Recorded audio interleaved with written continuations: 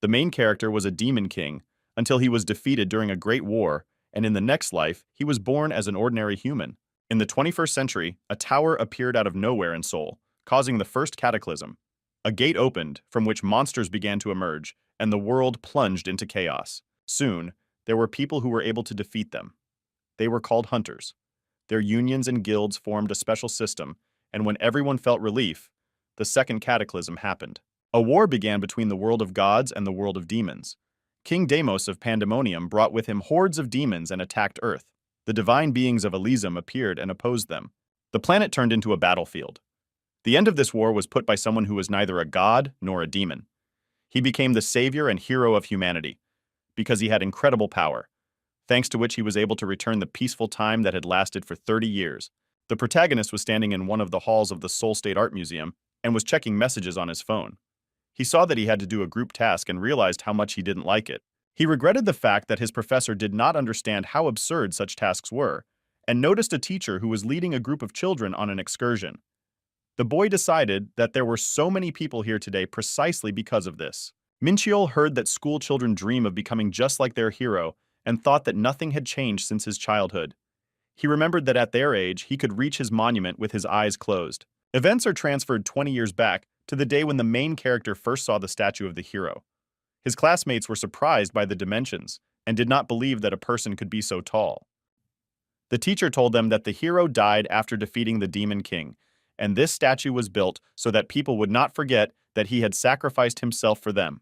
The man says they should live with a sense of gratitude, and the boy admires the incredible power and dreams of becoming the same, and asks if he can become that powerful if he tries. The children bombarded the teacher with questions about how to become hunters. He then became silent, and little Minchol did not understand why. As an adult, he knew that becoming one was very difficult and almost impossible. The main character remembered how this realization tormented his young soul and saw that the time to meet his friends was approaching. He heard someone calling him and looked around to see a company of students. The boy says that he was already going to expel them, and his group mate explained to the others that he was known in their department for his strictness and told how he mercilessly expelled Jun Seok last year. Their friend confirmed this and said that then one of his acquaintances broke down in tears and made a fuss about it. The girl said that despite the fact that Minchul is handsome, his character is bad, and he reminded that he hears everything. The main character sees that there is very little free space in the museum due to the exhibition where the real sword of the savior was to be shown.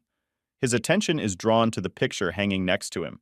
Today was supposed to be the first day in 30 years that the sword that killed the Demon King would be shown to the people, so everyone was eager to see it. It was the boy's turn, and he entered the hall. He was followed by his friends, who were amazed at everything around them. They decided that the information they would learn today should be enough for a whole report, and hurriedly looked for the main exhibit. Finally, the company reached the divine sword Kalit. As soon as Minchul looked at him, he saw him get up and head towards him. He decides that he just imagined it, because he could not believe that such a thing was possible. The sword flies up to the main character and pierces him through. He closed his eyes for a second to try to understand what had just happened, and when he opened them, he saw a person in front of him. Mincheol realizes that the boy holding the sword is their savior. His lips begin to move on their own, and he says that he didn't expect to see such a great warrior in such a forgotten dimension. Suddenly, the boy acquires the demon's account and says that he is Commander-in-Chief Deimos, after which he praises the hero's strength and says that he wants to know his name.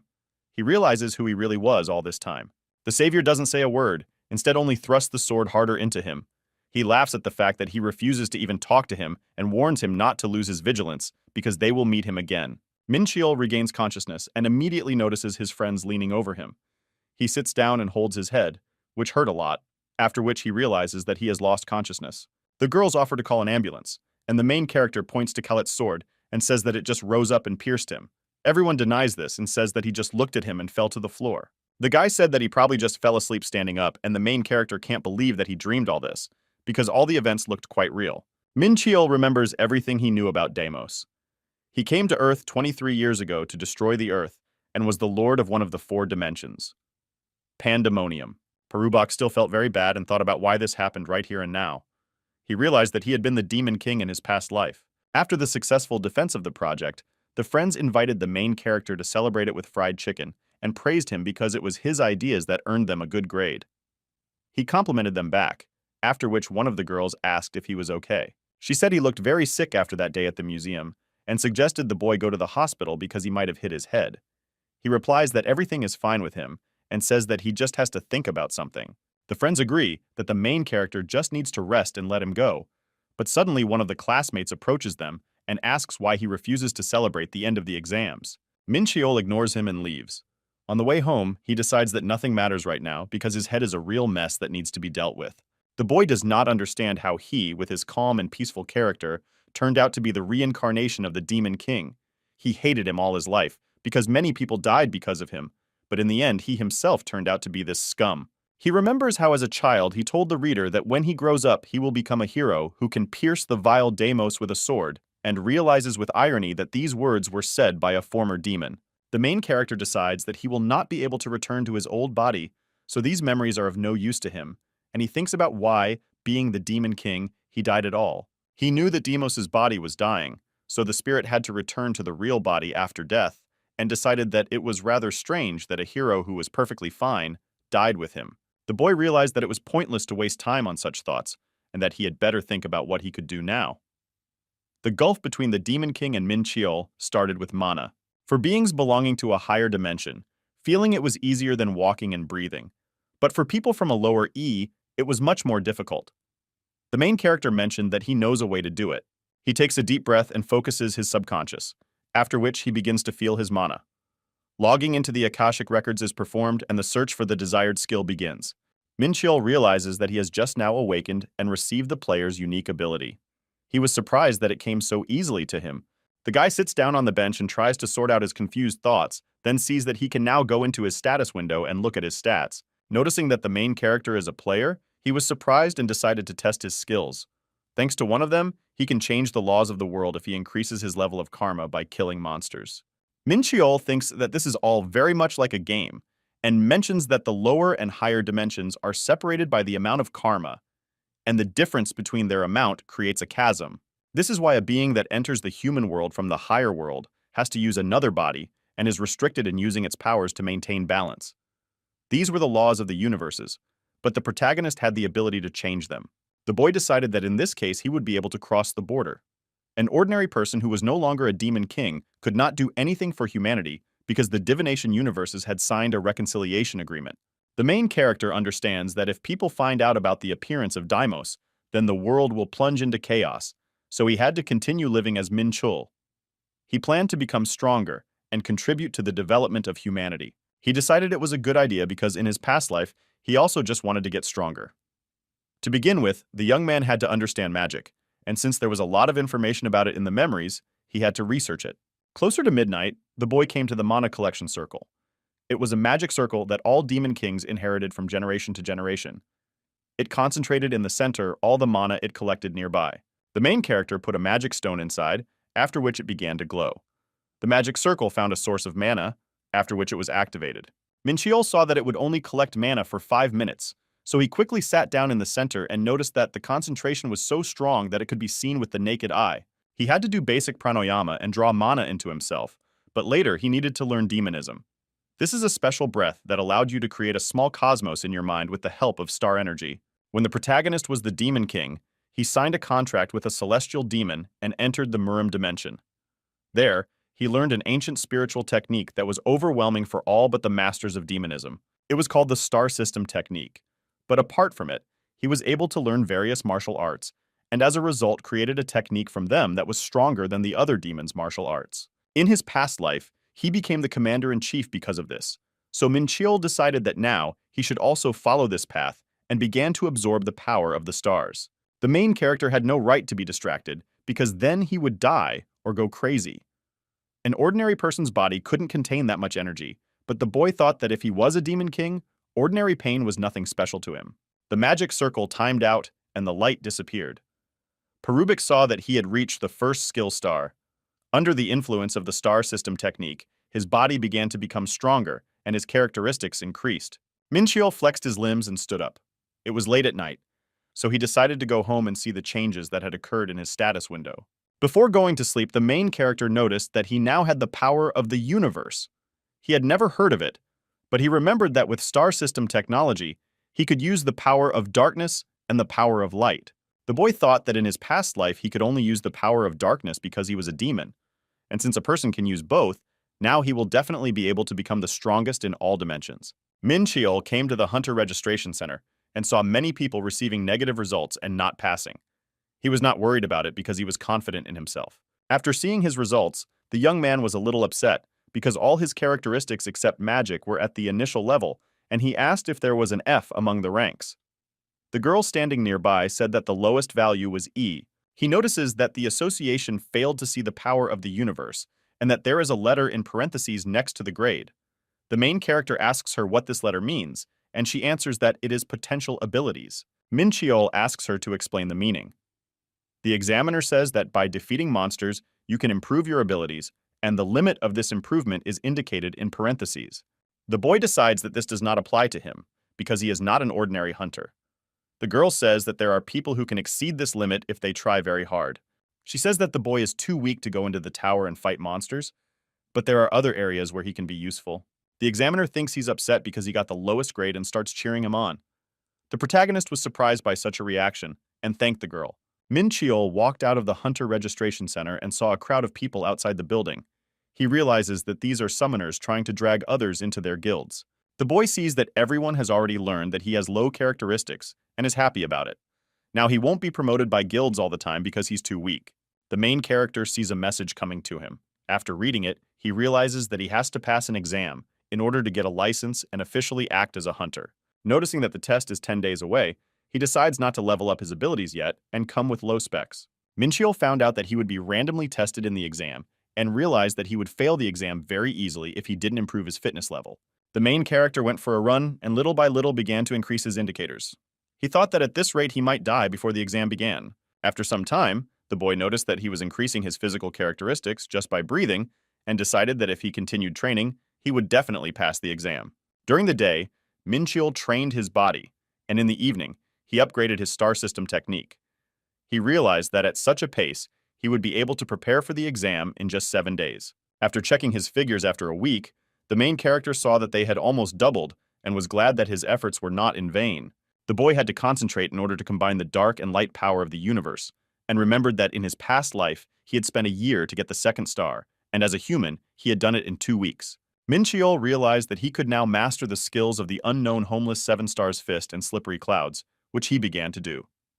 These were basic battle techniques, and to perform them, one had to raise internal energy and strengthen body parts. The execution of the fist of the unknown homeless 7 star was quite simple, so it was perfect for the main character now. He was interested in how techniques would be displayed in the characteristics window, so he decided to check. He saw that the system considered techniques as skills, and noticed that the fist was low-ranked, but decided that it was pretty good for a start. The boy thought that even now he could master more complex fighting techniques. Min Cheol realized that this could lead to the fact that his body would simply break apart and decided that without a base, it would be necessary after all, after which he proceeded to advance the slippery clouds. In the past life, the main character did not use it, but it was the best for a person. This technique was useful during counterattacks and helped balance. The boy decides to try a new technique and realizes that his knowledge differs from reality. He moved much faster than expected, and no matter how sudden his movements were, he maintained perfect balance. Min Cheol notices that the martial arts he uses with universe magic are much stronger than the ones he got using dark magic. The main character meets a tree on his way, and using a new technique, hits it and realizes that it just exploded. He thinks that he can easily achieve what he had in his past life if even basic skills are capable of such. The boy sees that his hand is bleeding and decides that if he attacks like this one more time, his body will simply fall apart and realizes that he has no choice. He comes to the Department of the International Union, where he is immediately met by a female worker. She greets Min Cheol and offers to show him where he needs, and he notices that they are still as noisy. This organization was a union of warriors and traders from different galaxies. She sold items to anyone, and had such a great influence that almost everyone bought something here at least once, and no one dared to argue with her owners. The main character says that he wants to meet with the head of the department. The girl does not understand what he means, and asks to repeat. He says it's our code, and adds that this should be enough for him to call the person he needs. Suddenly, a sweaty man runs up to them and informs them that he is the head of the department, after which he explains that VIP clients come to them very rarely and asks to forgive their rudeness. He offers to take Min Cheol to the warehouse in the dimensions, and while he is talking, the boy checks his characteristics and realizes that even though Marfin looks old, he was young by dwarven standards. On the way, the main character thought about it, how the head of the department reached this position at such a young age, and realized that he still can't tell the difference between dwarves. The man brought him to the warehouse in dimensions. Normally, it takes a lot of time and money to build a bridge between dimensions, but by creating it, the organization has greatly simplified the process. The guy remembers how in a past life he was constantly fighting because he was spending a lot of money to rent space and had no idea that he would need it in the future. To begin with, the main character had to confirm his identity as a VIP client. There were 24 of them in total, and their names were kept a great secret, so no one could find out who he really was. He raised his palm to the wall and left his mark. After using several units of universe power, Min Cheol confirmed his identity and opened the door to the dimensional warehouse, after which he receives a message that he left one item here. The main character thinks that he would have left more items here if he had known that he would be reborn, but decides that the fact that he kept something here after all is a great luck. He summoned the object and saw that a stone appeared on his palm. The boy ordered him to wake up with the power of thought and noticed that in connection with the change of the owner, all the karma of the object was cancelled. Right now, Min Cheol couldn't even use half of the Black Star's functions, because this pre-death depended on the owner's amount of karma, and he had less of it than a demon. The main character decided that in order to pass the exam, the basic function is enough for him. The star could change its appearance and become a weapon, and after testing this ability, he turned it into a sword. Marfin and his assistant were discussing Min Cheol. They couldn't believe that such an ordinary-looking guy turned out to be a VIP client. The man asked why a special client appeared in the lower dimension, and the girl answered that, most likely, some powerful being did not want to show himself and created another body on Earth to hide his power. The assistant says that something interesting is planned, and adds that the nature of the merchant Marfin does not change. He says that if someone brought them money, it means that he is their client. The head of the department said that he needed a good worker so that he could not get too tired. The girl asked if the man wanted her to observe the situation, but did not investigate yet. The man says that this is exactly what he means, and his assistant promises to do everything so that others do not find out about it and leaves. After the visit of a person who had the status of a VIP client to the organization of the International Union, the higher dimensions began to observe the Earth. Marfin planned to rise to a higher position, thanks to the fact that he would reveal the secret of the main character. Despite the fact that he became the head of the department through hard work, this was not enough for him. Min Cheol came to his hunting license exam and was surprised to see the size of the building he was taking it in. Around the testing center, there were many people and sellers trying to sell their products. The boy was supposed to stay in the waiting room until he was called. Since it was not his turn yet, he started looking for a place to sit and saw a group of reporters running past him. The protagonist saw a boy and a girl surrounded by a bunch of guards and journalists. He saw these people for the first time, but judging by the noise they made, he decided that they were some celebrities. Min Cheol overheard a guy telling his friend that she was Ambassador Vanaheim's daughter, and that she was half human and half elf, and added that there were rumors that she could control spirits. His interlocutor asked if he had heard of Yu Xiong-Wu, who was accepted into the Huaran Guild, which was the best, only after a psychological test and a swordsmanship test. He thought that one of the two of them would come out on top this time. From the loudspeakers, people were told that they should now get hunters' watches and go to the entrance indicated on them. Having done this, the protagonist, along with the others, ended up in the jungle area. He thought about how an exam could be held in such a place, and heard that the disciplines to be tested were now to be announced. They were told that they just had to survive. On the clock, Min Cheol saw that to pass the test, he had to score 100 points, and that all players had the same defense level at the start, which would decrease as they took damage. He heard that there are 3 ways to pass the exam: catch 50 normal monsters, kill the boss, or kill other hunters who came with him. The main character realized that there was an enemy on each side, but he was not surprised by this, because he knew that such tests usually have similar conditions, because someone will definitely have little strength to resist the other. Some people in the waiting room suggested that he join them in order to pass the exam successfully, but walking in groups was not Min Cheol's style, so he decided to hunt down the boss. The boy noticed that no one was in a hurry to fight with each other and was a little upset, because he thought it was the most interesting thing. He was confident in his abilities, so he was not worried that someone might attack him. The protagonist heard the sound of metal hitting metal and decided that a duel between other players had begun. He thought that this was a good opportunity to assess the strength of other people and went to the source of the sound. Min Cheol noticed a panther in front of him and turned the black star into a spear. Running up to her, he realized that despite the fact that it was a special monster that had been created for the exam, its rage seemed real. He struck the animal, but it immediately tried to strike him with its mighty tail. The boy jumped to the side and realized that in such a weak body it is better not to get hit. The main character threw a spear at the panther and cut off its head. For defeating the monster, he received 10 points, and thought that the creatures here were stronger than he expected. Min Cheol was thinking about what a boss should be, and heard one of the three boys say that he destroyed the animal that the three brothers had their eyes on, and added that he had completely lost his fear. Noticing that the young man did not react to his words, Kim Yong-chol asked if he even knew who they were. Without waiting for an answer, he explained that they are called 3 stars because they are the most famous brothers in the world. The main character did not understand what kind of idiots these were and saw that they came from the side where the sounds of the battle were coming from. He thought that they specifically hunt down weakened members and kill them. Min Cheol looked at their characteristics and noticed that they were much stronger than him. Yongjin drew his older brother's attention to the fact that the boy in front of them was smiling. He replied that the young man still did not understand the situation in which he found himself. The main character ordered them to attack, because in any case they would have to fight.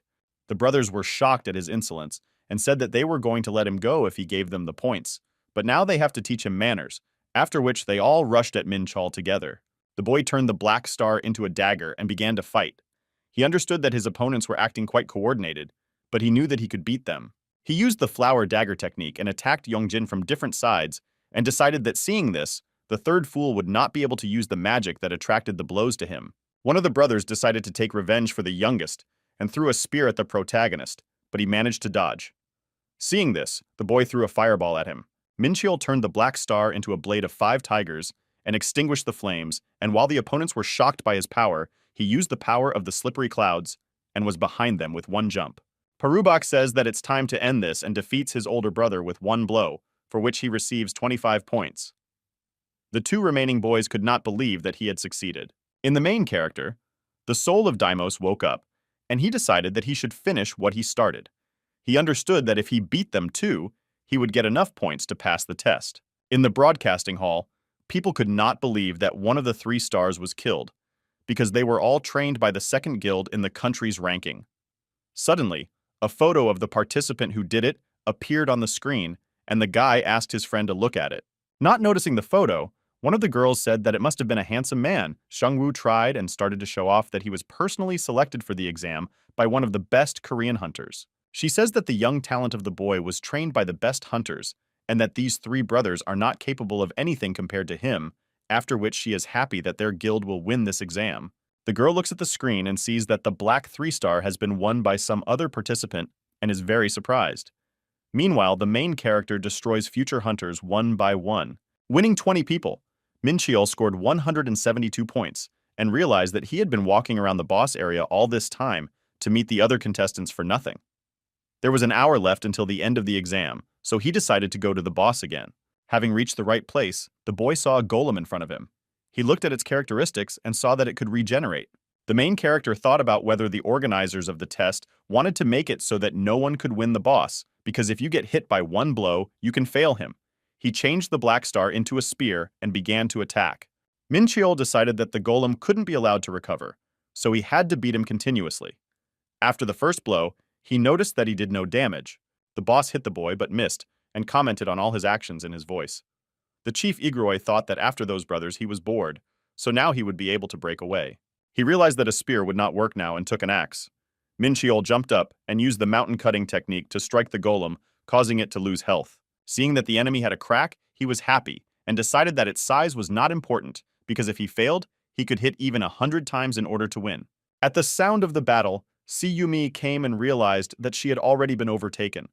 Noticing her, the main character became nervous, because if she approaches him now with her spirit summoning skill, he will not be able to fight both her and the boss at the same time. Min Cheol realized that if he attacked the girl first now, the golem would have time to recover and the situation would become hopeless. But she didn't even think of attacking him and politely asked if he needed help. The main character could not believe what she said now, because he had already almost defeated the boss and asked if she decided to come ready. Yumi replied that she just didn't think he could defeat him on his own. The guy was offended that she had such a bad opinion of him and offered his interlocutor a pair. He said he could defeat the golem in 10 minutes. The girl apologized and explained that she doubted that Tom would be able to do it because there were 20 minutes left before the end of the exam, after which she added that she was not getting any benefit from it. The main character said that he would give her all his points. He wasn't worried about losing them, and if Yumi got half for defeating the boss, it would still be very little. She asked what she should do if he won the bet. Min Cheol heard that the golem was starting to recover and immediately started attacking him, and shouted to the girl that she should treat him to dinner. Yumi agreed to such conditions and said that she would intervene in the battle if she saw that the boy was losing. He says that she should do whatever she wants because this will not happen. The girl asked why he talks to her so informally at the first meeting, and the main character said that if she is not satisfied, she can also switch to you. During the battle with the boss, the exam ended and all participants were thrown into the waiting room. Min Cheol immediately fell to the floor from exhaustion and watched in shock as other people were given medical care. The boy admitted that the test was not easy and noticed that the universe's energy and stamina had almost reached zero. Due to the golem recovering some of its health while he was talking to Yuming, he almost lost the bet. Noticing the protagonist on the floor, the girl could not believe that he really defeated the boss and that she would have to treat him. People around speculated about why she remained unharmed and decided that she was just hiding. Yumin was surprised at how quickly Min Cheol calculated his attacks and wondered if she could beat him if she tried. She remembered her battle with Yu Xing, who was quite strong but not strong enough to win. The results of the exam were announced. In the first place was the main character, and in the second place was his new acquaintance.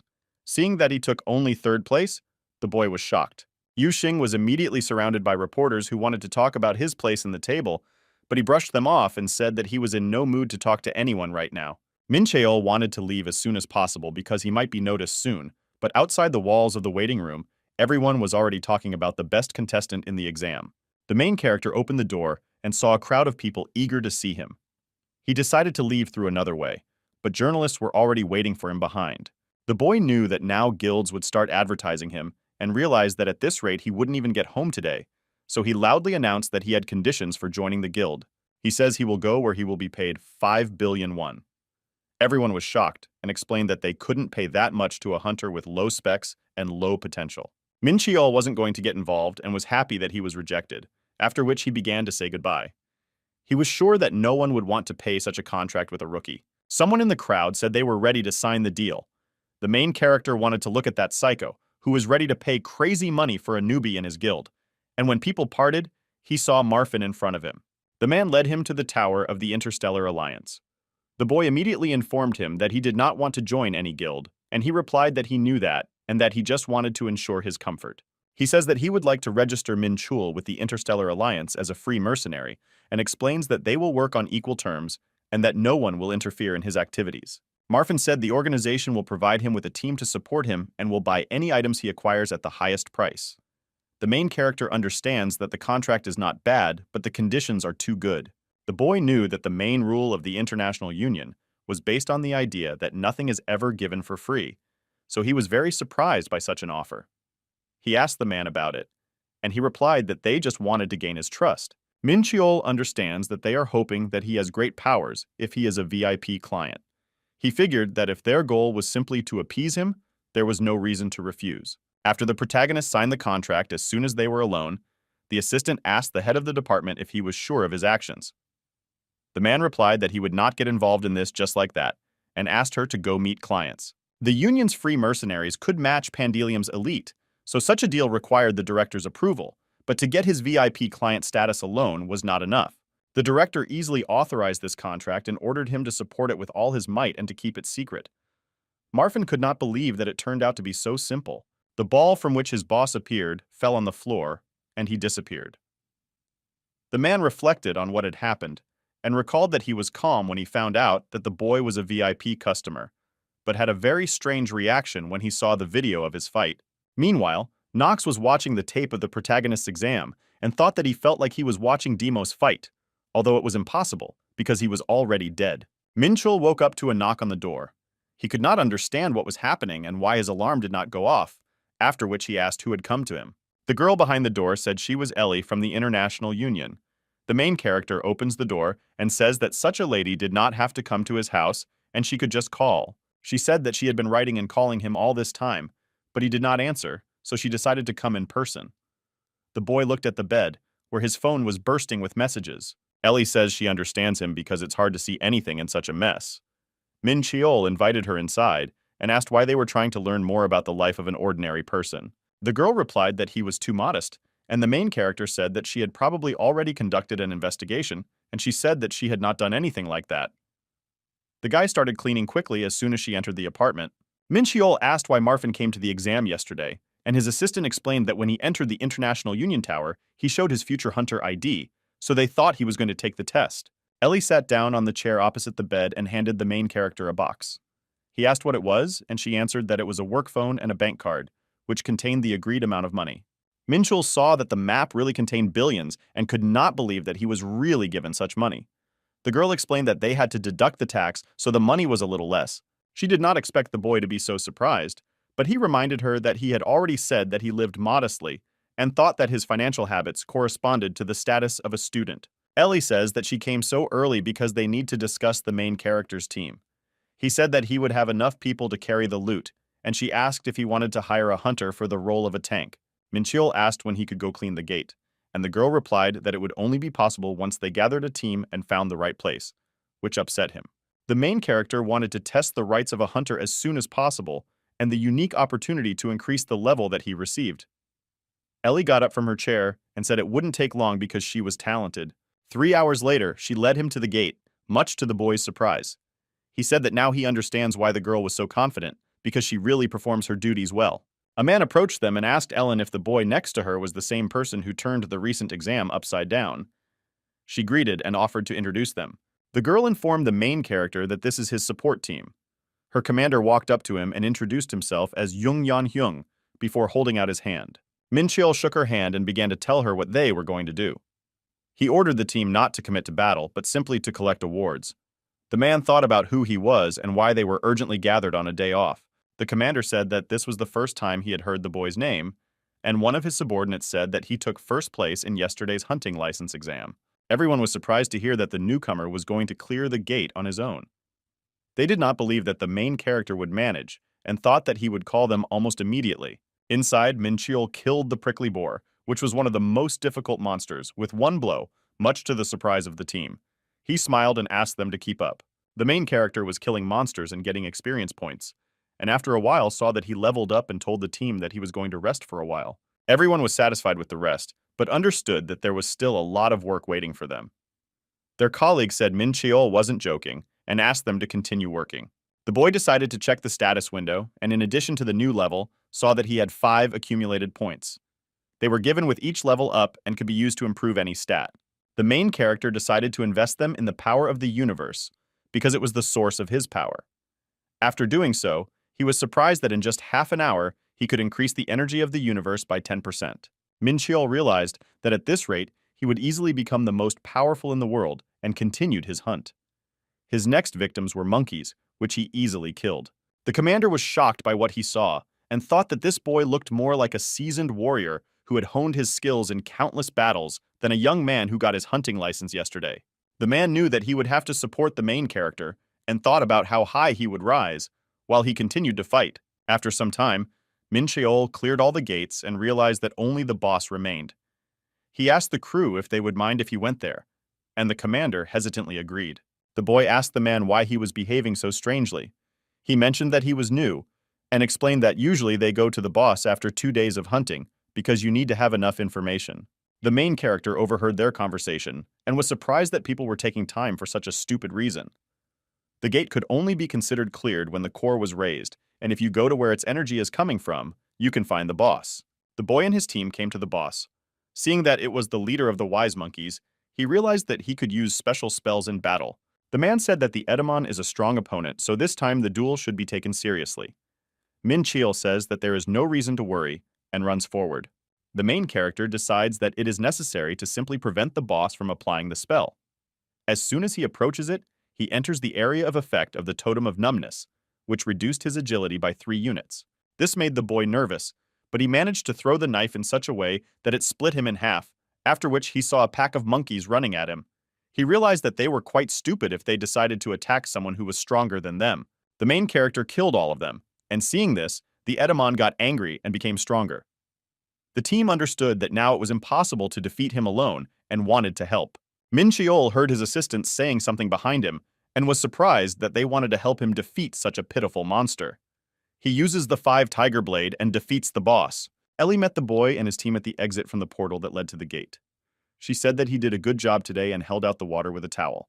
The main character asked if she really waited for him all this time, and the girl answered that she did it because it was his first sweep. He really wanted to go to the next gate, and asked when it would be possible to do so. Ellie said that the next cleaning is scheduled in 3 days. Min Cheol was happy because he had to do a few more things before he got down to work and asked to clean every day starting the day after tomorrow. The girl asked if he was sure that he would be able to withstand it, and added that hunters get very tired, and that is why they hunt in excess. The guy said that he could do it, and asked to find a merchant who deals in equipment. When the main character was Deimos, his skin was stronger, so he didn't pay attention to the attacks, but now his whole body is white with wounds. Ellie warned that he could only meet with a wizard from the Union at first, but that shouldn't take long. Leaving the tower, Min Cheol was surprised that he had spent 4 million won on the equipment, and that the short-legged Marfin would be the same master. The man's behavior seemed suspicious to him, but he decided that if he talked so much, then he could be trusted. He got on the bus and thought about getting some exercise when he got home. They come to a screeching halt, crashing into the car in front of them. No one understood what caused the accident, so the main character decided to go outside and look around. The boy saw that a black gate had appeared right in the middle of Seoul. They were different from his yesterdays, so he didn't know what to do with them. A wolf jumps out of the gate and gets on the car. People got scared and started to run away, after which several more monsters appeared that fed on people. One of them approaches a little girl who has lost her mother and aims a crossbow at her. The main character approaches her and picks her up, and with his free hand throws a spear at the wolf.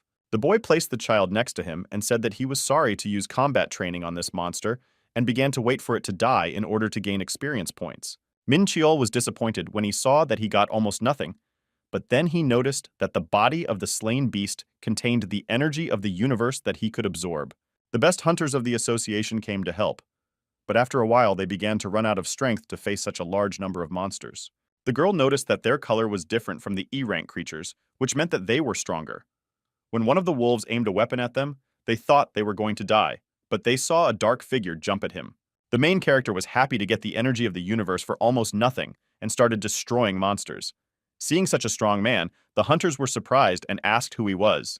Min Cheol didn't answer and ordered them to help the wounded and said that he would handle it himself here. They thanked him and quickly ran away, while he continued to fight. The boy came to meet Young Sung Heen. He said that other hunters reported that he stopped the gate from breaking out on his own and that it opened very unexpectedly. He says that it was thanks to the protagonist, who accidentally got drunk in the middle of the events, that they managed to avoid many deaths and, bowing, thanks him on behalf of the entire association. Min Cheol looked at the business card the boy gave him and realized that he was also a hunter. He understood that he was of high rank, but saw no need to use the Eye of Truth, because they were not to meet him again. A week after the breakthrough situation, the main character was clearing the low-level gate. Because even though he had drained the energy of the universe quite a bit while defending the city, his body was still weak. He was able to level up a few levels due to his constant training, and seeing him do it again, his team leader asked why he was doing it. The guy replied that the tension in the body after the cleaning hadn't completely died down, so now was the perfect time to do it. The man praised him and looked at the tired helpers. At the exit of the gate, he was met again by Ellie, who, to the surprise of the main character, replied that her job was to help him. He said that the girl must have had a lot to do in the Union, and that she was spending time waiting was strange. She replies that their department is taking care of him, and says that Martin wants to meet him because his gear is ready. After hearing this, Min Cheol said that he would rest tomorrow, because he didn't know how long it would take to check everything. His team was very happy about the day off, because they had all forgotten what rest is. They began to thank God for hearing their prayers, and complained that it was very difficult to enter the gate every day. The main character was surprised by such a reaction. The commander smiled and said that there was one thief who was disturbing their rest, and Ellie reminded them that they were so tired because they usually go to sweep once every 2 or 3 days. Min Cheol realized that his team was working 3 times more than usual, but did not argue because it was a good opportunity to earn money, then apologized. The boy arrived at the branch of the Interstellar Union, where he was immediately met by reporters. They immediately began to question him about how he was able to stop the breach of the gate on his own and what treaty Vint signed with the Union. The main character made his way through the crowd, leaving Ellie to answer the questions. He was shot by the administrator in the tower, but after a few seconds, Martin ran up to him. The man said that he had everything perfectly prepared, to which Min Cheol replied that he would really like to check everything. He was sure that he would like everything and led him to the right room. The guy did not think that Martin would offer him something normal, and was very surprised when he saw quite high-quality equipment. He asked if he liked the product, and he replied that it exceeded all his expectations. The head of the department said that if they had more time and budget, they would do better and offered support. Min Cheol reminds that there was nothing about equipment in the contract and says that he wants to have a fair trade relationship with the alliance. The main character wanted to ask him for something else, but before he could finish, he noticed that the man asked if the VIP client recognized his favor. He replied that he was already putting a lot of pressure on him and turned away. The boy asked Martin to open the B rank gate for him. Such a request surprised him very much, but he said that it would be impossible for some time, and when his interlocutor asked why, he explained that there was a fight for them. The man said that the level of trophies there is increasing, so the union has set requirements for the transition for them. To do this, a person had to clear 40 D-rank gates and 30 C-rank gates. Min Cheol estimated that it would take about 2 months and realized that he didn't have that much time. The head of the department says that there is another method that is rarely used. In order to open access to this gate, it was possible to defeat an A-rank hunter. The next day, the boy asked if Ellie was angry because he left her alone with the reporters yesterday, and she said that she didn't mind that he ran away, then added that she was joking. The girl wondered if he was okay, because regardless of the time frame, he had to fight an A-rank hunter in such a short amount of time. Min Cheol says that everything will be fine because this is not a battle to the death. He understood that looking at his specs, it might seem like he would lose, but considering his equipment and past life experience, he had a chance. Ellie led him to the waiting room, where the boy informed him that the result of passing the exam would be determined after a fight with an A-rank hunter. The main character asked if this meant that he had to defeat his opponent, and he took it as a joke, because it is almost impossible to defeat him. Min Cheol asked what the main evaluation criteria were, and the boy replied that they were classified, and therefore he had no right to disclose them. Ellie leaned into him and said that it was the speed of reaction and the ability to act in critical situations. He was informed that the preparation for the exam was completed. Entering the hall, he noticed that inside everything was done as in the gate, after which he heard someone say that he was waiting for him. The main character noticed Young Sung-hee, who informed him that he was in charge of conducting the qualifying exam, and said that if he acted as usual, he would be able to pass it without any problems. He asks if Min Cheol is ready for the match. Taking out a spear, he answers yes and throws it at his opponent. The boy repels him with a sword and says that if he wants to get something, he has to give something. Young-hee throws a sword at the main character, but he easily deflects it. The opponent attacks with several knives at once and asks if he can parry it, and he parries them again. Ellie watched the battle and couldn't believe that the hunter Min Cheol had such good skills and decided that he could easily pass this exam. The guy says he's doing well and that he now understands how he managed to stop the breakout on his own, then reports that he passed the test. The main character got angry and ordered his opponent to attack immediately using all his strength, but he did not understand why his mood changed so quickly, because he said that everything was fine. He said that there was a misunderstanding, and Min Cheol explained that if he had attacked normally, he wouldn't have been able to fight back easily, and he understood that his opponent's stats were 4 times his, so he had no chance of winning. The boy was not afraid to lose, but he could not stand being underestimated and asked to show all his strength. Young-hee realized that his words didn't matter and prepared to attack.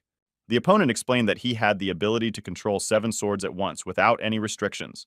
The main character smiles and says that it should have started with this. Min Cheol really wanted to challenge the A-rank hunter because they were invincible to him. He started running with a spear at the boy, who stood motionless. He repelled the attack at the last moment and wanted to cut the protagonist with his swords, but he crouched down. Looking at his opponent from below, he saw the 4th sword hidden in his jacket pocket. Min Cheol thought that the boy had just made a mistake, but now he realized that he wanted him to bump into him. He thought that the fact that such a small sword had such great power showed how strong his opponent was. During the battle, the protagonist wondered why he only wields knives. Young-hee said that he had surprised him more than once in the past weeks, and he replied that they were just flowers. The boy realized that he would not last long because the attacks were quite fast. He was glad that he was finally being taken seriously and understood that if he continued to fight, his opponent would definitely make a mistake. Young-hee asked him not to lose his vigilance, and looking back, Min Cheol saw a sword flying towards him. He realized that he would not be able to dodge, after which he flew to the opposite wall. The boy asked if he was okay after such a strong attack, and the main character realized that he almost lost his hand and wondered if he had caused the explosion on purpose to get out of the situation. Min Cheol stands up, and seeing this, his opponent asks who he is to have such power. He understands that the idea of covering himself with an attack was not a bad one, and that if it were not for the armor, he would definitely break something. Even though the main character's plan worked, the difference between the characteristics was still too great, so he decided that he needed the 7-star demonic sword. Noticing that he had changed weapons, Young-hee apologized and explained that he couldn't use his full power because he didn't bring all the swords with him, and the boy replied that the ones he had outside would be enough. The opponent announced that he is now at the peak of his abilities, after which the main character attacked him. Several swords broke from the force of the blow, which made him wonder. It took a lot of effort for Young-hee to deflect all the blows. When he lost almost all of his weapons, Min-cheol realized that he could strike a few more times because he had the energy of the universe left. The boy's mouth began to bleed and he was forced to sit down. His opponent did the same, and seeing this, Ellie ran into the hall with another employee. The protagonist raises his head and says that he won, and Young-hee says that if he had taken all the weapons with him, then the victory would have been his, after which they both start laughing. Hearing laughter, the excited girl did not understand what was happening. Min-cheol asked the boy what the result of the exam was, and he replied that he had passed it, of course. 3 days have passed since the match. The main character has already returned to training, as he feels that he has already recovered from most of his injuries, and that he can now enter the B-rank gate. Before cleaning up, Ellie asked if he was going to be okay, and if he was really going to go there in this condition. Min-cheol still had injuries on his body, so she advised him to get treatment first, and not to go hunting without even passing a medical examination. The boy says that it is much more beneficial for him not to receive medical attention, because the ancient celestial art made him stronger when he was injured and recovered on his own. Upon entering the gate, everyone was surprised by the very low temperature here, but the main character was resistant to low temperatures thanks to the energy of the universe. When the commander asked if he was cold, he replied that his jacket seemed superfluous. The man asked not to take it off, because he was sure that it would only get colder. Min-cheol asked if anyone wanted to help him, but they only offered to organize a camp because the cold might make them less productive. The main character ordered them to do this, and he himself went to explore the territory. After a while, he realized that the gate was bigger than he expected. As soon as the boy thought about why he had not yet met any monster, a yeti jumped out from the side and immediately began to attack. Jumping back, he felt uncomfortable that he hadn't noticed such a large creature. Min-cheol cut the monster in half and decided that he was too nervous about being in a high-rank gate because it turned out to be easier to hunt than he thought. The main character was happy to get 10 times more experience than usual and thought that he would have to reward Martin for a good job. At the Hunters Association, Young-hee took his resignation letter to his boss. He was surprised and asked what he was doing, after which he reminded that he had only recently turned from a person who sought to save others into a decent one. The man couldn't believe that the boy wanted to just pick up and leave, since they had worked together for 10 years and said he wanted to hear a compelling reason for making this decision. Jong-hee warned that it was a long story and began to tell that a few days ago, In met that hunter again, who single-handedly stopped the gate breach, but this time at the exam. He said that he still considered the main character to be weaker than himself, but during the battle he proved the opposite and taught him a lesson for being too self-confident. 3 days after the exam, he met with Min-cheol and admitted that he had underestimated him, then added that he had learned a lot from this battle. He asked if he was going to become even stronger. The guy says he'll go for it, and Young-hee promises to catch up with him. His interlocutor was surprised, so he simply advised him to train a lot. For each hunter, there was a barrier of improvement that he could not pass, but he still wanted to try to do it, and he informed the boss about it. Young-hee announced that he planned to enter the tower, and the man could tell by his eyes that he was starting to lose his mind. It was a huge structure that appeared during the first cataclysm. Having passed through it, a person really had to become stronger, but for this, he had to risk his own life. The guy had almost reached his maximum, so he didn't need to go through these tests. The boss tears up the statement and says he'll pretend he didn't see it. Throwing the paper in the trash, he asks Jung-hyun to go on vacation and take a good break from work. The guy bows and says that he will definitely visit him as soon as he returns. The man reminds him not to forget to bring him a gift from the country he is going to. He agrees with him and understands that Min-cheol is now progressing on the path of a hunter, so he also does not have to stand still and will train during his vacation. There are 40 hours left before the gate that the main character was clearing is broken. He had been hunting here for the 3rd day, but he still hadn't gone to the boss. Having reached the 15th level, power awakened in him. He discovered the power of charm, sin, and the infernal tribe and was very surprised because he did not know what it was. The guy decided to rest and deal with it at the same time, which he informed the team about. In the recesses of the Pandemonium dimension is an old castle that was known as the Hall of Sins. In it was a group of beings called the 72 Nobles on the Throne. This hall gave power to the demon who sits on the throne. This infinite power was called the power of sin. The main character did not know why he got it, because in this life he is an ordinary person, not a demon, and he should not have had access to it. The former owner of the power of the Hell tribe was Grangio, and the power of the magic net used to belong to Seraphim, thanks to which she could enchant anyone and deprive them of the ability to think correctly. He killed them both, and realized that most likely in a new life he could get their power. Minchiel decided that there was nowhere for him to use the power of charm, so he chose the Hell tribe. The power began to assimilate with his soul and transformed into a spark of the abyss. The main character was happy with the next changes in his body and decided to test new skills on a group of monsters that was wandering nearby. He asked them to attack and couldn't believe that his ordinary human body was able to obtain such rare sin power. The boy saw the skill of lighting, which turned out to be unknown to him. Min Cheol used the Hell Tribe's power on the Yeti. She was supposed to burn the victim until the caster had mana. He thought about where he could use lighting. The main character thought that the skill sounded divine and was surprised that the former Demon King could use it. Divine power was meant to banish evil, so it could not be used directly. The boy activated the lighting skill at the same time as the sparks of the abyss and attacked the monsters with them. The new skill was effective because it boosted his stats, but after using it, Min Cheol's hair became spiky, but he thought it was because he was a demon in his past life. Unexpectedly, the main game realized that this power came to him from the Archangel Michael, whom he killed, and understands that he received the abilities of all those whom he had killed before, regardless of race. The guy knew it wasn't fair. Martial arts were mainly focused on melee combat, but he unexpectedly gained the skill of ranged attack and even divine power. Min Cheol decided that he had been hunting at this gate for long enough and went to the boss to finally clear it. On the way, he met an ice spirit, which immediately began to attack his team. The main character fought back and was surprised that the monsters started attacking the support team, but the support team could easily protect them all, so he didn't worry about it. When he reached the cave where the boss was, the boy ordered everyone to stay outside and rest. The man asked if he was really going to fight him alone. Min Cheol said that he was not going to back down anymore. One of the team members asked him not to die, because then everyone would be in danger, and he promised to return. When Ionon saw him, he was surprised that he had come alone. The main character said that he was also alone, after which the monster called his subordinates to prove otherwise. The leader ordered them to get rid of the uninvited guest. It amused the boy that he called some fools to keep lying down and said he would make him get up and regret it. With the help of the slippery cloud movement, the main character was able to jump so high that he easily cut the throat of one of the monsters, which made the boss nervous. Yeti blows icy air at him, but Min Cheol defends himself from him with hellfire and waits for him to stop attacking. Kills him. The boss got angry because his subordinates were so easily defeated and stood up and threatened to destroy the main character himself. He wants to step on him, but the boy dodges. He jumps up and punches Ionon, which starts to annoy him even closer. The monster uses the Ice Wave skill, and Min Cheol realizes that normal methods will not help here. The boy takes a sword and starts to fight off the ice that was flying at him. He received several cuts but managed to survive. While the holy spark was burning him, he asked the leader if this was all his power.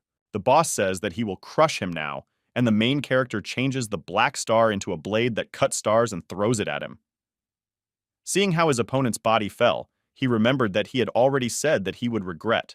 After the main character returned, Ellie thanked him for his work and explained that she wasn't saying this out of politeness, and added that Xiong Wu could easily handle this task. Min Cheol asked what she meant, and the girl said that even A-rank hunters don't go to clear the gate alone and don't even try to meet such a short deadline. She asked if the boy didn't understand how dangerous this was, and he couldn't tell if Ellie was worried about him or just mad, and said she might not be worried about him. The girl was confused and explained that it was not personal interest, and that she meant that the Hunters Association would be in big trouble if something happened to him. The commander of the main character's team approaches them and asks him to look at the item that fell from the boss. Noticing him, the girl apologized for her behavior. She saw a blue crystal in his hand and asked what it was. The man replied that he was seeing him for the first time, and Min Cheol recognized him as a piece of Drunk's key that was connected to the tower. The main character asked if the commander would mind if he took this thing, and he replied that he had every right to do so, and asked if the boy knew anything about it. Min Cheol said no, and added that he would take it just in case. The man asked him to report the information he found out, and he agreed to do so. The tower was so classified that even if he dug into Demos's memories, he wouldn't be able to find any trace, so the protagonist decided that he must take it. Driving up to the house, the boy asked Ellie to let him know if they found a B or C rank gate. She told that the manager works a lot, so it will be fast. The girl wished him a good rest, but Min Cheol didn't have time for that, so he went back to training immediately after returning home. Ever since the gates of Zhongho appeared, He hasn't missed a single day of training. The main character was called by the manager and informed that they managed to find the B rank gate. He was happy and said that he told it at the perfect moment. The man says that there are difficulties because the association has set a condition that members of different guilds have to clean this gate, and since Minchul hunts alone, he will decline the offer, but he asks not to do this. Hearing Martin's surprise, the boy explains that he cannot pass up the opportunity to see other hunters in battle and assess their skills. The manager says that a tournament is possible. The main character did not care about this, so the next day he came to the right gate and was surprised to see how big it was. Ellie said they were half the size of Jeonju City. Mincheol understands why the association insisted on working together, because the gate had a large scale. The girl said that 10 guilds agreed to the sweep and began to think about how many monsters would appear. The guy says that the guilds can't even stop the gate attack, so it's impossible to solve this situation on your own. Ellie confirms this and says that the authorities want to clear this gate as soon as possible. She said that if everything continues at the same pace, the gate will break and everything will turn into a disaster. But the main character assures her that this will not happen. The girl was angry because of his self-confidence. Spotting Mincheol, members of the other guilds began to discuss how he had single-handedly stopped a breakout in the center of Seoul. Someone said that he was able to defeat Xiong Wu, and Ellie says that it was all because there was a hunter in town who was able to outwit the popular rival. The main character noticed that she really likes this fact. The girl said that Minchul had no idea how much attention he was attracting, and he replied that he didn't do anything that could be remembered. She reminds that he took first place in the exam and stopped the breakthrough on his own. Ellie said that many guilds were watching him now, which started to annoy the main character. She says she will take care of everything, after which they hear someone addressing them. Looking around, Mincheol saw a red-haired boy heading towards him with his team. The assistant recognized him as Guildmaster Yun Su from the Demon Guild. He offered to talk, and he was surprised that he was known and was glad that such a beauty paid attention to him. The main character saw him for the first time and did not understand anything. They were shocked to hear this, and Mincheol wondered how he could say such nasty words with such a calm expression on his face. Demon says that he enjoys spending time with a pretty girl, but today he came to talk to a star. The main character was sure that he would have sent him if it was another day, but he understood that the smell of the boy would be familiar to him, so he uses the skill of Eyes of Truth. He steps forward and, introducing himself, extends his hand in greeting. The boy says that he is exactly what he imagined him to be and adds that his confidence is suitable for the talent that he has. During the handshake, the main character activated mind transfer and entered the demon's head and said that his human form was pretty good, which surprised him a lot. Mincheol stopped using this skill so Verdi couldn't do anything else. He knew that he was very interested to know how he managed to recognize him, after which he told Ellie that he would go and inspect the gate himself. The girl offered him to take the support team with him, but he refused and said that he wanted to check their level first. The demon says that he is very busy, after which the main character apologizes for keeping him. Before leaving, Verdi says he's sure he'll see Mincheol again soon, and Mincheol says he's not interested in men. He understood that he had swallowed the bait and would definitely come to the meeting. Inside the gates of Palbach, the demon was able to find the boy and asked why he was still hanging around the entrance. He replied that he had been waiting for someone all this time, and after he asked if they had known each other before, asked him to stop pretending to be a fool. Minchul was annoyed by this behavior because he could see through demons. Verde laughs and says he was worried about his identity being revealed, but didn't expect people to be so stupid. The main character asked if he was finished, and the latter asked if he had at least one thought after seeing his power. He answers that no, but after looking at the characteristics, he thinks that he would not last even 10 minutes in battle. The guy understands that his interlocutor is so carefree only because he is sure that he will not lose to a person. Verde said he would give him a chance if he told how he discovered his identity. Minchul was familiar with this confidence, as he was a demon in his past life. He asked his interlocutor not to joke, and added that his appearance does not show a heart. Verde says that the simpleton wanted to take the main character's life with the power that the gods gave him, and he says that he probably suffers from high school syndrome if he talks so much. When the boy saw that he had angered the demon, he used the infernal flame skill. He did not understand why his body began to tremble and thought about the person standing in front of him. The main character asked if Verde really only now recognized the power of sin and was surprised at such stupidity because all demons had an innate ability to recognize power. Mincheol says that he is the one who conjured up the Age of Flame and the one who is the symbol of destruction, then reveals that the Lord answered the young demon's call and he realized who the boy really is. Verde calls the main character Lord Ifrit and says that he wants to ask him for an audience, and he himself thinks about how he was able to find himself in such a distant dimension. The lord of the tribe was a powerful spirit, but his quest for power led him to become a demon. Min Cheol says that not recognizing him is a capital crime, so his arrogance must be washed away by baptism of fire. The boy understands that they want to kill him by fire and decides that he will not allow it to be done so easily. When he was about to start fighting, the main character said that he was sorry to turn him into coal. Verde was very surprised, and Lord Ifrit explained that he was very good at using mana and began to think about how best to deal with it. Min Cheol says that he will take back his words about the baptism of fire if he becomes his servant, and adds that this way he will get rid of his sins and develop his talent. The main character understands how much it got to him. He had been maintaining the hellfire for some time now, which required a certain amount of universe energy and extreme control and concentration. The boy was worried that Sionel would reject his offer and attack. He couldn't fight him because the difference between their characteristics was enormous, but he saw no reason to refuse to become a servant of a high-level demon. Min Cheol mentally hurried his interlocutor because he wanted to ask him many questions. He thought that he would easily take his bait, but he heard laughter and realized that it was not so. Sionel stands up and says that he always knew that a powerful being like him would notice his potential, and adds that he can't imagine how unique he would be if Ifrit recognized his talent. The main character thinks that he is abnormal, and the boy says that many people envy his power and therefore do not refuse to recognize it. But he always knew that someone great would understand him. He agrees to become a servant and swears on his soul, and the boy wonders if it was even worth it, but it was too late. The main character saw that from this moment on, Verde will obey his every order, if it does not mean the destruction of his family, and begins to explain everything.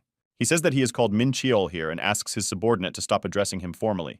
He asks how he cannot do that if he's on the throne, and the boy reminds him that he didn't have a problem with it just now. Noticing the confusion of his interlocutor, the main character closes the topic and asks if there are other demons who came to Earth like him, and he promises to tell everything he knows. From Verde's story, he learned that besides him, there are 4 more demons on Earth. Their goal was to take over the planet, so they began building up their forces in Korea.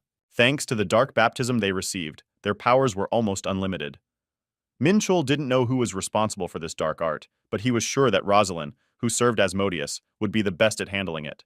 The main character was happy that for high-level lords there would be no help from this magic, after which he noticed that Verde still could not hurt that he was the strongest of the 5 demons, and constantly repeated this fact in his voice. He was sure that the boy was weaker than him, so he wasn't worried that he would attack, but if he became known in Elysium, there was a high probability that a battle would break out, because in the past, he and Pandemonium had fought in Korea.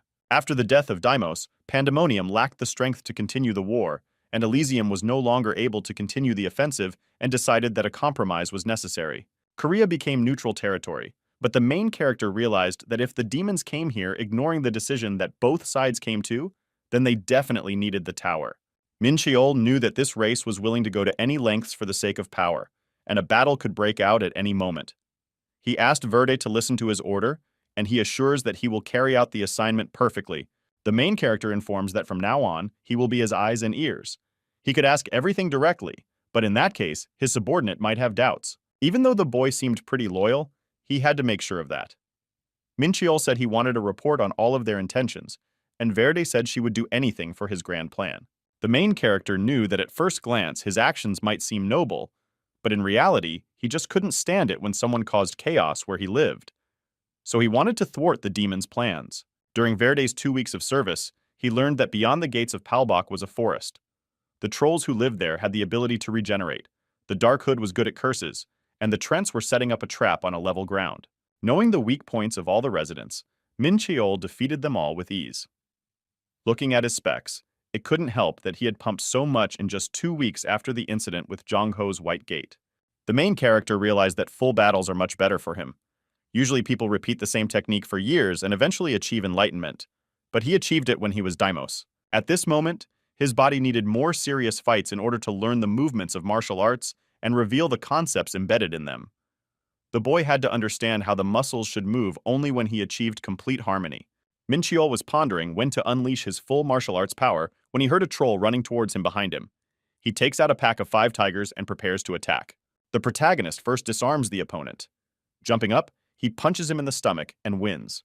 Before, the boy could not tame all the energy of the blade, so it dissipated, but as soon as he became stronger, he was able to feel the full force of his weapon. He notices that his body is no longer matching his energy to the universe and fusions, that he now needs to focus on increasing his physical endurance rather than fighting skills. After a night of training, A guy approaches him on the street and asks if his name is Minchul. After confirming this, the main character asks who he is, and he says that he is the head of the third team of the Havaran Guild. Many guilds have participated in clearing the Falbach Gate, but most do not compete there. Among them, there were no squads whose goal was to kill the boss, because among them was the Huaran Guild. Yu Jin offers to join them. The main character does not understand why they suddenly offered to cooperate and thinks that they are up to something. He questions what he means. The guy explains that people are worried about the fact that the big gate is taking too long to clean, and they need to deal with it as soon as possible. Minchiol was surprised to hear that they were worried about the citizens, because no one had ever been interested in that. The main character says that he understands that Yu Jin wants to do everything quickly and efficiently, after which he asks how long the best guild can't deal with something like this on their own. He knew that such a guild would not help others for anything. His interlocutor was rumored to be one of the 3 co-owners of Havaran, and someone like him wouldn't go to such great lengths to recruit one person. The boy says that he always shows attention and care to the hunters who clean the gate.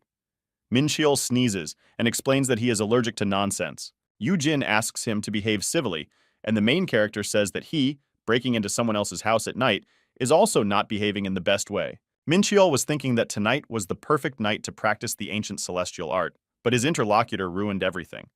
He tried to tease him a little to get him to come clean, but nothing worked. The guy decides that it would be faster to ask Ellie about everything and says that he will talk to the association about complicity. Yu Jin says that she hopes for a positive answer, after which they part ways. The protagonist told everything to his assistant, who said that the Huaran Guild was most likely trying to arrange a rematch between him and their leader, Yu Xiongwu. Minchiol asks who he is, and the girl explains that he was in the top 3 on the exam. He mentions him and asks why there is a match, and she says that it was because of him that he failed the test. Ellie said that in this way they want to increase their prestige.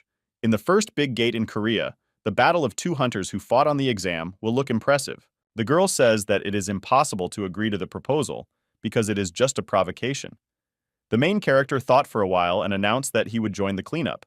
The assistant was surprised by such a statement, but Minchiol was already on his way to the exit. She shouted to him that the rivals were trying to use him for their own purposes. The guy says that this is why he agrees to it. He was going to perform on the stage Huaran had prepared, but he wasn't sure that they would be the main part, as he intended to make them pay for wasting his time. The main character came to meet with the guild. Yu Jin invites him to watch their fighting techniques from the side and adds that he wants their guest to stay safe. Minchiol agreed and said that he still wanted to see how they behaved in battle and stepped aside. He begins to analyze everyone present and notices that there are 20 people in total. The boy was not even surprised by such behavior because he had seen many such people in his past life. Xiongwu approaches him and greets him, after which he says that they have met before. The main character does not understand why this fool pretends to know him and says that he does not have such friends. His interlocutor was shocked by such an answer and reminded that they took the exam together. Minchiol mentions him and says that he took 3rd place. The boy smiled and said he was glad to have the opportunity to go hunting with him. He asks why, and Xiongwu replies that everyone who defeated him has proven their skill. The main character thought that he was very cute, even though his words were full of malice. The boy felt the same emotions as Pandemonium, which he did not expect. He said that he was very proud of his skills. His interlocutor confirmed this and said that he was looking forward to working with him. The main character realized that it should be fun, after which they went hunting and met Trenta. Their leader explained to whom and how to attack. Minchiol watched the battle and admitted that the Huaran rookies were doing pretty well and were using techniques like pros, but they were ordinary techniques that he wasn't interested in. He thought about when this would all come to a head and noticed that Yu Jin was just watching as well, even though he could handle it much faster than the others. When Trinut was killed, Sungwoo approached the protagonist and asked what he thought of their skills. He replies that it was incredible, and he says that the guild has only just begun the hunt. Minchiol says that he didn't expect the newcomers to fight as well, and realizes that the boy still stands out in strength compared to the others, but decides that there is no place for him on the stage today. After some time, they were attacked by a stone golem. He ran at one of the sorceresses, but she realized that she would not be able to fight back. The main character stood in front of her and cut him in half. The boy received little experience, because other hunters managed to damage the monster. He realized that it was much more efficient to work alone, and that this was probably his destiny. Yu Jin says that the entire mountain is the boss's area at this gate, and informs them that from now on, they are found in his territory, so they must not lose their vigilance. He says that he will not help them, as he promised earlier. The boy puts his hand on Sun's shoulder and says that he hopes that he will not let him down. He says he's not sure if Min Chiol will be able to join the battle, but he'll still get the reward. The main character coughs and reminds that lately he has been suffering from allergies to various nonsense. The guild leader says that his words are too harsh and adds that they are teammates. Minchiel says that if they were going to fence themselves off at his expense in the first place, he would be better off hunting alone. He offers to make a bet and see who will kill the boss first, him or the guild team. The boy says that he will not fight against everyone at once, and pointing to Yujin informs that he is outmatched. He said his jokes were going too far and asked if he really thought he could win. The main character says that he can, because it is only 20 people against one. The whole room was shocked by such words and angry because he dared to look up at them. Min Cheol said that he had been adjusting to them the whole hunt, so now it was their turn. Sun Wu asks the guild leader how he feels about accepting the offer. The guy couldn't believe that his assistant wanted to agree to this ridiculous match, and he replied that the main character is very narcissistic because he took first place in the exam and asked if he understood what he was talking about. Yu Jin agrees and says that if Seong Wu is in danger, he will join the battle. Min Cheol assures him that it won't happen because he will take care of everything first. The main character went to the boss and tried to finish him off as soon as possible, because that was what was at stake. After a while, he noticed that Hvaran was not chasing him. The boy regretted that he had not taken equipment with him, because it would have been much easier to walk in the mountains with it. He thought that they were not negotiating something, and that maybe the monster was so strong that the team was in no hurry. The protagonist decided that he would win in any case and felt a vibration under his feet. Suddenly, a large creature jumped out from under the ground, in which he recognized a sandworm. Minchiol said that the monster was very loud. Then he started throwing stones at it. He fought them off and realized that he could not face him without increasing his energy and protection. The worm had no eyes, but could find its target with the help of vibrations and move quickly. He was difficult to deal with due to his strong scales and ability to regenerate. Hitting him, he was able to scratch the skin. When the monster started attacking him, the protagonist realized that he would not be able to dodge, so he decided to strike first. He noticed that the people from Hwaran were still gone and thought that they were preparing something grandiose. Min Cheol knew that by the time they did show up, the worm would be nothing but bones and continued to beat it, but this time with the sword, and saw that the blow was not as strong as he had hoped. The guy only had martial arts in his arsenal, so them. He struck the sample again and noticed that the flesh was cut very neatly and decided to repeat the technique. The team felt vibrations coming from the ground. At first they thought it was an earthquake, but then they realized that the main character still climbed on the boss and ran away. A worm appeared above the trees, and Minchul was jumping in the air next to him, attacking him. Hunters watched his actions and could not believe that such movements could be reproduced. Sun Wu didn't expect the main character to fight the sandworm alone. Angered, he wanted to join him, but Yujin stopped him and explained that if he joined the battle now, they wouldn't be able to guarantee the team's safety. The boy says that this way they will lose the bet, and the leader says that this time they miscalculated, and it would be wiser to retreat, because there will still be a chance, and asks to trust him. Yujin thought that Minchul would not be much different from his assistant, but he realized that he has the ability to make quick decisions, which allows him to guess the enemy's next actions. He knew that the worm wouldn't be a problem for Xing Wu, but he wouldn't be able to dodge its blows, and wondered if he would have a chance to catch up with the main character. After defeating the boss, Min Cheol noticed the Hwaran team in front of him and said that they had been meeting for too long because there was no work left for them, and added that he finished without even seeing what they were preparing. When the guild returned, everyone started taking pictures of them and praising them for clearing the gate. Seeing Yu Jin upset and Seong Wu angry, he asked them why they weren't happy about the victory. The main character decided that today they were in for a sleepless night filled with training and approached Ellie. She excitedly asked what happened, and he answered that he destroyed them. At home, Minchiol told the girl everything in detail, and she said that he had made a good advertisement for himself. He asked if she didn't mind that there would be more work from this. Ellie said that she is always happy to do this kind of work. The guy says that sometimes he feels like she's wrong about it, and she says that he's not the kind of person she'd like to hear that from. The main character asked why she thinks so, and the girl says that he himself was wrong on the hunt. He was shocked by such an answer and said that throwing facts is a cheap trick. The boy asked her not to look for the gate. Ellie thought he was offended, but he explained that he wanted to get into the Tower of Challenges. She said that his jokes were out of bounds. Minchiol says he's not kidding. Everyone with whom he had to fight in the past life passed through this tower. According to them, for every challenge you get a reward. It does not always help to become stronger, and the main character knew it. He asked his assistant to call the department manager and tell him that he wanted to see him tomorrow morning. The next day, the boy came to the Union building, where he was immediately met by Martin. He said he heard that he was going to enter the Tower of Trials. The man explained that he had specially prepared something for him.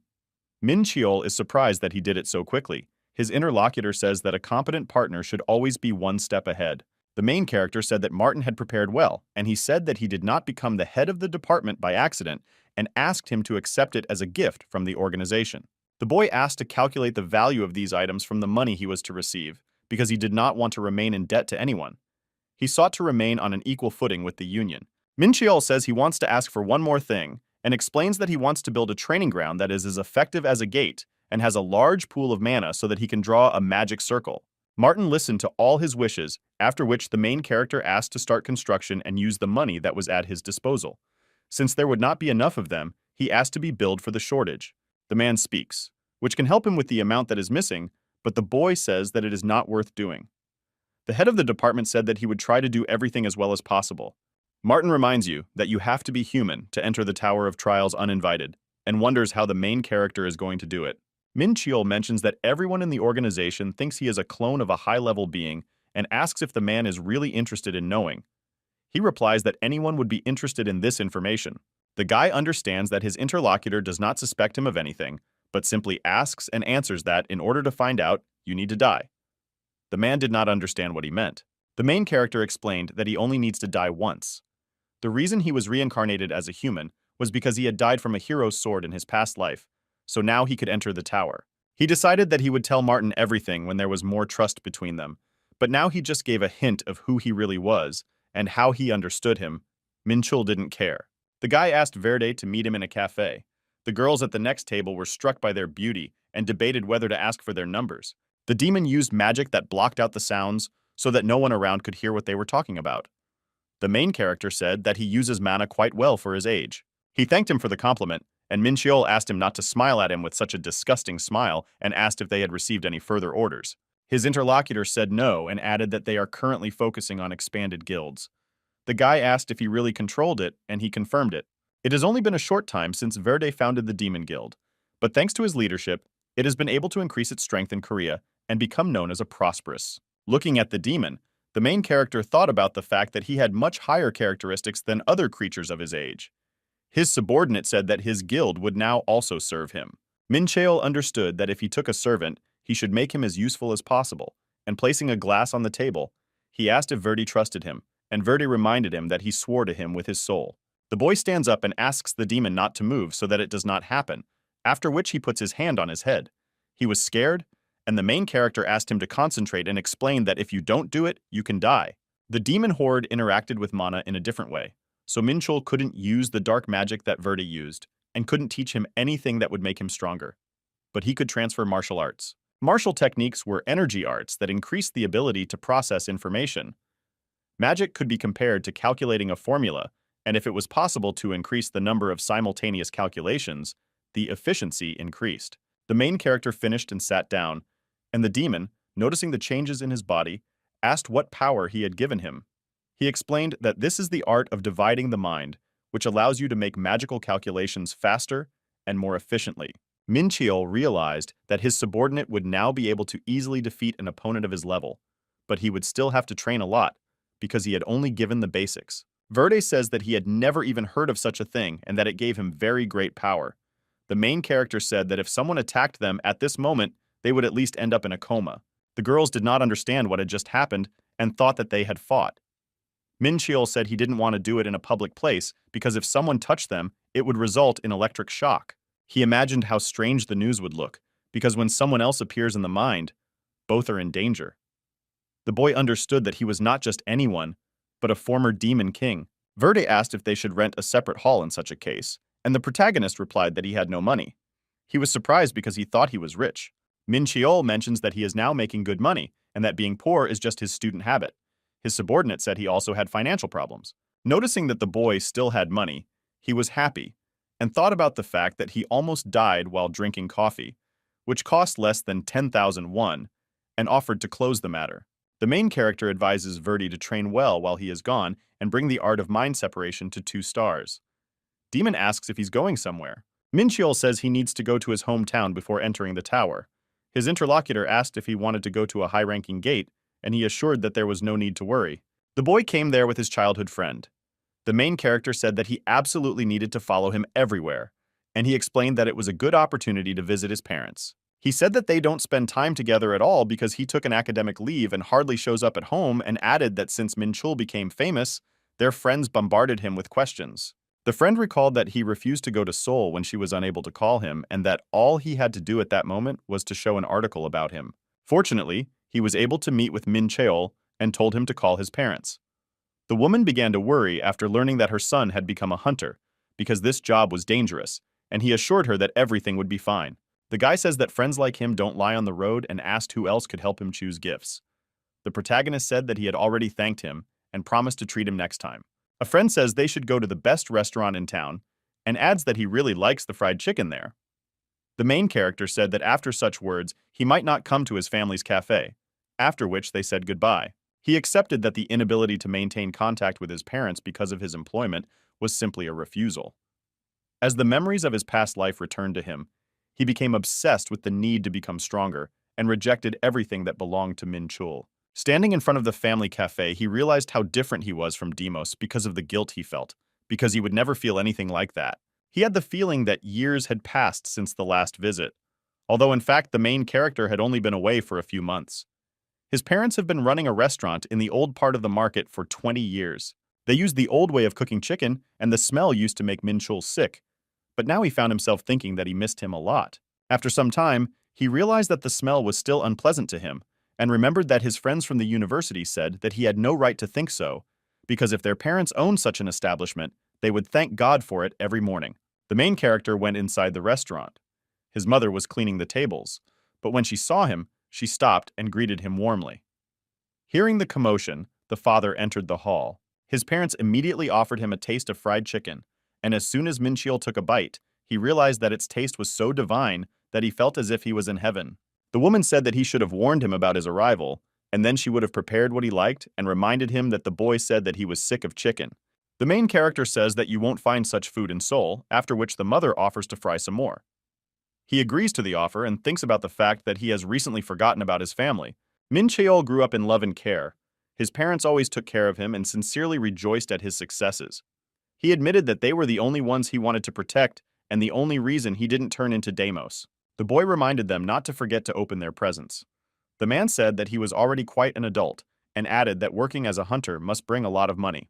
His wife elbowed him and said that their son was still just a child, after which she asked him not to spend any more money and not to buy them anything, to which the main character agreed. The woman says that Min Jong should visit them today, which surprised the boy, and she explained that she helps them in the evenings, after which the girl comes to the cafe. The sister asked why the parents wrote on the door that today is their day off, and was very surprised to see the gifts. Turning her head, she saw Min Cheol. The girl began to ask in fright what he was doing here, and the boy replied that he wanted to ask her the same thing, and wondered how she could treat her brother so disrespectfully. Coming closer, Min Jong heard an unpleasant smell coming from the main character's mouth and informed him about it, and he asked if she was brushing her teeth and told her that she had food stuck in her teeth. Their mother asked them not to quarrel and asked when they would grow up. The brother and sister pointed fingers at each other and at the same time asked the other to behave like an adult. A woman says that her children were enemies in a past life. Min Chul remembers everyone who annoyed him when he was Daimos and wonders if the girl could be one of them. Ming Jong started looking through the gifts, but didn't find anything that could be for her, and asked about it. The main character replied that there is no box for her, and she asked him not to be so angry, and wondered if he bought something from her. The boy says that he has no sister and babbles to stop. The girl asks how he cannot give a gift to such a beautiful person like her, and is disappointed after realizing that her brother really won't give her anything, but he holds out an envelope. Min Cheol started making fun of his sister, but she said she would turn a blind eye to it just because he gave her money and started talking to her parents. The guy was a little upset because she didn't talk to him. The woman paid attention to the news on TV and heard that the huge gate that had opened in Jeonju had finally disappeared after 18 days and sighed with relief. The protagonist said that he had been there recently and confirmed that the gate was indeed very large. His mother is happy that nothing terrible happened, and her husband says that he will protect her if there is danger. She jokingly hits him on the shoulder and asks him not to say such things in front of the children. The boy didn't want to close that gate, but he did it only because it was next to his parents' house, and seeing their reaction, he realized that he tried not in vain.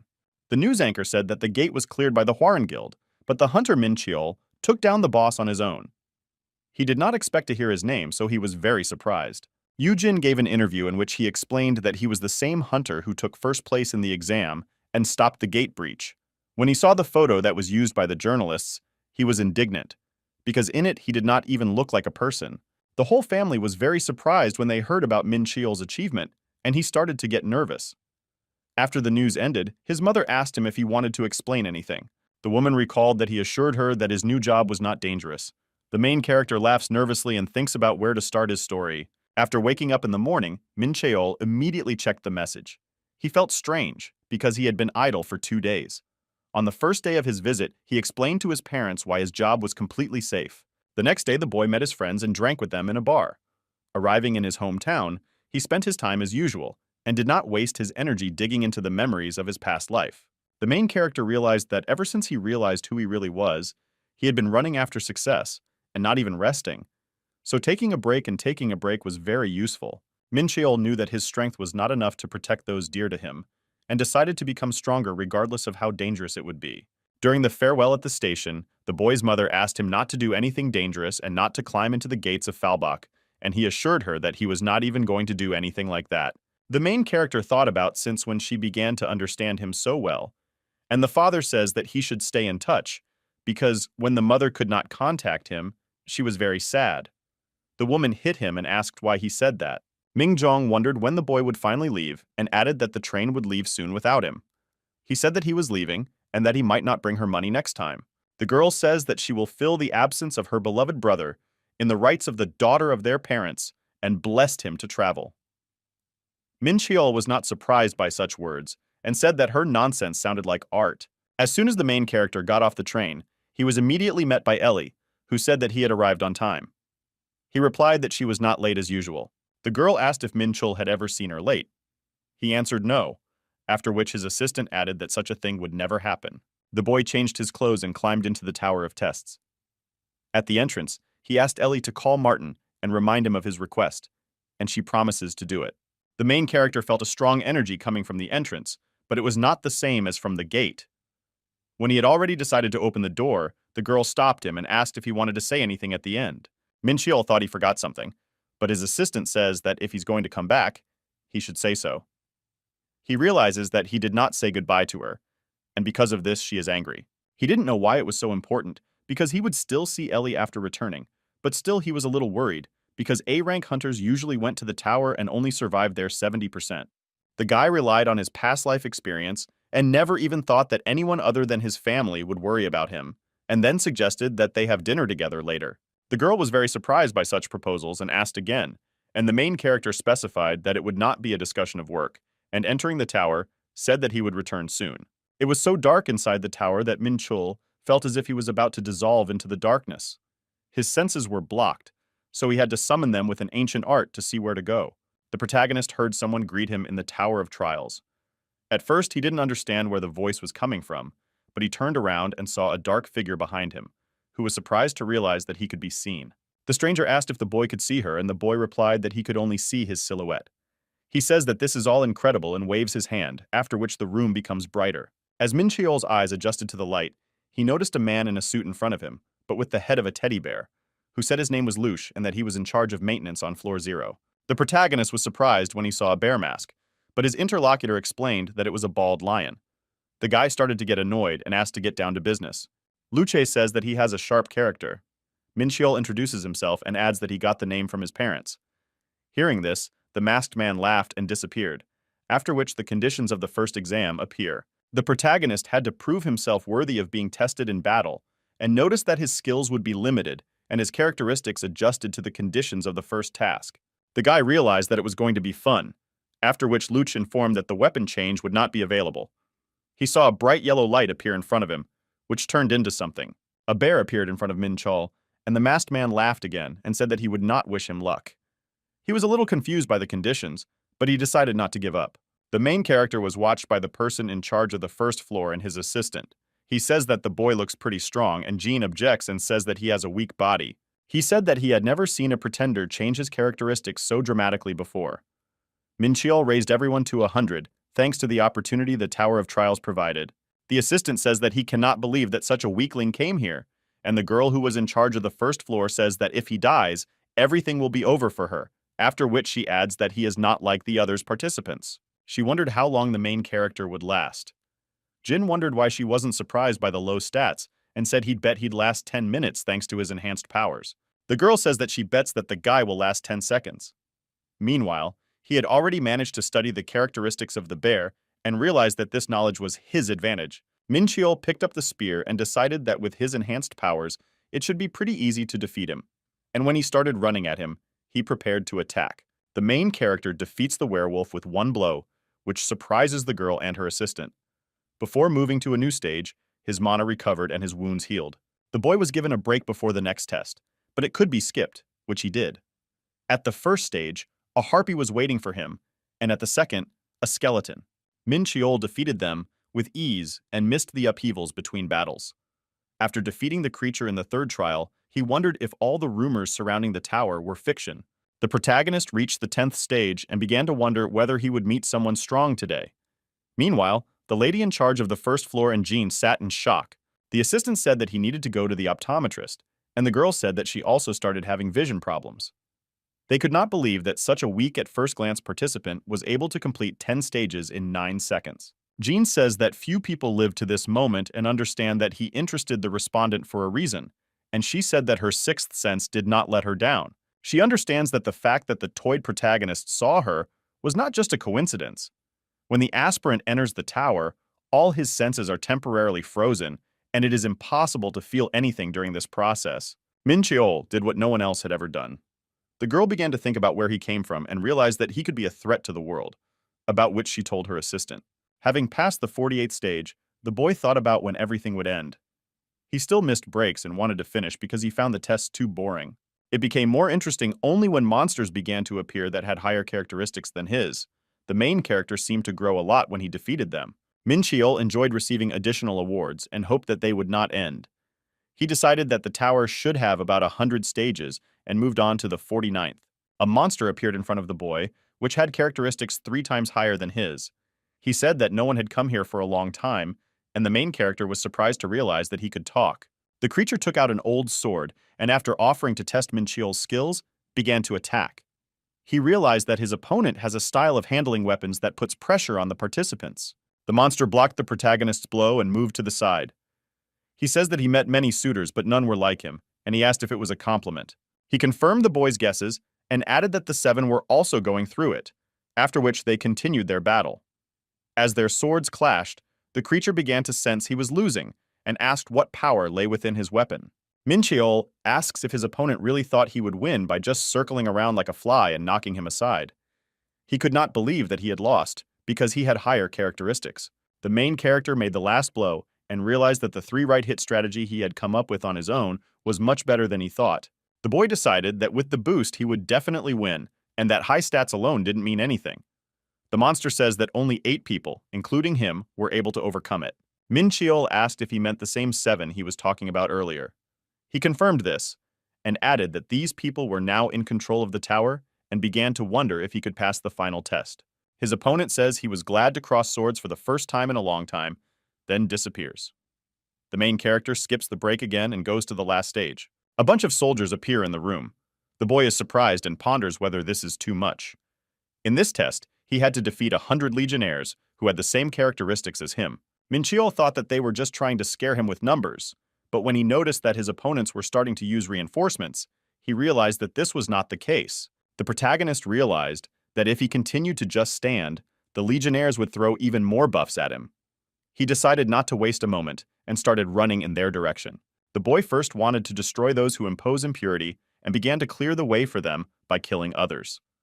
Mages put spells on him that make it difficult to move. Min Cheol understood that behind all this, there must be a strong attack, and he was not mistaken. As his vision became poor and his speed decreased, he decided that he would not be able to avoid the impact. The protagonist hit back, after which the legionnaires rushed at him all at once. He used the Divine Flame skill, which healed the scratch on his cheek and restored his sight. His opponents were surprised to realize that the curse had been lifted. The boy thought that such experienced fighters would not allow him to do it, but he succeeded. He started attacking them. Min Cheol gladly took advantage of this opportunity, not even looking at the fact that the seven did not. Opponents dealt chaotic blows, and he easily defeated them thanks to his strategy. The main character decided that there was no need to avoid all attacks, because in that case, they would change their tactics. As soon as he got close to the magicians, everyone started to protect them. The boy was surprised at the speed with which they took up their positions, after which he noticed that they began to hit him with fire. He used the ice spear skill and was able to get even closer. Min Cheol remembered how much he had done in his past life to earn the title of God of War, which was given to a demon who reached the top in duels. Watching the legionaries defend the mages, the main character realized what he had to do to destroy their fortress and turn the tide of the battle in his favor. He struck a blow that distracted them and was able to break through the shield and approach the sorcerers. They were frightened and began to attack, but they did it too slowly, which allowed the boy to win. After the death of the last mage, Min Cheol only had to aim at the vital points of the remaining 70 legionnaires, so the battle should have been much easier. Since the sorcerers were destroyed, they could not act according to the old strategy and could not come up with a new one, so they did not rush to attack. The protagonist smiled and asked how long they were going to stand like that. He decided to strike first and easily defeated all the legionnaires. The last of them could not believe that someone could defeat them all. The boy asked what was the matter. Min Cheol says it's time to finish, then spears the last enemy. Lucha's assistant was shocked but could not understand how this participant was able to defeat the legion. He asked the girl if she had foreseen this, and she said that there was no way she could have done so, and added that despite the fact that she was looking forward to this battle, she did not think that the main character would be able to win. A legion is a numerous detachment of high-ranking fighters who were united by a spirit and vengeance that never made mistakes in battle. He was like a single monster who had never lost before.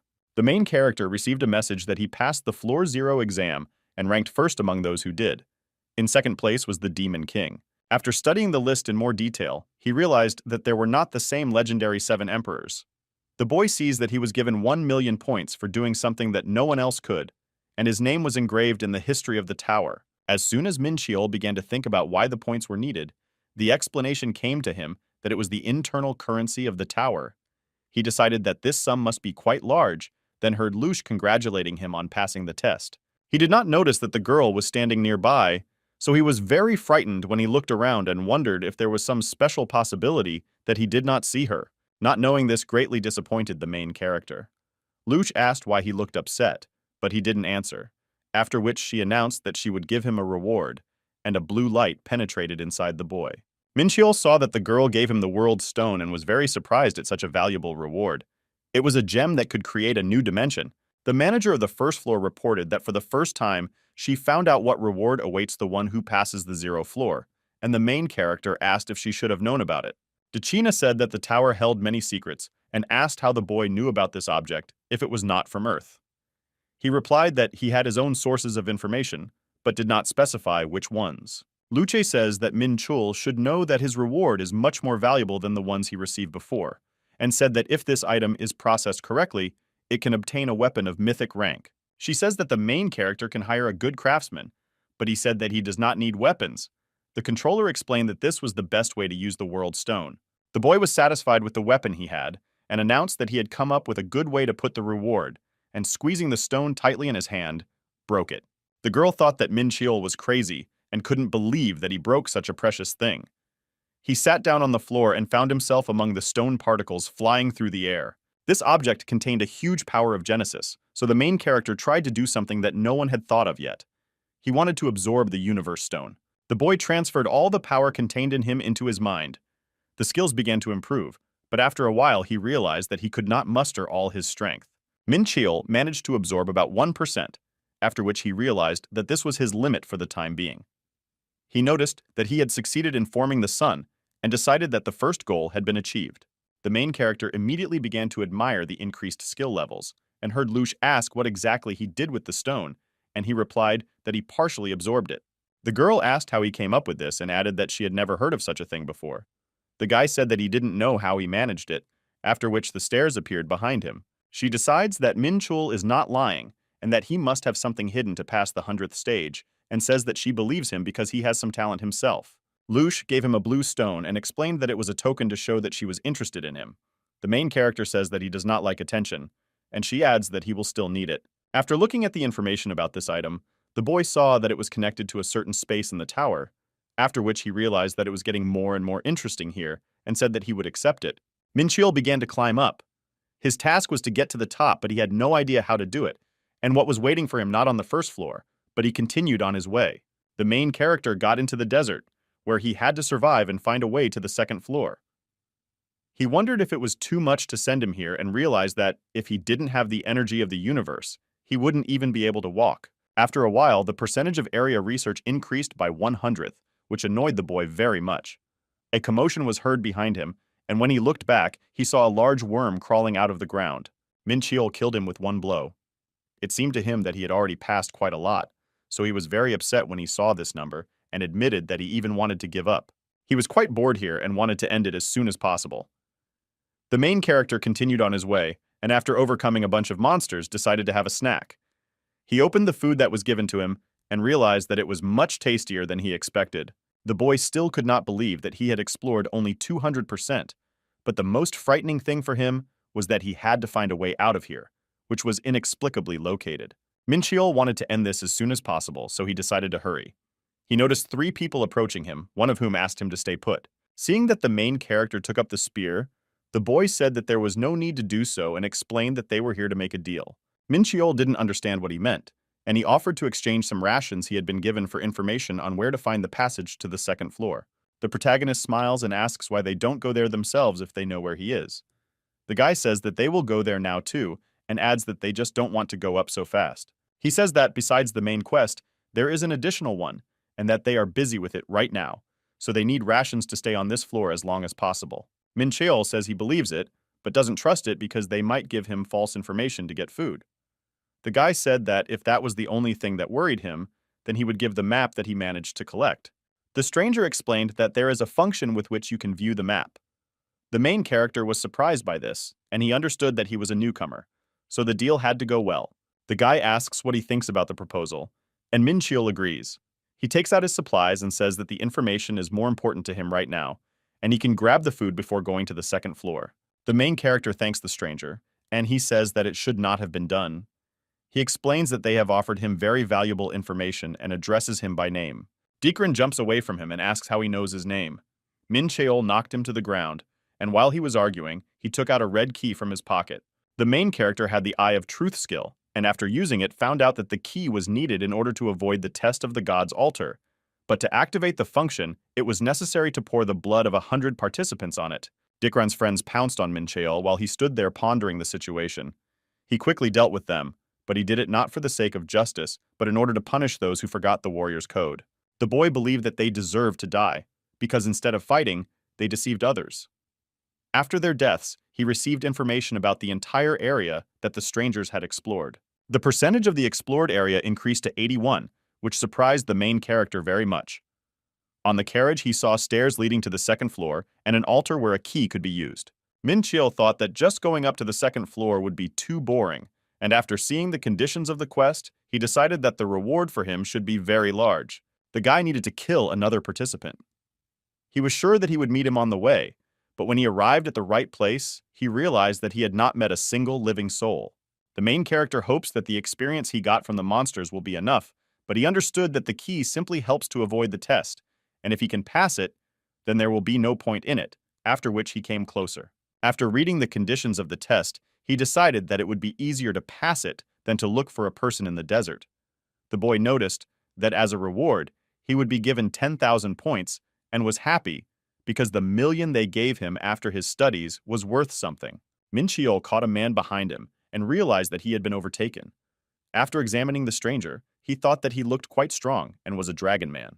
Raoul was 111 years old, which meant that he had just come of age. The main character admitted that he cannot defeat him now and that he is quite strong for his age.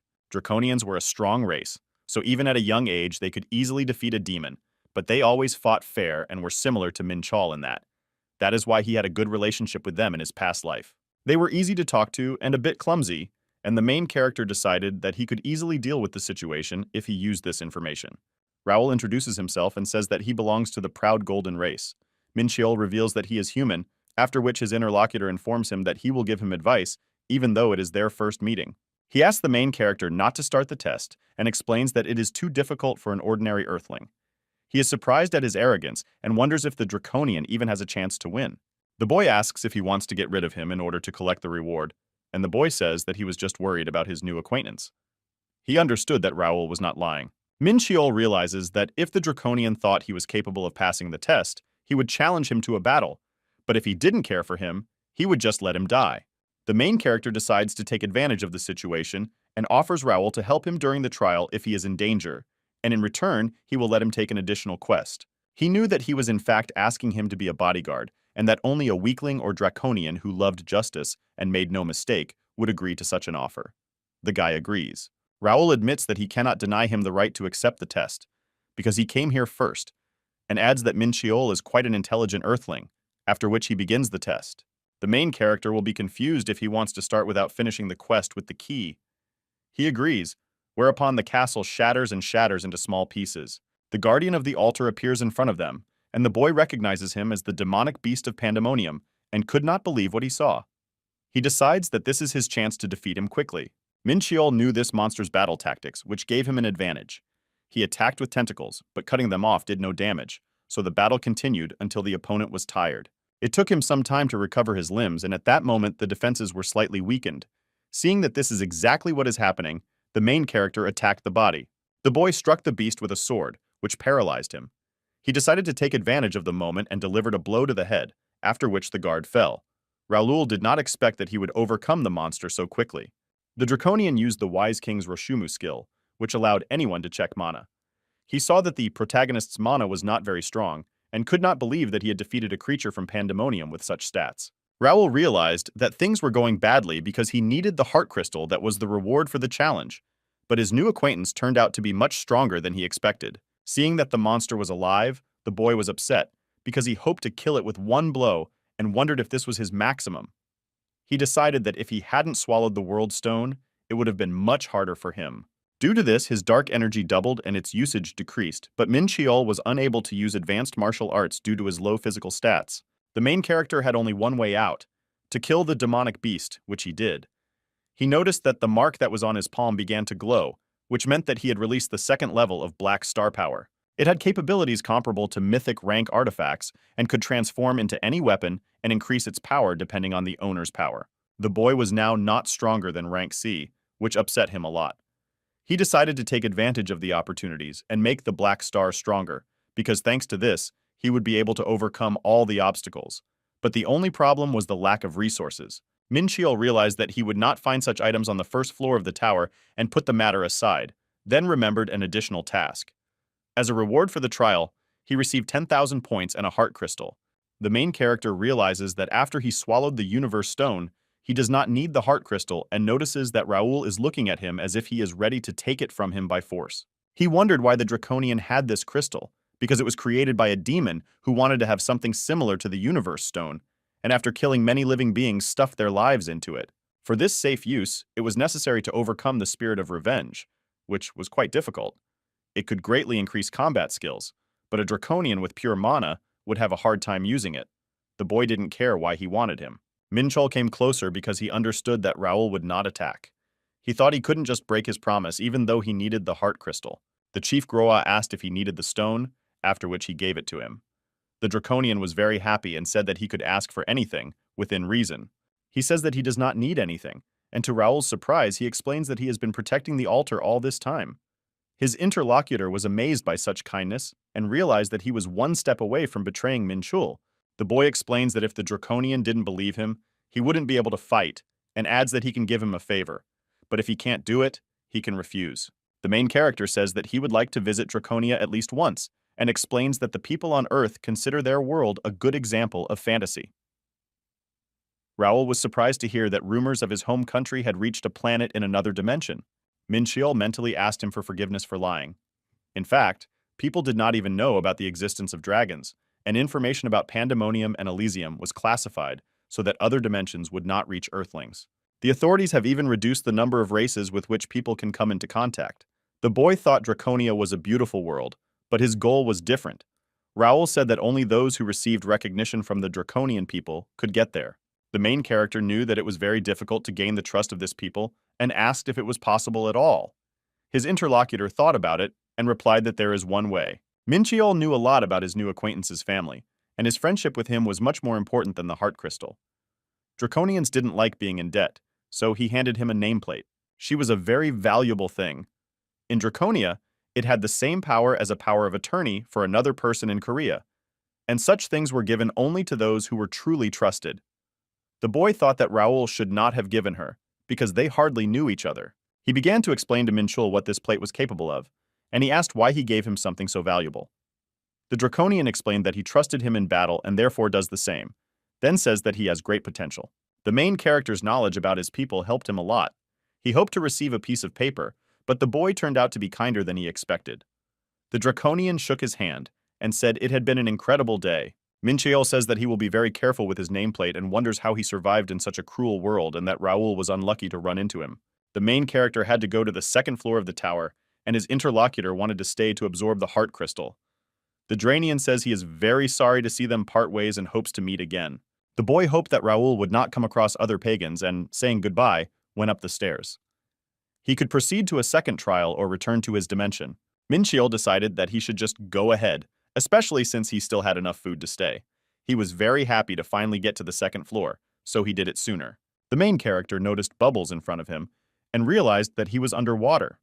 Before him, he saw that he had to find 4 sea gems in order to move on. The boy was indignant at how stupidly the tower was built. He only had 3 hours of breathing time underwater, but thanks to the compass he was given, he was able to find a safe zone where that time would not be used. Minchol noticed a house in front of him and decided to go inside, where he was greeted by a blue creature. She asked if the visitor was another player who challenged the second floor of the tower. The main character asks where he got it from, and he replies that it doesn't look much like a local, then invites him to sit down and says that he must have a lot of questions. The guy says that he probably won't tell him everything just like that. His interlocutor says that he usually takes money for it, but promises to answer his questions if he buys something. Minchiel asks him to give the cheapest item. The creature sells him a bottle of water for 5 points, and then he realizes that the million he received is much more useful than he thought. The main character asks why he sells water in the sea, and Arlok says that if he doesn't like something, then he can go drink salt water and die of dehydration. The guy sat down at the table and asked if he could get some tips from the administrator of this floor. His interlocutor said that he can forget about it because he is too busy. He remembered that Luch seemed quite free. Minchiel decided that everyone has their quirks and asked what stones he should find.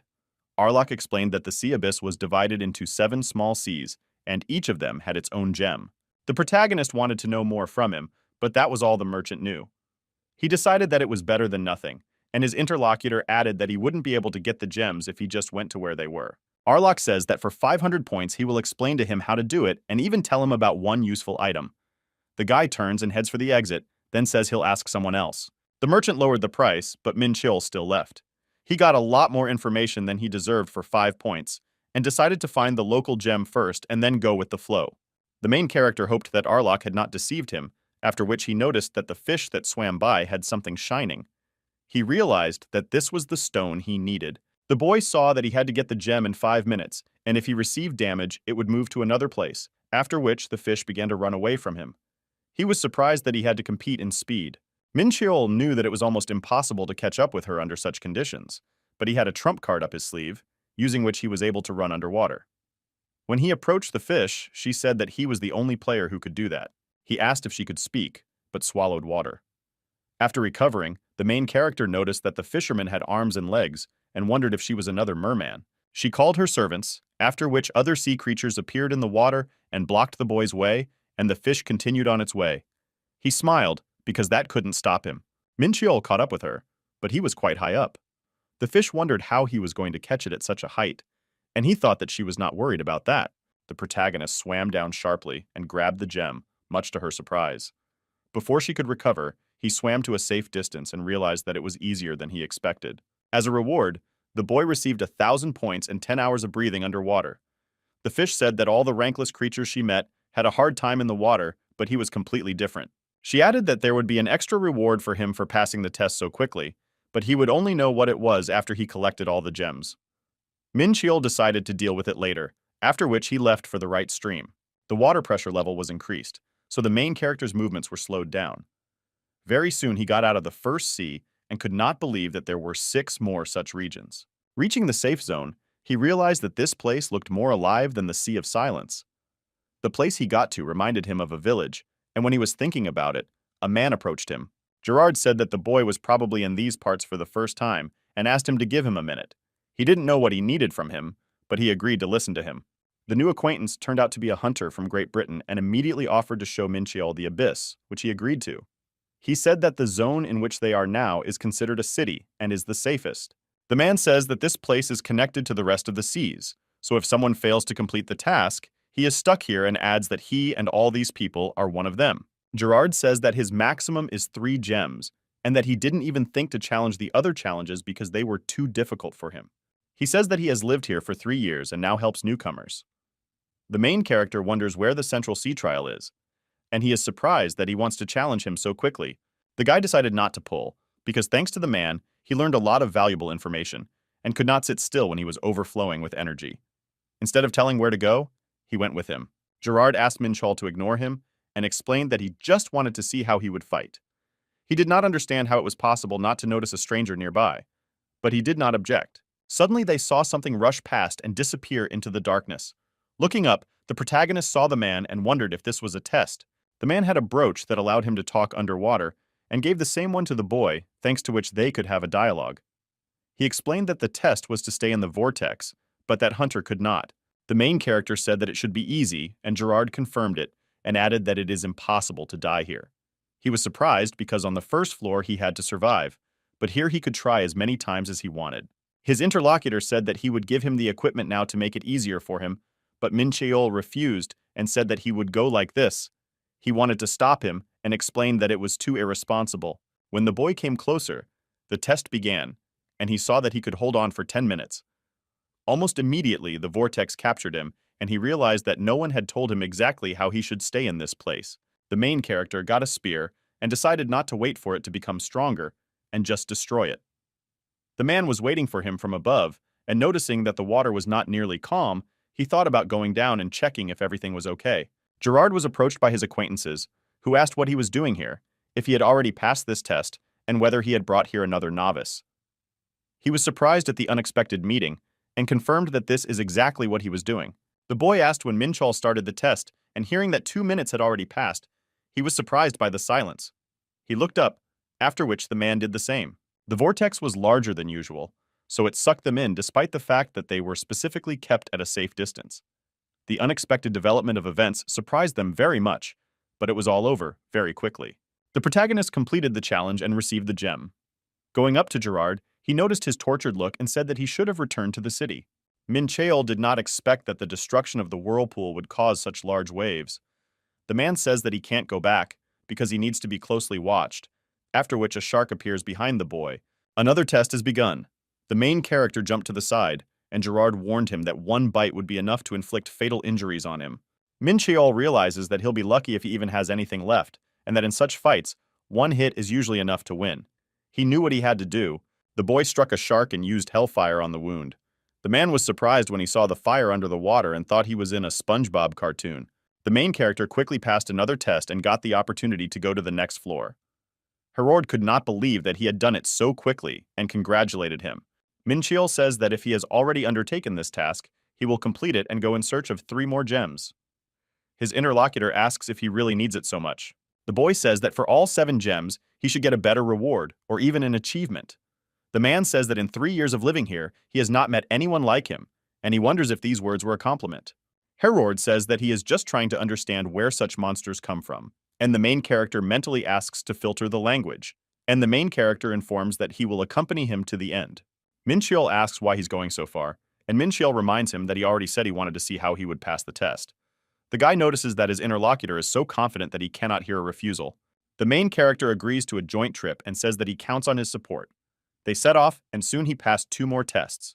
After the 5th test, he received a sapphire, and after the 6th, a lapis lazuli. In the 7th, he was to receive an amethyst. The boy and his companion arrived at the Sea of Death. Gerard says that almost no one returned from there alive. Minchiel asked if this meant that someone was able to pass the test, and Minchiel replied that in the tower these people were known as the 7 Emperors. The main character decided that they must be really strong if they were called that, but he had never heard of them. He figured they'd barely passed the final tower challenge, so he had a chance to be the best.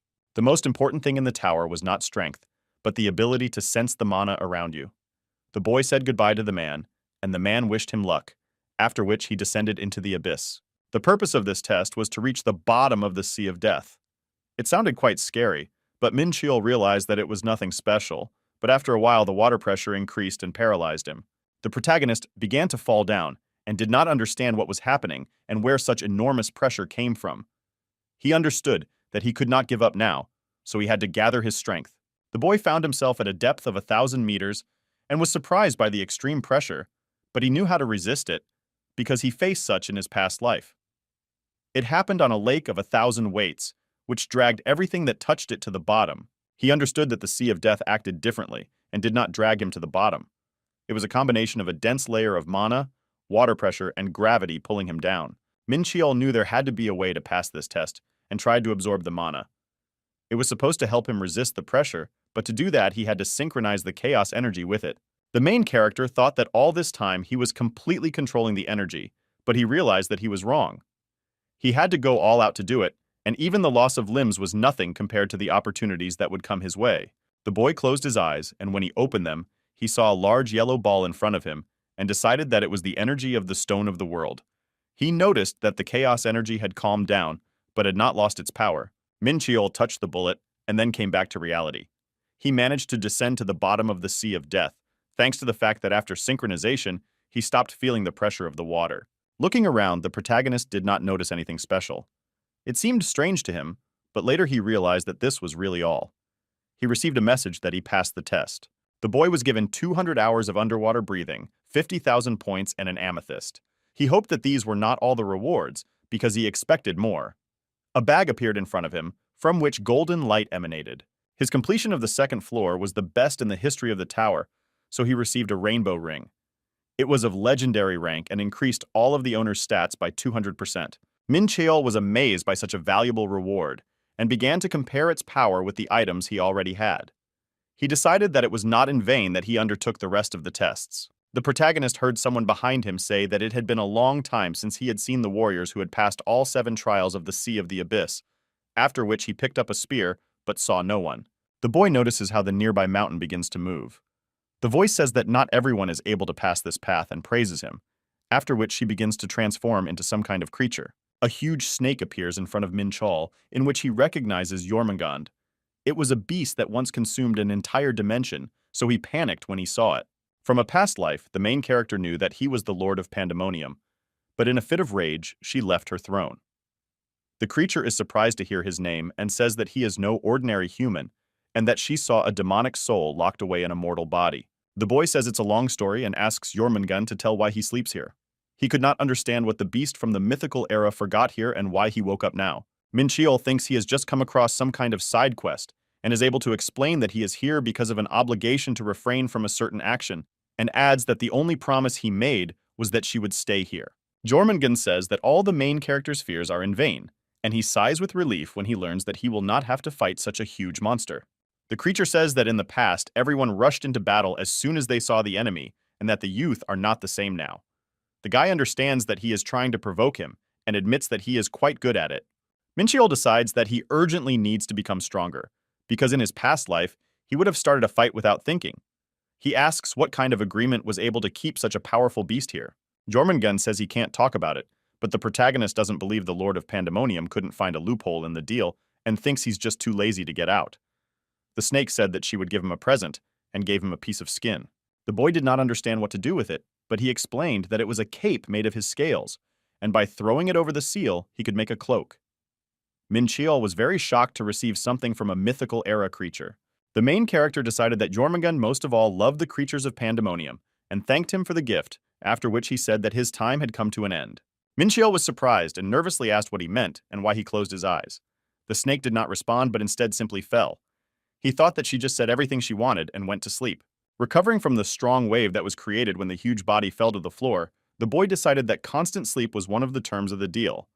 He had a lot of questions, but he wouldn't be able to wake him up. After surveying the area, the main character noticed that there was not a single strange soul in the study circle, except for him and Jormungand. He thought that this place was much better for training than the gate. There was dense mana and great water pressure here. Min Cheol understood why he had been given 200 hours of underwater breathing. In all, He had 300 and intended to use them to the full. Herod came to the bar and sat down next to his friend. He said that he should stop messing around with newbies because he had grown attached to the boy within hours and was now saddened by his death. The man says that he did everything he could and asked to forget about the main character. He says that he could have refused him the last test and adds that he did not think that the boy would die like this. Minchol entered the room and Gerard was happy to see him. He smiled and asked if it was too early to consider him dead. But after a while, he learned that he had spent 12 days in the abyss. During this time, the main character was able to achieve a lot. He spent time on physical training and his weaknesses, and was able to improve his martial arts skills. The guy even managed to learn a few new styles and double his stats. He needs to get back to land soon to seal the cape and level up the Dark Star. Before going to the next floor, he decided to have one last word with Gerard. He said he wasn't sure if he would make it back alive, so he decided to hold an impromptu wake at the bar. Approaching him, the man says that the main character has no idea how glad he is that he is alive. He asks him to stop crying and is surprised that a grown man bawls like a child. Gerard calmed down and congratulated him on completing the second floor. He couldn't believe that Minchol was able to pass all 3 tests and added that it was the first time he had met someone like him here in 3 years. The boy knew that even in the entire history of the tower, no one had climbed them so quickly and said that it remained only to go further and asked what the man would do. He says that watching with him, he remembered his first trip to the tower. Gerard says he will defy all her trials as in his youth. The main character supported him, and he said that now they will meet at the top of the tower, after which he shook his hand. Minchol returned to his home dimension, and now when he enters the tower again, he will automatically be on the 3rd floor. Looking around, he thought about how long he had been gone on Earth. Returning to the city, he felt like a stranger, although he was absent for only 25 days. A limousine immediately drove up to the boy, from which Martin got out and immediately went to him. The man began to cry and rushed to hug him, not believing that Minchol had returned alive. He did not expect such a warm reception and quickly ran away from him. When the main character approached Ellie, she said that she was very happy to see him safe and sound. He says that they still have dinner, and Martin was disappointed that he was ignored. The girl noticed that they were attracting too much attention and offered to change the situation. In the car, the guy asked how things were going with the construction of the training ground. Martin says that he is fully prepared, which greatly surprised the main character. He asked how they built it in a month, and he replied that the builders started work immediately. The dwarves were a race that was very good at crafts, so Minchol decided that if he was so proud of his work, it must mean that everything was done really well.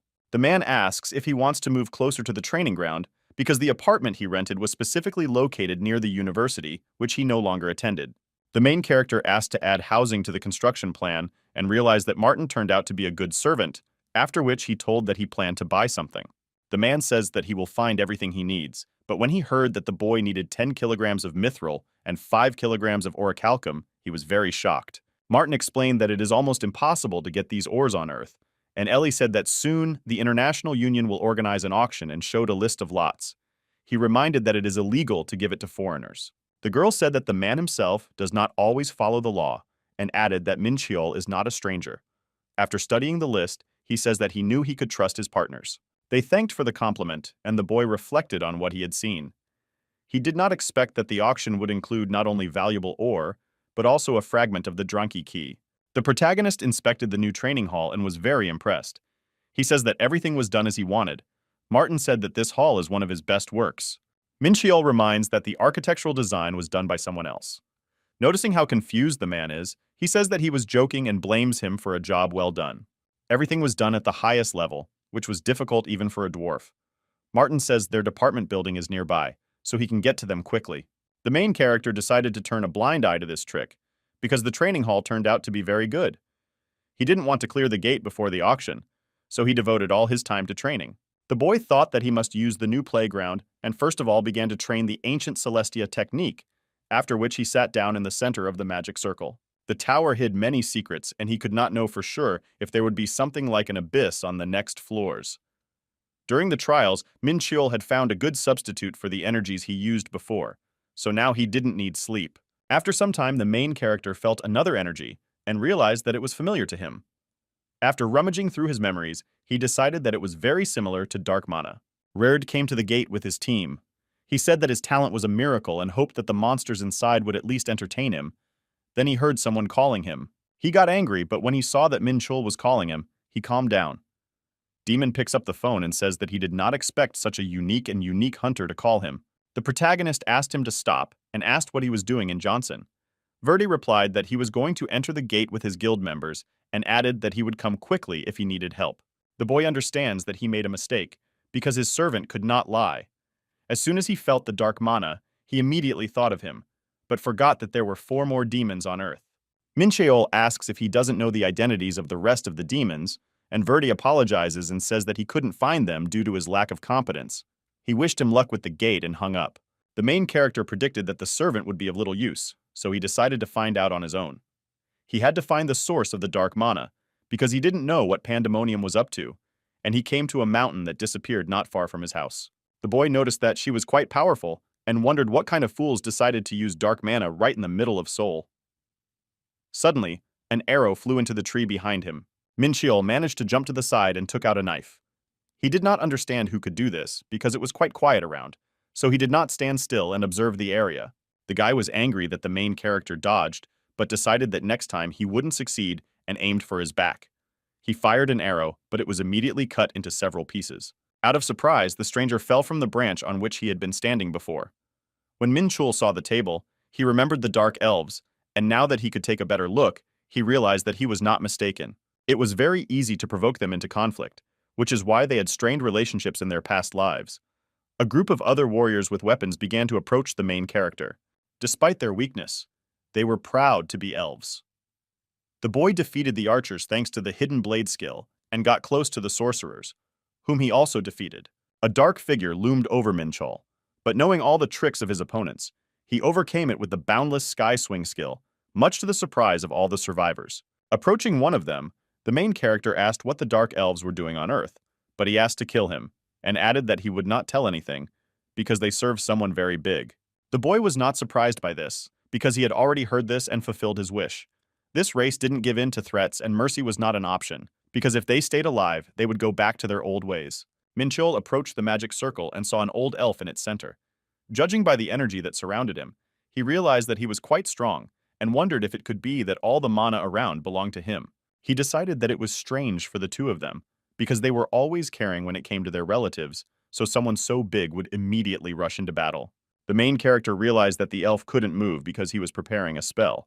He raised his sword and asked what they were doing in Korea, but he did not expect that he would answer. The man raises his head and blood begins to pour from his mouth, but he ignores it and says that it is all for the sake of the great demon King Deimos, and adds that he will soon reappear in this world, and will sow death. Mincheol grabs his necklace and tells him that he won't fall for this nonsense, then realizes that he committed suicide by detonating his mana. He begs him not to die because he needed information. The main character was angry because the man impersonated him. After some time, he called the girl with whom he made a deal during the exam. She quickly remembered him and said that she had been waiting quite a long time for the call. The guy says that he hasn't had a single free moment lately and added that he has one question for her, but she asked if it does not concern her personal life. Instead of answering, Mincheol said that the dark elves had arrived on Earth. When the girl asked how he found out about it, he offered to meet and discuss everything in person. The boy is indignant because the worms dared to hide behind his name and thinks about what they are up to. Parubak stands in a magic circle looking at a dead monster in the center of this very circle and asks about mana with a certain wavelength and thinks that this circle itself is useless and of no use.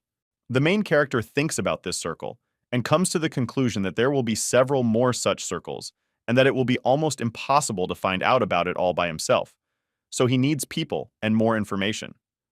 Fortunately, he doesn't have to worry because he has a very helpful assistant. 819. When a young man calls his assistant, he does not pick up the phone, and the answering machine says that the subscriber is temporarily unavailable or out of reach and asks to call back later. And then the main character remembers that his assistant went to the dungeon. Mincheol is disappointed that whenever you want something, it disappears immediately, because as soon as he needed Verde's help, he went to clean up, and he doesn't think he will be released very soon. And besides, he strongly doubts that the Hunters Association or the Star Alliance would greatly help him. In addition, the association can draw wrong conclusions, and in the Union he has connections only in the Johnson department. The main character is confused and does not understand at all what he should do with the Dark Elves, but the idea suddenly comes to his head that ordinary and Dark Elves had the same beginning. At some point, the Radical Elves joined the Pandemonium, which split the race in two, and Cheol wonders if it's even worth asking that they consider each other sworn enemies. The old man thinks about how good it is that he mentioned Seong Yu Mi. The boy is sure that she will definitely help him because the girl is a half-elf, and one of her parents works in the elf embassy, while the other is an ordinary Korean. Parubak only briefly explained the situation to her, but she sent a unit of elves to him without thinking too much. Milcho looks at his phone and says that the group should arrive any minute. Unexpectedly, an elf came out from around the corner and asked the boy if he is the hunter. Mincho, the boy answers the question with a question and says if he came from Seongyu Mi. The elf good-naturedly replies that he is exactly who he means and says that he is pleased to meet the main character and introduces himself as Griff, and that he was sent by the elven embassy. The old man thinks that they are really elves because they smell like fruit and spiritual energy. Cole wonders if they are from the lifeguard. The lifeguard is the honorary name of the selected military units, which are designed to protect and guard the person and residence of the monarch. In elven society, an elf's rank depended on the number of leaves on their brooches. The maximum is 6 letters, and if Griff's brooch has as many as 5, then he is a really good warrior. The elf asks the main character if he stopped the dark elves from killing themselves, to which the boy replies that everything was like that. A little confused, the elf asks about the fact that, if the rumors are to be believed, the boy passed the test together with their lady. Chul asks what is the point of this, and the elf excitedly offers to arrange sparring, which surprises the young man. Milchiol understands that the elf is serious, and cannot believe that he is thinking about such things in the current situation. He thinks that he would not be surprised if it turned out that he is not an elf, but a bloodthirsty demon. Confused, the main character asks if he should help him deal with the consequences of the invasion of dark demons. The elf apologizes to the boy and explains that he instinctively reacted as soon as he felt his strong energy. Kjol thinks that usually elves are more calm, so he did not expect that he would be so energetic. The elves begin to work to remove the effects of the attack and ask the spirits to cleanse the place and restore it to its original appearance. The spirit replies that it is simple and says that his wish will be fulfilled. The main character thinks that in such cases there really is no one more useful than elves. Creatures skillfully use and combine natural magic with spirit magic, which allows them to quickly harvest dark mana. The main character thinks that if it weren't for them, it would have taken him much longer to clean everything up. Parubka is shown to one of the elves and told that he will be his companion. Milcheol is surprised and asks what he means when he says escort. The elf hurries to explain to him, and a little confusedly says that the young lady invited him to the banquet. The guy is happy with this news and thinks that he has long wanted to talk to the girl over dinner, but this option is simply amazing. The main character agrees to the offer and asks to take him to the place of the banquet. Kjol thinks that he can kill 2 birds with 1 stone because he can learn more about the elves and find out the intentions of the dark demons. He is serious and vows to destroy anyone who dares to use his name, even if he has to use them. The machine takes the young man to the elf embassy, where everyone treats him very respectfully, and thinks that this is a rather strange feeling, because in his past life, when he had to meet an elf, a fight immediately started between them, because the only elf empire of the dimension, Vanaheim, was on the side of Elysium. The boy thinks that it's no wonder the elves hated Pandemonium. Parubak thinks that they had good relations with people, but he is not sure if this applies to him.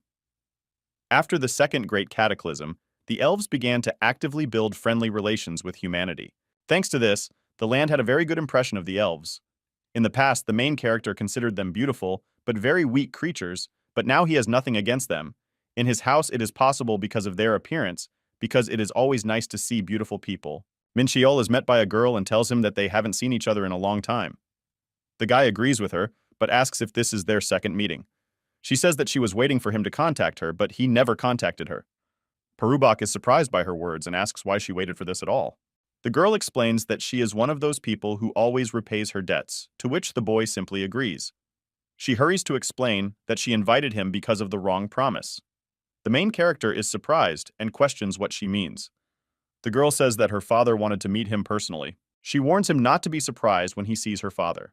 The guy says a little cheerfully that such an opportunity does not come every day. She continues and says that her promise remains in force because the banquet was organized on the initiative of her father. The main character thinks that he doesn't see any difference in this, but does not voice these thoughts and instead says that he is ready. The girl says that he hasn't changed at all, and Chol wonders what she means. She explains that there is no trace of excitement on his face, just like during the battle with the Blue Guard. Kjol asks why he should worry at all since elves are like humans in a way. The girl says with a smile that this is exactly what she likes about him, after which she opens the door to the hall and tells her father that she brought the young man to him. The man asks him if he is a hunter who found traces of dark elves. The man says he introduces himself to him and says that he is the ambassador of Vanaheim, Varys Sillen. This surname seems familiar to the boy, and he says that he has heard this surname before and asks if he is not from a side branch of the family of Emperor Vanaheim. The ambassador is surprised and asks if he is really interested in elven culture. Min Cheol brushes off his words and says that anyone knows this information. The boy thinks that apparently the elves consider Earth to be a very important place. Even then, with the helm, he couldn't see the details of Varys with his eyes of truth. In other words, this elf is one of the strongest in Vanaheim and is thinking about fighting him. The man says that he sees fire in his eyes, but unfortunately, his wish is not destined to come true. But the boy is serious and says that they will see if it is destined or not. The man says that he is just joking and invites him to sit at the table and calls his daughter a little princess and says that she will sit next to him.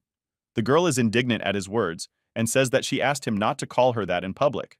The man says that they are all hungry, so why not continue the conversation after eating? Chul is surprised by the exquisite dishes on the table because he expected that they would eat something simple, but it seems that they spent a lot of effort on this dinner. But all the dishes are made from vegetables, which is not what you would expect from elves. The man calls his daughter his princess and says that he needs to talk to the hunter Chul alone, so he asks if she could go first. The girl agrees without hesitation and leaves the hall. The elf tells the barb about the fact that he was informed that he found a subunit of dark elves and defeated them. The protagonist dismisses the ambassador's words and says that he was just lucky. The man replies that judging by his words, he is a very lucky person, and adds that he thinks he is too lucky.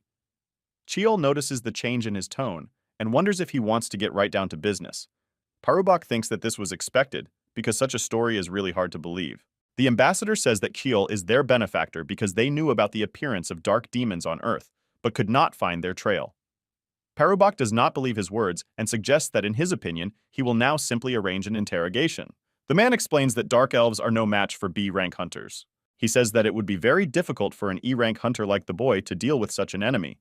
Min says that he understood that they checked the information about him and asks him not to bring up such uncomfortable topics because in his opinion, he is doing it on purpose. The man ignores his words and says that he finds it suspicious that such a unique figure like him has connections with his daughter. Pusel directly asks if the young man planned this, starting with the hunter exam. This question surprises and catches him off guard, making him laugh. The elf seems confused and asks why he said such a funny thing. The boy, with tears in his eyes, asks the man if he really thinks the whole world revolves around elves and why he should bother so much for something like that. He thinks that the ambassador definitely has an overestimated self-esteem. The man answers a little upset that he cannot but suspect him, while the main character at this time asks if all his suspicions stem from the fact that he could not defeat the dark elves alone. The ambassador agrees with his words and uses the spiritual barrier. This skill blocks all mana flows from the outside, and even A-rank hunters will have to scramble to break this barrier. Chul is angered by his actions and creepily asks a rhetorical question about if this is how the elves thank them for their kindness. He thinks that this is just ridiculous, and now he understands why he didn't like elves. The main character simply cannot believe that they consider him a pathetic dilettante and wonders if they really think they will be able to catch the dark elves with such simple methods, and if they do take him for an enemy, then it is better to attack immediately. The ambassador tells him that he will decide what to do with him when he receives the report from the investigative department and asks him not to resist, because he also does not like to do this to a person who has rendered them a great service.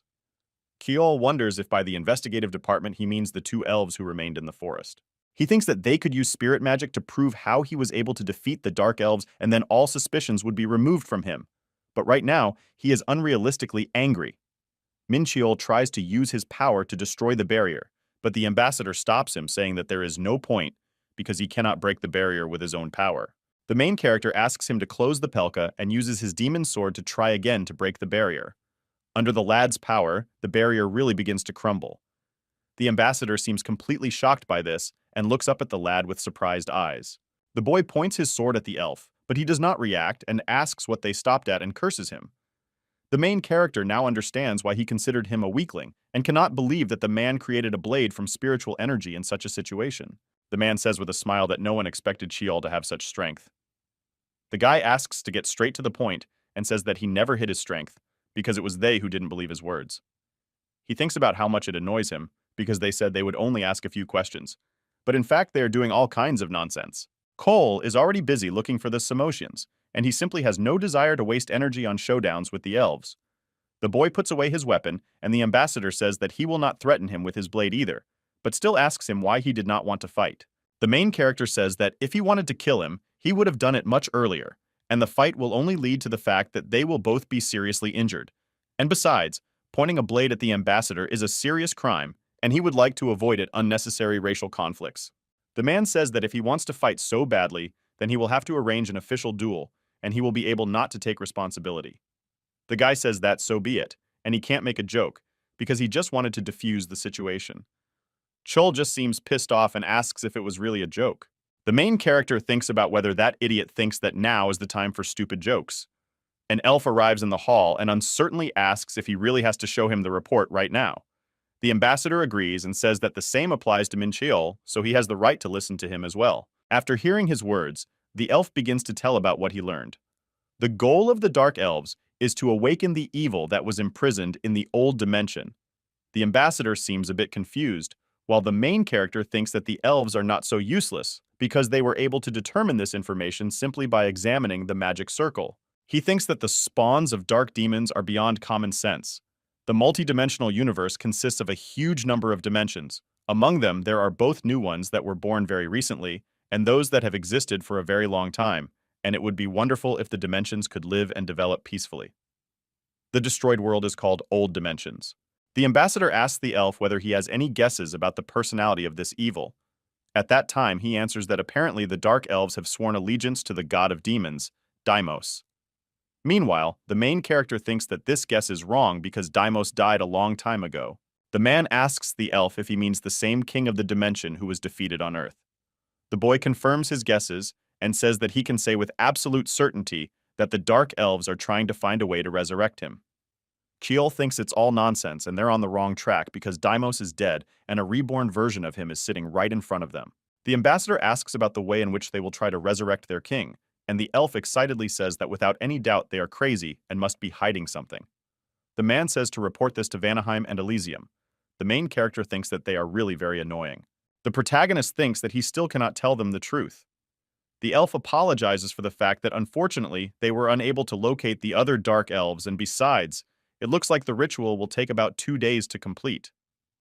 The ambassador thoughtfully says that if they can't find any leads, then it can be assumed that the Dark Elves have succeeded.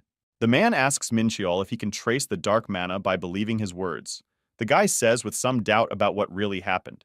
The ambassador rejoices at his words and asks if he can help them in that case, because the Demon King may reappear and they need his help to save this dimension. The protagonist thinks that he finally understood what he was dealing with, because the only one who can find the Dark Elves quickly is him, and if he wants to get rid of the imposters, he will have to work with the elves together. Chiol asks the man why he threatened him earlier if the dark demons are so worried about him.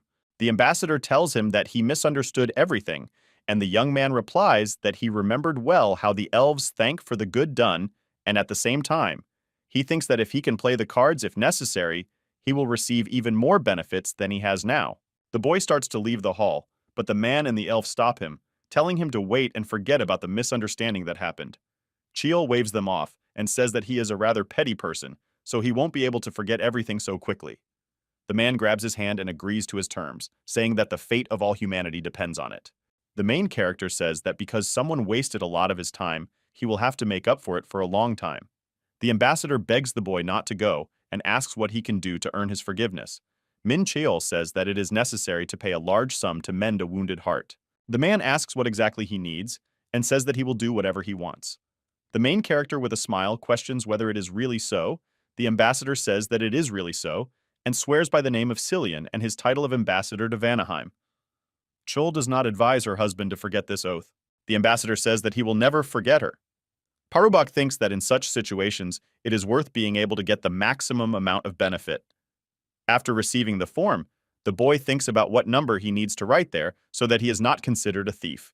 But to be honest, he would like to take everything he can from them. Keel says that he doesn't have much time left, so he'll leave those thoughts for later. He thinks about the first time the elves noticed the dark energy about a month ago.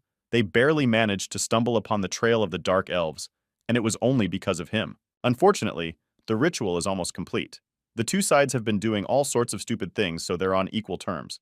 But even so, he's not going to spare the dark elves, and he needs to find dark mana first. The guy thinks that if he had time, he would personally kill each of them, but the deadline is pressing. Kiel thinks that he has no choice but to use a new technique, a mana control method he learned in the Sea of Death called synchronization.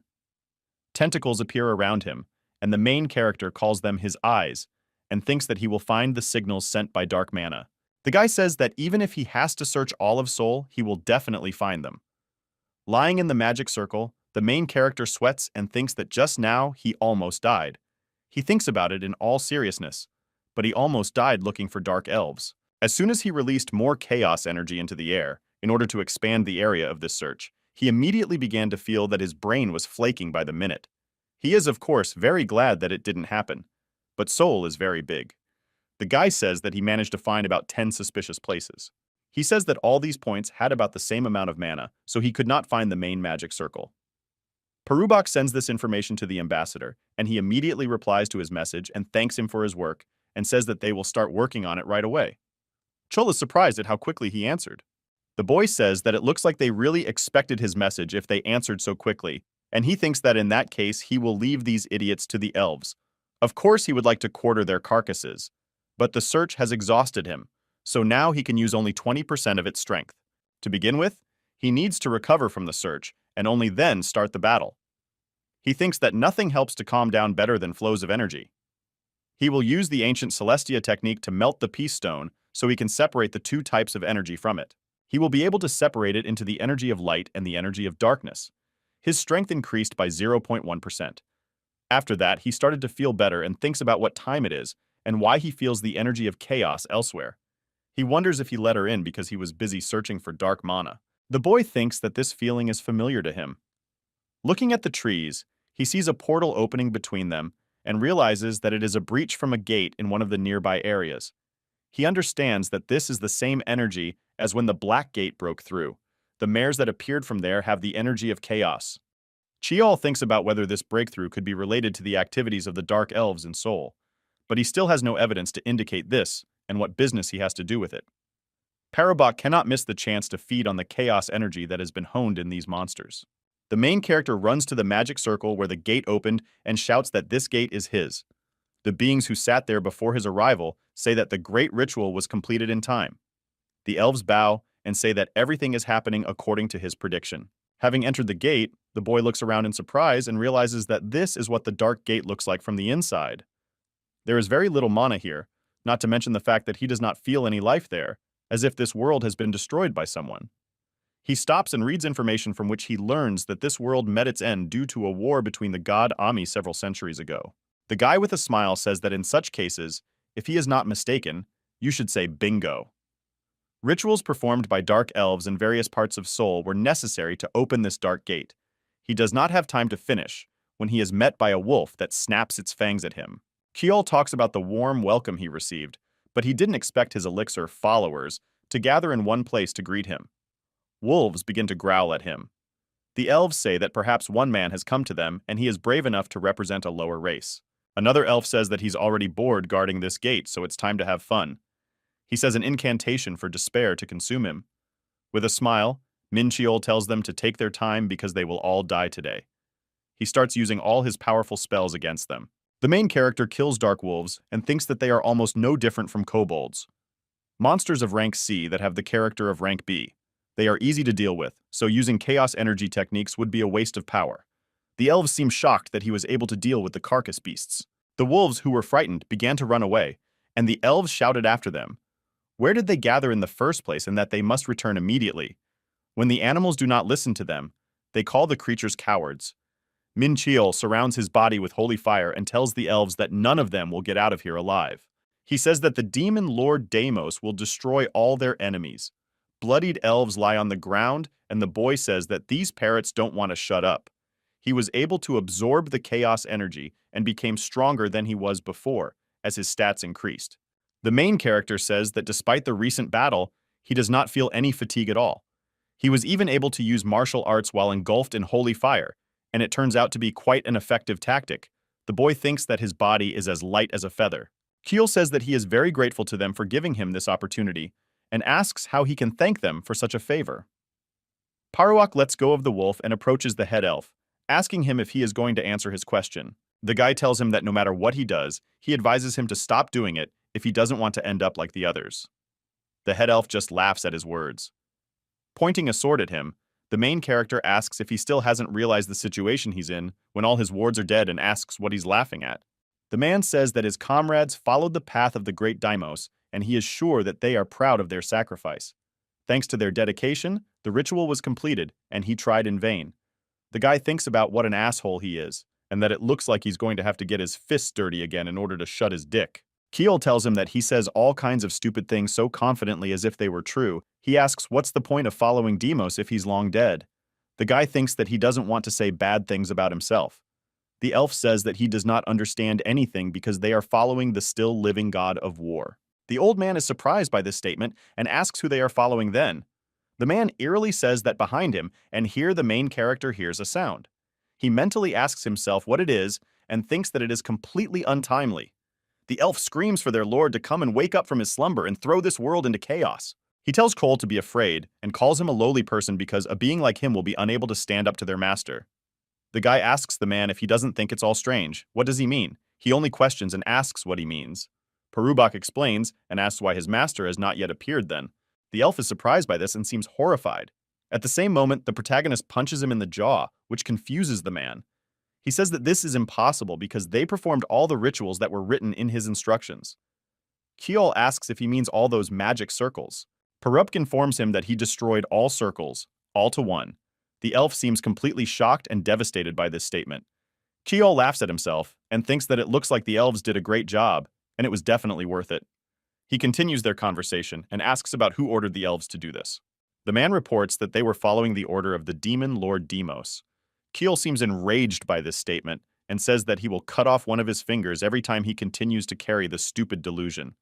The man seems scared and covers his head with his hands to avoid the main character's anger. Parubik thinks that this is a worthless picture because dark elves have no concept of honor at all, unlike their light brothers, because this weakling only cares about his own life. He thinks about the fact that he is barely restraining himself from taking his head off right now with his sword. He cannot do this because he needs to find out who is behind all this. A strong wind picks up and something approaches them from the sky. The main character looks up to see what is happening and seems completely shocked by what he saw. He realizes that he is in trouble. The elf with tears in his eyes says that everything turned out exactly as he said. Kiol asks what exactly happened and wonders who was trapped in this dimension in the first place. A huge creature approaches them, and the main character says that the jerks really managed to summon a very scary creature. The great wolf's name is Fenrir. The boy understands that this is a monster of the epic era that devours the gods. This beast is described in the books as a beast with black eyes and mad green eyes, a monster of the magical age and part-time brother of Jormungand, the killer of the gods who eradicated the Aesir as punishment for their crimes. He was also a harbinger of chaos that destroyed more than one dimension. The elf, getting up from his knees, shouts and addresses the monster, saying that it was he who woke him up. The young man is surprised by this. The man worships Fenrir and calls him the killer of the gods and calls for him to plunge this world into a quagmire. The creature waves its paw and causes chaos, and Kiol is surprised because he didn't do anything.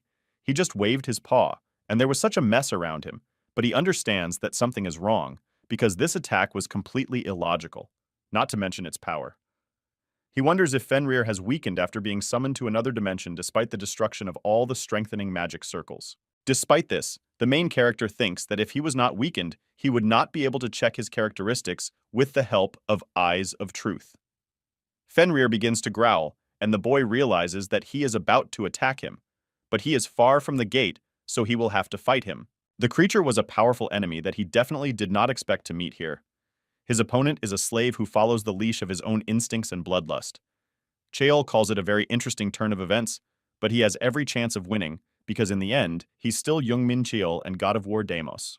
The boy shouts that the creature is about to get hit by him and takes out his sword, readying it to strike, calling the wolf a dumb rascal. He is the strongest fighter in the entire universe, both in the past and in the present. Kiol starts a fight with the wolf and thinks that due to its size, it has many blind spots. After casting a spell, he hits the wolf, but he doesn't get the expected result and thinks that he will have a hard time Because of the difference between his attack power and Fenrir's defense, his techniques almost do no damage to it, because the attack he used before that was Patala's strongest technique. The main character uses the attack again, but realizes that she did nothing to the beast. After analyzing the situation, he realizes that this is due to his thick fur, and the attacks will not be able to reach his flesh. While he was thinking, Fenrir used his strike, almost hitting Chal as he was able to jump away from his paw in time. The guy understands that he is very fast, and if you stand under his punch, then he will be hooked. He will ignore weak damage, trying not to fall under fatal blows, and attack only N breaks between monster attacks, because minor injuries are easily healed with the help of holy fire. The wolf begins to growl and strikes, which the main character was able to dodge. Min Cheol calls the beast a dumb slug and asks if he thinks he won't hit him back. To confirm his words, he uses a spell called Hellfire. Parubik thinks that despite the fact that the wolf's powers are sealed, he is still a monster of the mythical age. Even the spell he used against him did not cause him the severe damage the boy had hoped for. As the beast growls again and casts a spell called a breath attack, the guy shouts that he can't believe that he decided to use such a powerful technique. Leaping into the air for the next shot, the guy shouts about whether he thinks he'll just sit back. He raises his sword and tells the wolf to get ready, calling him a wolf again. Kjol thinks that if the punch doesn't help, he'll just throw a few more in a row for better effect. With his blows, he managed to cut through the fur, and he is very proud of the fact that he managed to do so it is necessary to continue to attack him like drops of water that can eventually destroy the stone. Fenrir tries to push the boy away from him, but he throws a blade at him with a curse, saying that he will never be able to catch him this way, and calls the wolf a dumb dog. Cheol takes another hit with the magic blade and realizes that it is really very strong. Chol thinks about the fact that he only has about half of his total energy left now, and his opponent is a beast whose any attack can send him to the other world. He calls it a true battle with delight. The boy looks up and realizes with horror that the sky has split into small parts. Due to the power of the wolf, this dimension is subject to destruction, and he only has 40 hours to leave the dimension before it is destroyed. Every release of energy will only accelerate the process of the world's disintegration. The main character curses and does not understand whether they really fought so fiercely. Fenrir growls and opens his mouth again, but the protagonist dodges the attack with magic and wonders if the energy releases from their attacks were the cause of the destruction of the world. Despite the circumstances, the wolf continues its attacks, and the protagonist barely manages to evade them. He weakens the beast blow by blow, but it's not enough to kill him, and besides, his own chaos energy is already at its limit and will soon run out. The creature delivers its devastating blow, which destroys the ground beneath them, much to Cholya's surprise. The main character has the idea that Fenrir wants to limit his movement with his actions, and this is part of his tactics. The more the wolf attacks, the faster the time remaining until the destruction of the world decreases, and besides, his actions are becoming more and more calculated and dangerous every time. And judging by his smiles, you can say that he is starting to regain his mind. When the creature stops its attacks for a moment, the boy looks at it and asks if that's all he has. If this is so, then this is not enough because it will not stop him, because he can move calmly even in the abyss. Now their battle turns into a race against time. Kjol uses magic to regain some of his energy and is ready to fight. He thinks that even the gods who rule the dimension have at least one weakness, so he is sure that Fenrir is no exception to this rule. The main character tells the beast to calm down, because if he doesn't do this, this place will be destroyed very soon. At this time, he thinks that he can find his weak point and bind him by the hands and feet. He prepares his sword and runs at the wolf, calling him a dumb bitch and saying it's time for the second round. The battle continues, and due to a large energy release, they have only 15 hours left before the world is destroyed. The beast becomes more uncontrollable, and the hero thinks about how the killer of gods and destroyer of worlds fights without dignity. Fenrir's eyes are filled with madness, and he has lost the majesty that was in his gaze before. Cheol sadly thinks that somehow it reminds him of himself. When he tried to split his body in order to descend to Earth, only to end up dying at the hands of a human hero, he was unable to return to his original body, so he was reborn as a human. This dimension will soon be destroyed, and if nothing is done about it, the wolf will forever drift in the space of the destroyed world, so the boy decides that he will die by his own hand. He attacked all the places where vital organs could be located, but the only point where the blow brought results was his neck. Parubik decides that this may be the weak point of the beast. Looking at the wound on Fenrir's neck, he realizes that there is something in it, so he swings his sword. Expanding the wound, he realizes that something is really stuck in it. The object looks like a stone. The boy wonders if this is his weak point. Swinging his sword, he hits the crystal directly. The animal reacts very sharply and screams in pain, almost falling off its feet after the blow. The main character is surprised by this and thinks that this reaction was unexpected and wonders if it was really his weak point. He dismisses these thoughts and thinks that regardless, he must finish the battle, cut off his head and end it. The mind returns to the creature and he talks about how much his neck hurts. Keel seems surprised and can't believe that he has regained his senses. Lying on the ground, the beast asks about where he is and who he is. The main character reminds him that he is Fenrir. He mentions and asks about the fact that he was released to fight the gods. The main character is surprised by his question and says that he confused something and says all kinds of nonsense because he absorbed the strongest gods and destroyed several worlds. Fenrir seems surprised and asks what kind of nonsense he is talking about since he was fighting the gods just now. Cole asks him if he looks like God. The wolf answers that no, because he is the lowest creature. Man. The boy remains silent after hearing this, and later tells the beast to listen carefully, and informs him that his family was killed by the gods when Fenrir's brother, Jormungand, took the throne of one of the 72 rulers of Pandemonium. The wolf is horrified to hear about this and asks if Jormungand really went over to the side of the demons. He says that it's all strange because he doesn't remember anything. The main character says that it looks like he doesn't believe him, so he tells him to look and shows the cloak, saying that it was given to him by Jormungand and Fenrir feels the strength of his brother from it. The wolf says that this cannot be because Jormungand was preparing for the war with the gods together with him. He sadly says that he does not remember anything at all. Kjol realizes that something has definitely happened to the beast's memory and wonders if the crystal he broke on his neck was to blame. The boy asks the creature about the last memory he has and takes out a bag.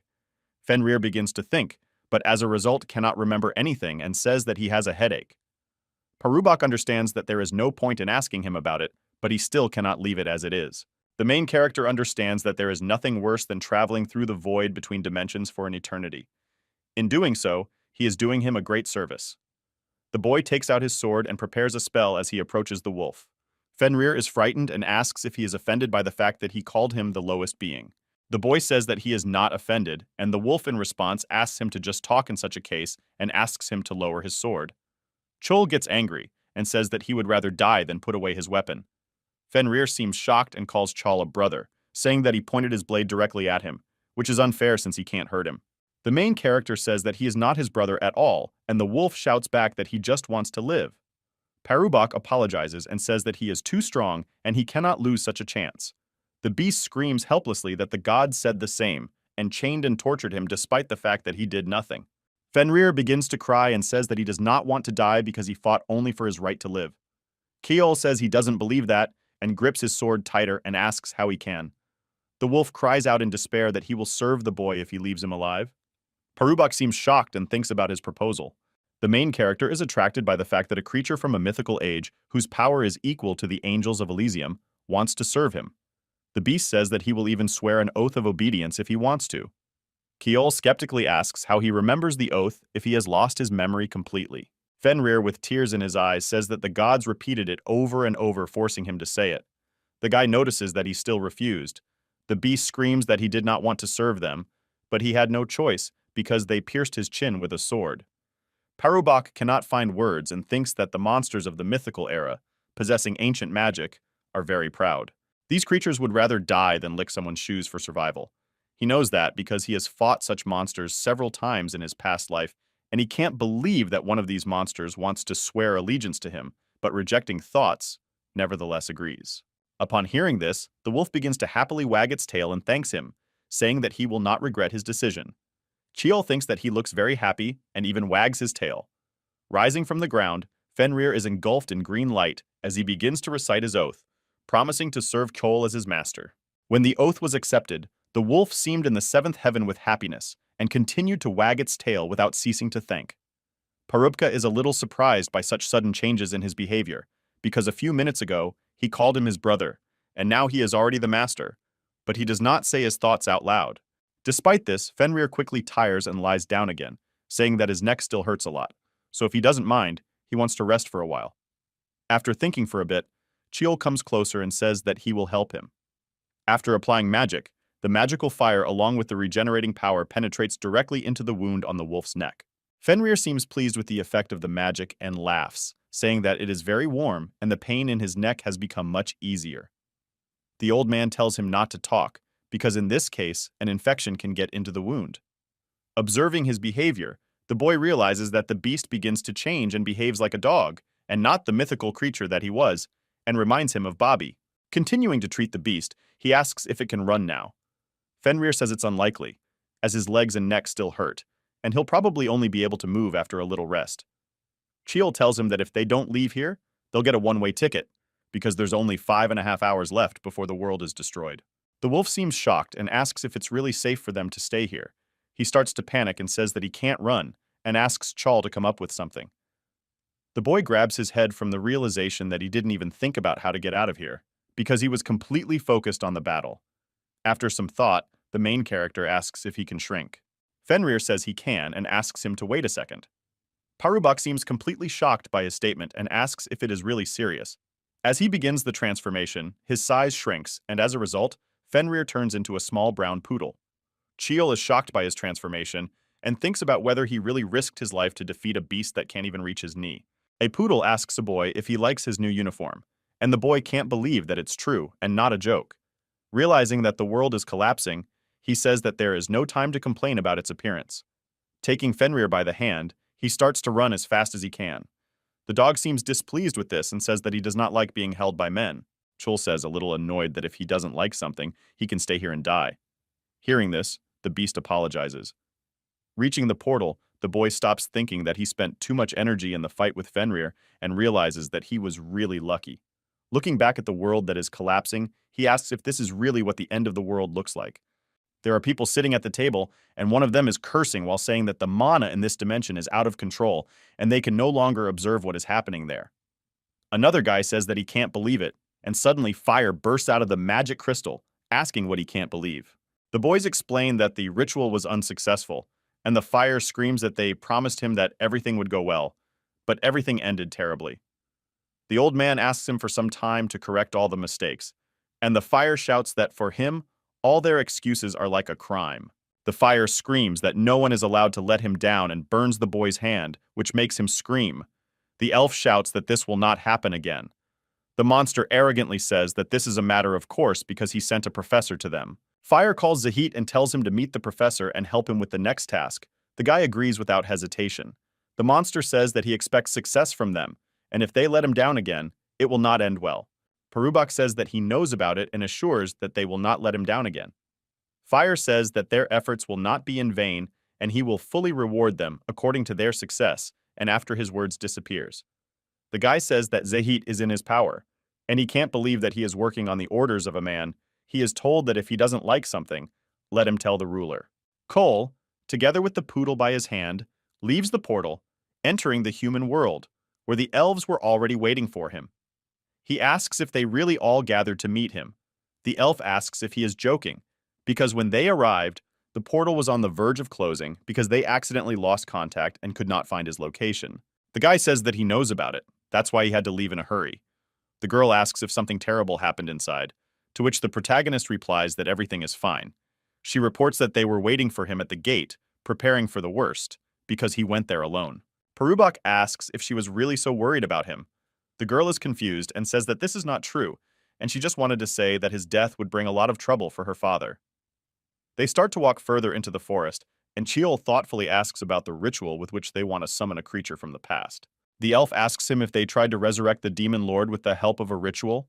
The main character says that most likely not, and the elf continues to question and asks what their goal was then if they were not able to resurrect the demon.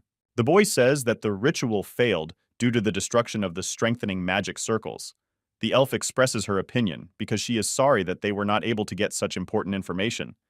The old man thinks that he won't get into trouble if he tells them about Fenrir.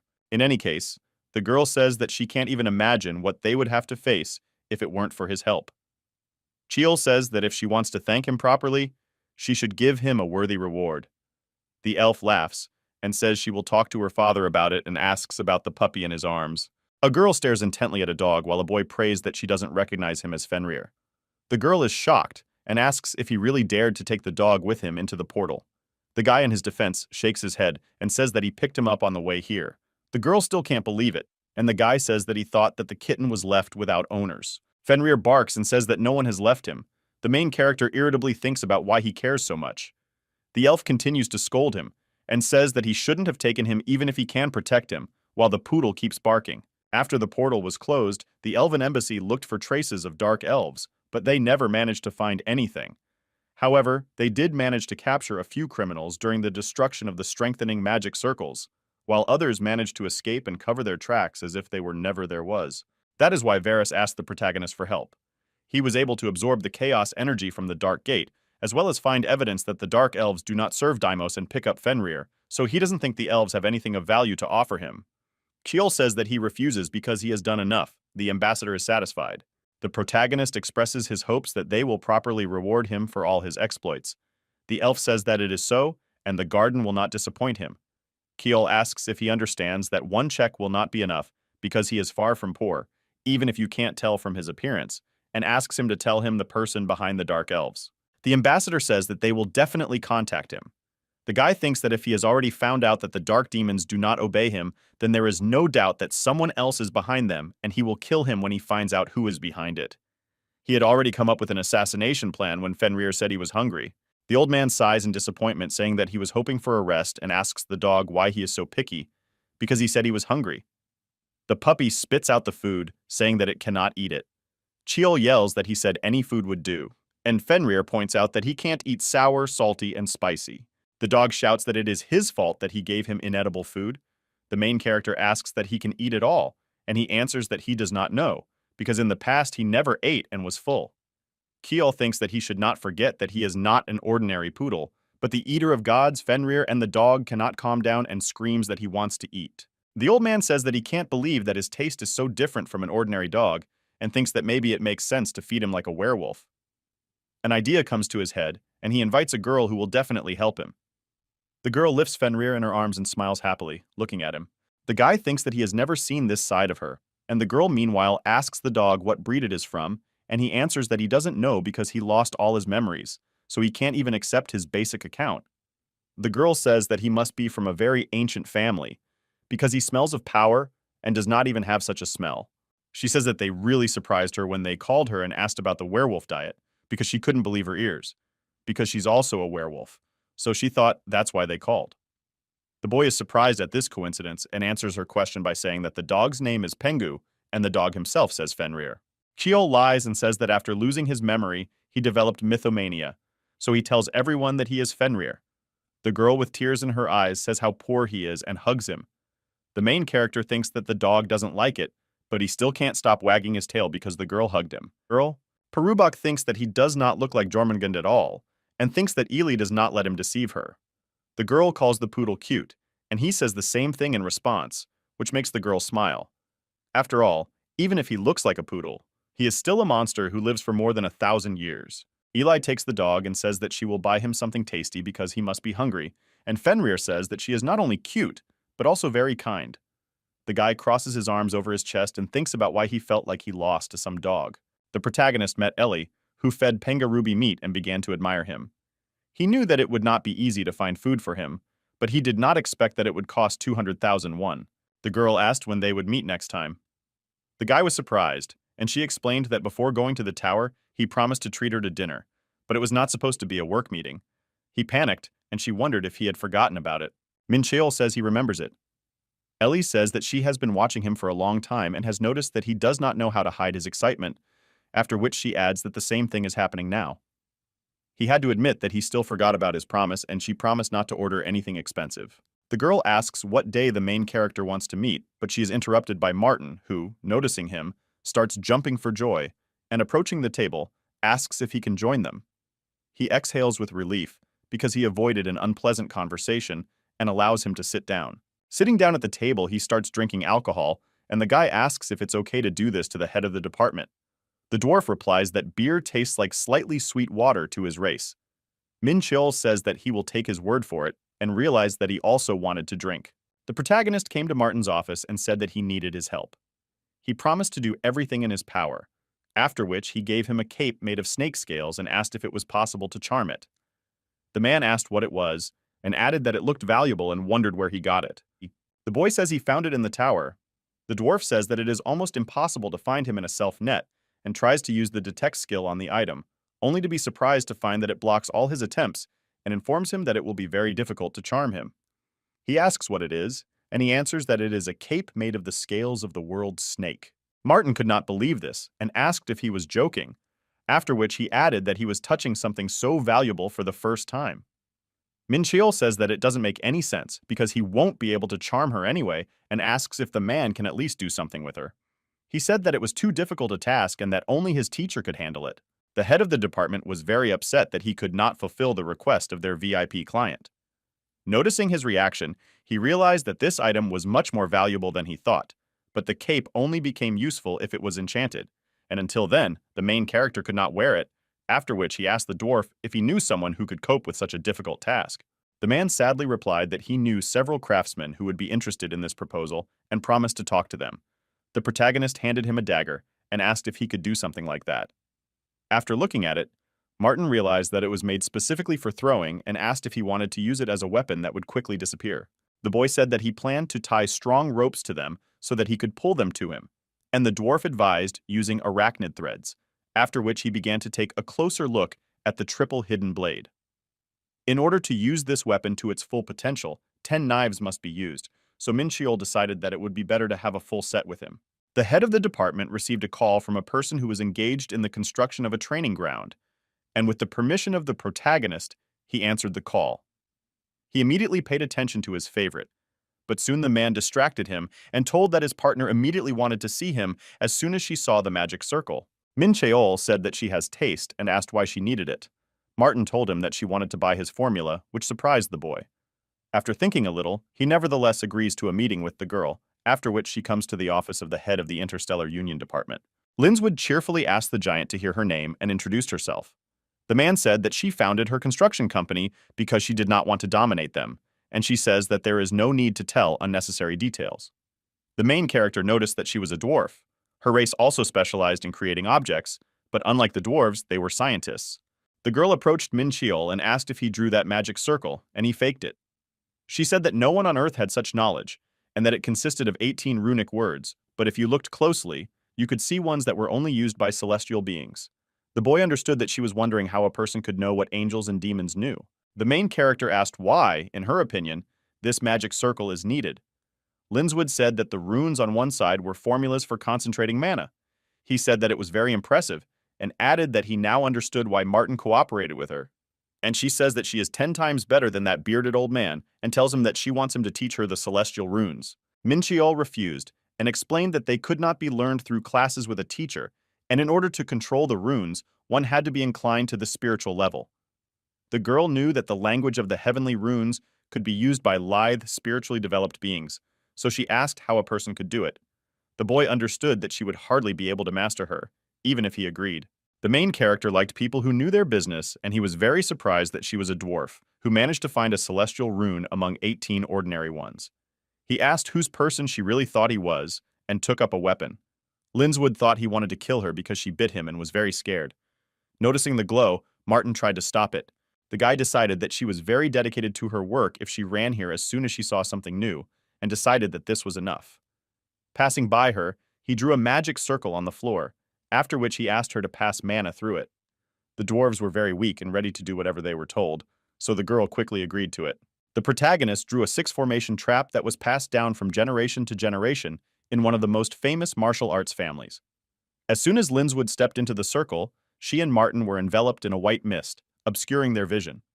Eventually, all 5 senses were about to be paralyzed, so Min Cheol removed the circle before that happened.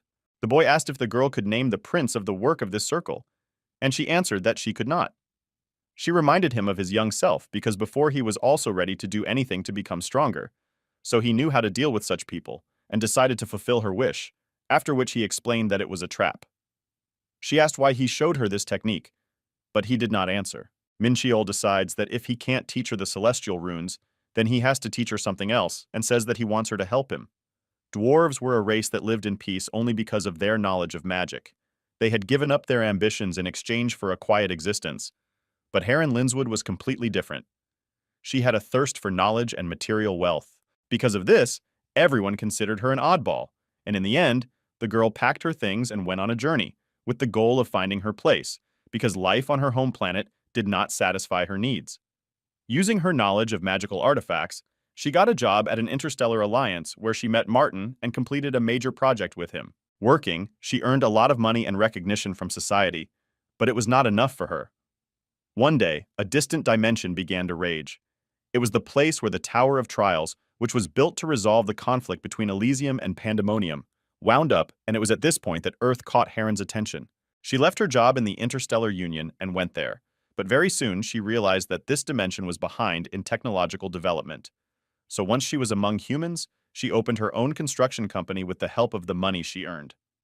Her knowledge in the field of magic accelerated the construction, and it was thanks to this that her business went up. Heron realized that she had reached her maximum when her competitor became an interstellar alliance, which was rapidly developing. While working with Martin, she noticed an incredible magic circle and immediately wanted to meet its creator, wanting to learn the language of runes. But she unexpectedly received a very good offer. She, having a lot of knowledge in the field of magical artifacts, met with something new. The trap circle was beyond her understanding, and she decided that if she could learn it, she could easily break away from the competition, so she had no reason to refuse Min Cheol.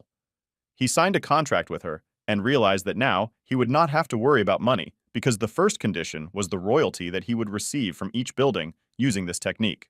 Only the main character possessed the skill to draw this circle, because all the inhabitants of the martial arts planet did not last long, and all its inhabitants died out because they were focused on using internal energy and could not succeed in other areas and had no contact with other dimensions. That is why the fact that he was able to visit this place was a real miracle.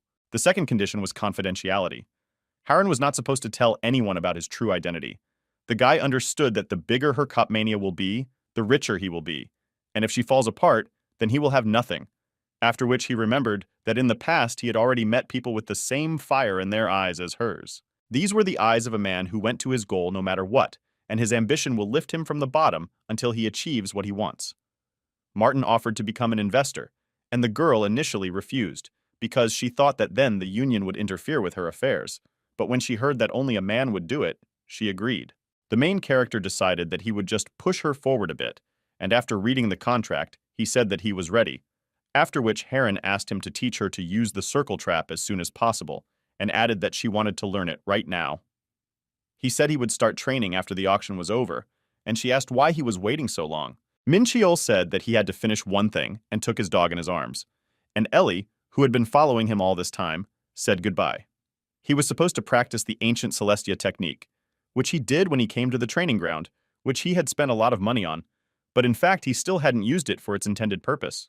The energy the boy poured out was only a small fraction of what he could actually use, but he needed to gather himself in order to know when the World Stone would become empty. There were 10 days left until the end of the auction, and if he could fully process it with this technique, the microcosm in his head would be almost perfect. 10 days later, the main character checked his stats window and noticed that they had doubled compared to last month, and now he could compare himself to 2 or even 3 A-rank hunters at the same time because his chaos energy had reached a decent level and he was using it ancient Celestia and holy fire technique. Min Cheol got up from the floor and stretched because he had been sitting in the lotus position for over a week, and his body needed some time to get used to the movements.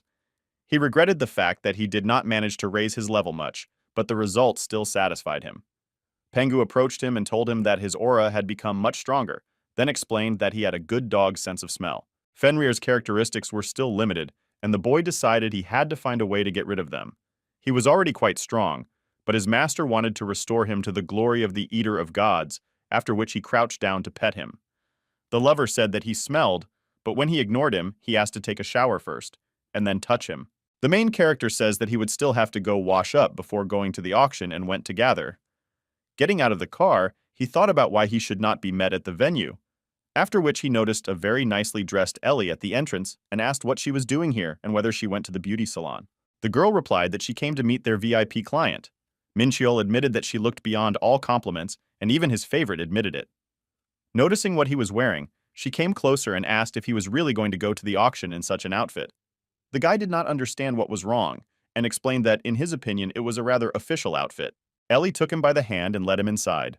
Along the way, she explained that all the most important people in their world will be present at this event, and she can't let everyone look down on their business partner, so the main character has to change clothes. She added that they had to hurry because there wasn't much time left before the start. On the way, Fenrir kept making original compliments to the girl, and his master thought about where he had learned it.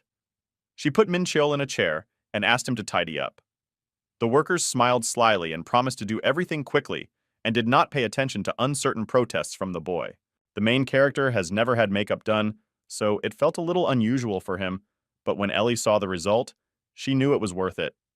She said that a person is met by his clothes, and he asked if she meant that he looked bad before, and asked when she managed to prepare a suit for him, and added that it seemed to be made especially for him. The girl said that she asked in advance to hem it just in case and said that it was time for her to go. Min Cheol was surprised that she knew his size just by looking at him, since he never gave her his measurements and asked if they would go together. She replied that she had a lot to do and that she barely had time to meet him. Looking at Ellie's trail, he thought that being Martin's direct assistant, she must have been very busy. At the last moment, the main character calls her and says that she looks incredible in this dress. She was embarrassed and asked what was wrong with him, and said that she looked amazing in any outfit and promised to meet him later. The guy was a little upset and decided that she really looked different in this dress, after which he came to the hall where the auction was to be held. He was very surprised, because it was more like a banquet. Pengu was also surprised, and his master asked him not to cause trouble. He was indignant and asked who he got it for. Fenrir asked not to be called by that name, but the main character asked him to shut up, after which he began to look around the guests and realized that there were a lot of politicians and famous actors gathered here. A girl with red hair who was wearing a red dress came up to them and said that Min Cheol has a very cute dog. The main character saw her for the first time, and noticing the surprise, she introduced herself to Zhang Jiyan and handed him her business card. He thanked and also introduced himself, after which he realized that he had already seen her somewhere, and then remembered that she was the head of the Divin Guild, which was one of the 3 closest in Korea and was under the complete obedience of a very large corporation. She was the youngest daughter of the head of the Divine Group and founded her own guild. The guy says that he didn't even recognize her at first, which amused the girl. He knew that there were many corporations in the world that had more authority than hers, but he had no reason to be rude or worried because he had defeated the best Hwarren, which was the best guild in Korea. The girl says that she wanted to invite him to her guild for a long time, and was glad that they finally had the opportunity to meet. She said that she tried to call him several times, but he did not answer. Min Cheol is surprised and says that nothing like that happened. Then she reminds him that she did it when he passed the exam. The main character recalls that at that time his phone was bursting with ringtones and messages, so he could not answer all of them and realized that these people thought that he was ignoring them. He became very uncomfortable, so he decided to leave, but Ji Yan stopped him and told him that he should stay a little longer and asked to see the hall. Looking around, the boy noticed quite a lot of guests, and could not figure out when they managed to gather here. Min Cheol noticed that they were all looking at him and thought that they might have come here specifically to flirt with him. The girl noticed his surprise and said that he did not quite understand what was happening and explained that now he is a real sensation because he managed to take the first place in the exam among the participants of the best guilds in the country. She says that the main character sowed chaos among the hunters, and he says that he is not going to join the guild. Ji Yan explained that she knows this and therefore does not offer him anything and added that she cannot speak for others. He asked why she started that conversation then, and she answered that she would like to build friendly relations with him. The guy thought that the fact that he took first place in the licensing exam was not enough for her to want to talk to him and decided that it was quite suspicious. The girl says that she came across a video of him fighting with the boss and immediately realized that he will become the best hunter in Korea. The main character thought that she was definitely not an ordinary person if she could see his potential when he was a novice and just starting to learn martial arts. Ji Yan said that she wanted to be the best hunter's friend and added that it was a decent reason, and he told her that she was wrong. Min Cheol explained that she would be the best hunter in Korea and he would be the best in the world. Self-confidence amused the girl a little, and he asked if she was laughing at him, and she said that in that case, she wanted to become the friend of the best hunter in the whole world. He recognized that she had good intuition and noticed that there was no fear or flattery in her words.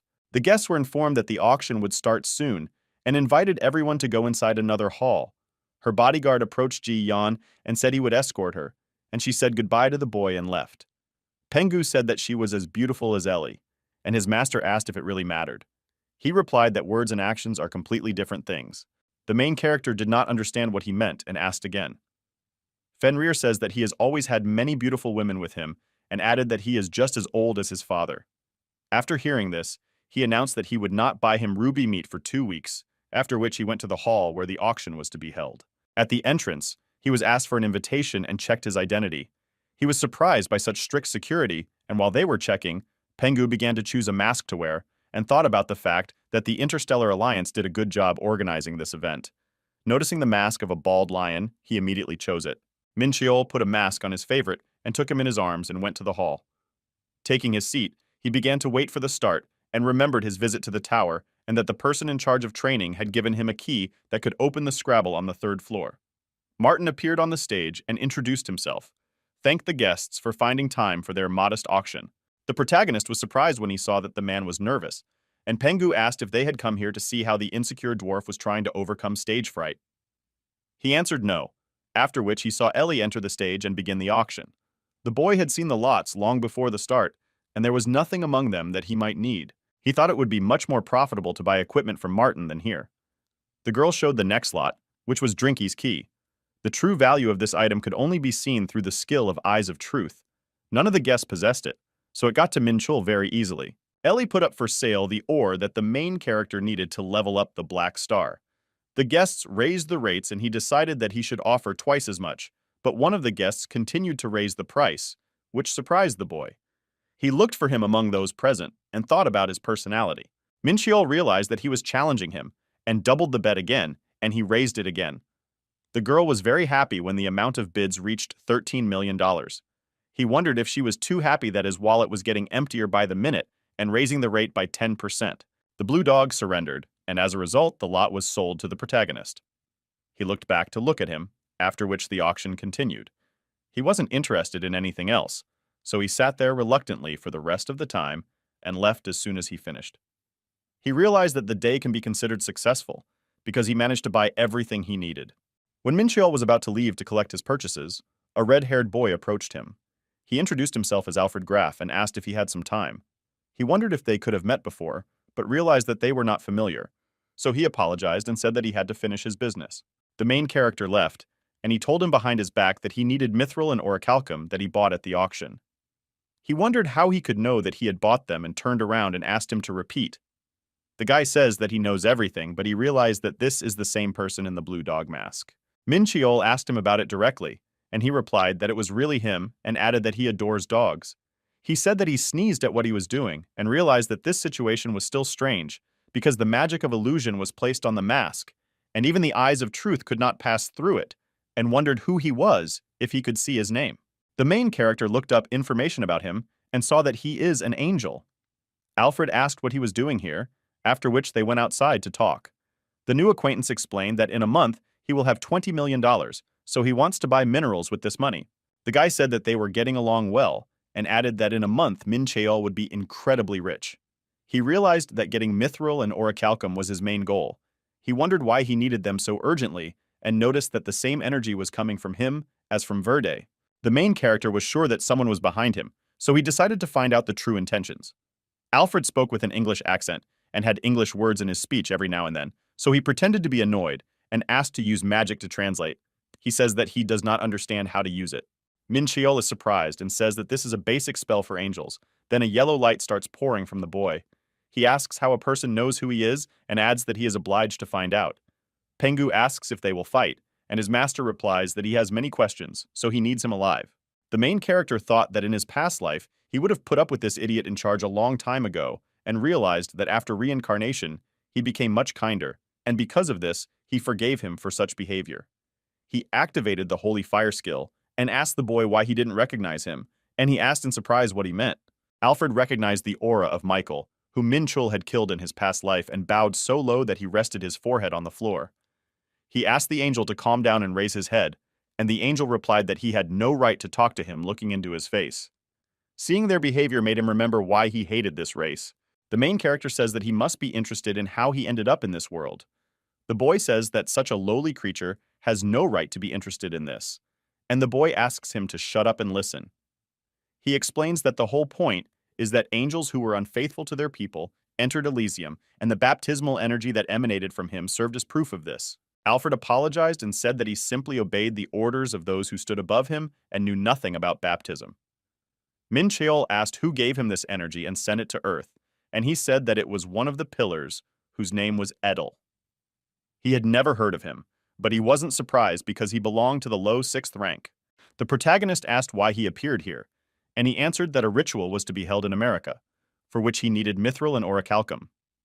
The boy decided that the fact that dark elves and angels were conducting a complete ritual was very suspicious, and that it was too large-scale work for a 6th rank being. Minchiel understood that whoever was behind all of this must have a status no less than the monarch of Pandemonium. But Alfred knew nothing because he was just a pawn, just like Verde, so he had to lure the commander who was. And Shadows, he approached him, and putting his hand on his head, said that he was still innocent. The main character says that when trouble comes, there are always people who try to corner a person who has activated the Holy Fire skill. Thus, he decided to convert him to his side. He was very moved by the fact that Michael forgave his sins and began to cry. After the process has been completed, he says that he has a task for him. Minchel tells him that he is to become his undercover agent in Elysium, and explains that he has been acting alone until this day, but he finally found someone he can trust. Alfred rose to his feet and said that he would follow his orders no matter what, and that he would do his best to live up to his trust. The boy didn't care what happened in Elysium, but he couldn't let someone spoil the lives of people on Earth, so he instructed the angel to learn more about the ritual and realized that pretending to be one of them was a real shame, and after his new acquaintance left, went to collect his purchases.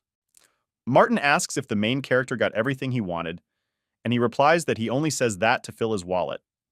After examining the blank check, he asked where he got it, and told him that it would cover all his debts. He asked whether the man was impatient for the next world, and whether these minerals now belonged to him. Minchiel turned the black star into a gauntlet and touched the metal. She began to absorb all the power and the room was filled with a purple glow. Dwarf asked what he was doing, and he asked to just watch. Noticing how greedily the black star devoured everything, he realized that she was quite hungry, and that she had been waiting for this moment for as long as he had. The boy was glad that she was not as picky as his Fenrir. When he finished, Martin couldn't believe that all the precious metals were gone, and the protagonist was admiring the second level of the black star. Now he could recreate the weapon from his memories, so all he had to do was learn how to use it well. The second level only raised her to a unique rank, but that was enough.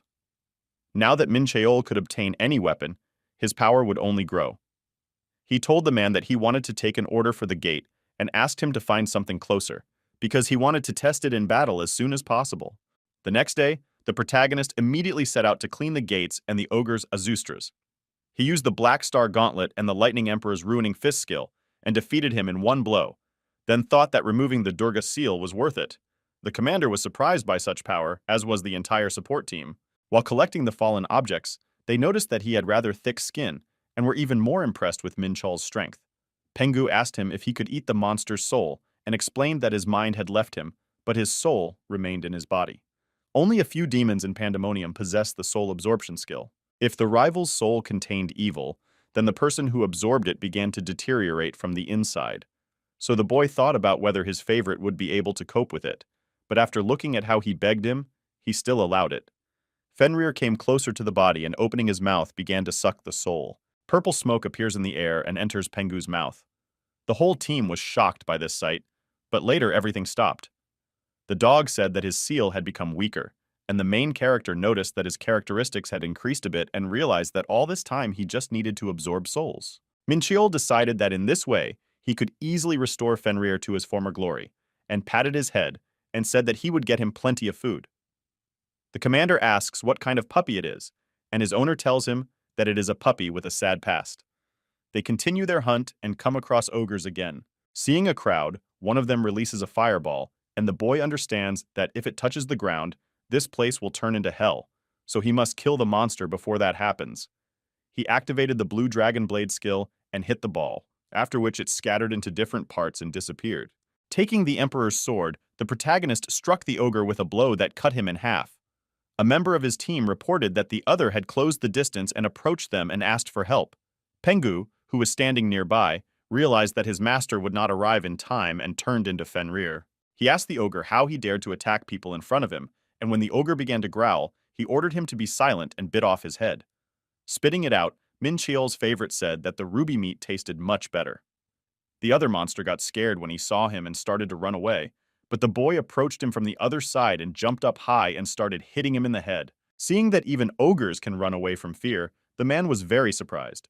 The main character hit him a few more times, after which he fell, and Pengu turned into a poodle again and asked if he did a good job. His master praised him and asked him why he did this, because such things were not even a warm-up for him. Fenrir said he should have dealt with him himself then, and Minchol says he's joking and pats him on the head. He realized that if the pet did not help him, then someone could get hurt, after which he allowed him to absorb souls. The boy decided that the A-rank dungeon was not that easy, so he had to give it his all. The main character reached the Ogre King. He could not believe that a person could come here and added that he is not an obstacle for them. He laughed because of such self-confidence and said that he was allergic to nonsense, which made him very angry. The boss asked how he dared to be rude to him and said that he would crush him. Minchiol wondered if he had enough strength to do this, after which he hit the ground with his fist. The boy understood that they just wanted to defeat him by force, because the skill he used did not require much effort, and taking the whip in his hands, he began to run straight to the shockwave in order to stop it. When the Black Star increased its level, it was able to improve the characteristics of the owner, but the main character decided that he was still too slow, so he had to train more. He jumped up and cut the boss in half with the 7-star sword and thought that this monster would be a stepping stone on the way to his power. One of the gate guards asked his colleague why he was not nervous, because this was their first gate guard assignment, and he asked him to relax and explained that even if they ignored them, nothing would happen, because there were 2 days left before the breakthrough, and if something unexpected happens, they will simply run away. The guy says that if he were him, he would be worried about the fact that they would have to stay here until late at night. They receive a message from the group, which surprises them because they have only recently gone there. He said that the squad could go to the gate just to scout, and that Minchiol was the only hunter who knew how to fight. When everyone returned, the guard asked if they were very tired, and asked to name the date of the next event. The commander says that he is more tired because he is dying of boredom here, and asked to tell the association that they have already finished. He couldn't believe that the main character was able to clear the A-rank gates by himself, but when they started to close, he realized that it was true. When the body of the boss fell to the ground, he began to train on it. Minchiol awakened Deimos' memories, which helped him train much more effectively. He cleared the gate much faster than he had planned, and realized that it was due to training in the Sea of Death, leveling up the Black Star and the power of the World Stone. The main character decided that it could be even faster, because thanks to Fenrir, he could not worry about the safety of his team. Ellie said that she had found another gate, and that he could enter it tomorrow, and he thanked her, and added that she could be relied on. She said that if he really wanted to say thank you, he could do something special for her. The guy says he will think about it, after which he gets a call from an unknown number. Picking up the receiver, he heard the girl on the other side say that she was the same small and weak dwarf whom he promised to teach how to use a trap, and asked why he did not get in touch because the auction had already ended long ago. Minchiol realizes that he completely forgot about her and asked to meet at his house. When he finished talking, Ellie asked if he had really forgotten about the promise Linswood had made, and he said that a lot had happened lately. In the afternoon, he finished cleaning the gate, and in the evening he met with her to teach her a new technique. 1086. First, the main character explained to her the meaning of each written word and in what order they should be placed, after which he asked if she could repeat it. Heron says that she is a professional, and he asks not to underestimate his importance. She didn't want to admit it, but she says that he helped her a lot, and added that he is very cranky. The guy decided to alternate cleaning the gates of rank A and rank B, since there is a serious struggle among hunters for the right to clean the first. He hadn't taken a single day off for a whole week, and he finally said that he had quite a bit of chaos power, so now he had to train his body. He invested all the bonus points in strength and agility, and almost reached level 30. Minchiol went to clean the gate and left Peng with the team to protect her. Almost immediately, he met members of the Vulcan tribe, who had a rather strong body, which often led to conflicts with demons, who also liked to fight. In his past life, he often recruited them to participate in interdimensional wars. The protagonist says that he hoped to meet real warriors here, and one of the Vulcans asked if he was trying to insult them. He understood that the people in front of him were not real, but ordinary dolls that protected the core of the gate and were much weaker than the original, so he asked them to show what they were capable of. They began to attack to make him regret his words. The boy took the Black Star glove, and hearing the battle cry of the warriors decided that it sounded pretty good for a fake. He easily defeated all his opponents and realized that they needed to become twice as strong in order to catch up with the real Vulcans, after which he noticed that he had reached level 30. A bonus was waiting for him at the 15th level, so he thought he would get something valuable now. Minchiol was given a choice of 2 powers to obtain. The power of charm had already been offered to him, so he was not interested in it. But noticing the power of the dead, he thought about who it used to belong to, and remembered that that being was a master in necromancy. He always thought his methods were bad, because he always stood in front and let more and more dead people in front of him. The main character decided that it was much more useful in battle than the power of charm, and chose it, after which it transformed into an army of chaos. He realized that he would not be able to test her right now, because the power of the dead could only be used on living beings, and next to him lay only the bodies of Vulcans. The boy received the light army skill and tried to use it. Light began to pour from his palm, which turned into 4 angels. Each of them introduced themselves and got down on one knee. He couldn't remember if there was anything like that in Elysium, and thought that his limit at the moment was 4 warriors. Despite the fact that they looked like angels, Min Cheol felt a different energy from them. After reviewing their characteristics, he saw that they had about the same strength as ogres. He noticed a crowd of Vulcans approaching them and decided to test his warriors in battle, then ordered them to deal with it.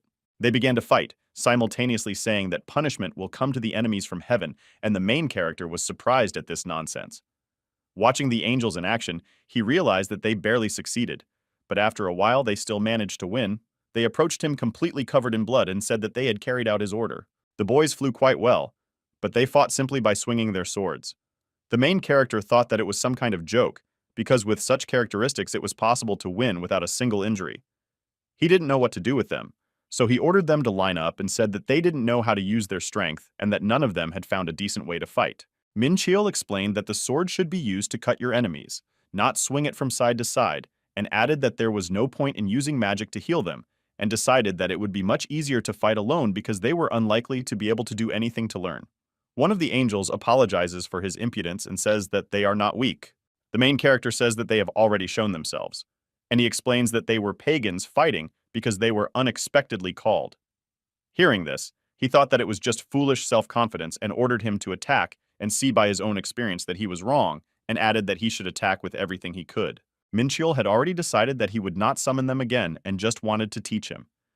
The angel began to strike but soon realized that none of his attacks hit the target. All the punches were too predictable, so he realized that it was time to end it and put his opponent on the ground, after which he explained that not being able to use his power could lead to a loss. The boy was very disappointed and knew that the warriors could improve their skills, but he did not want to tolerate their pride. The angel calls to him, and he asks why he does not want to admit his defeat. He says that his sword was created to protect him and asks to be taught swordsmanship. The rest are also asking for it. The main character was interested that they had surrendered, so he promised to do so later and explained that at the gate they should focus on the enemies, after which he told them that now they should obey Pung.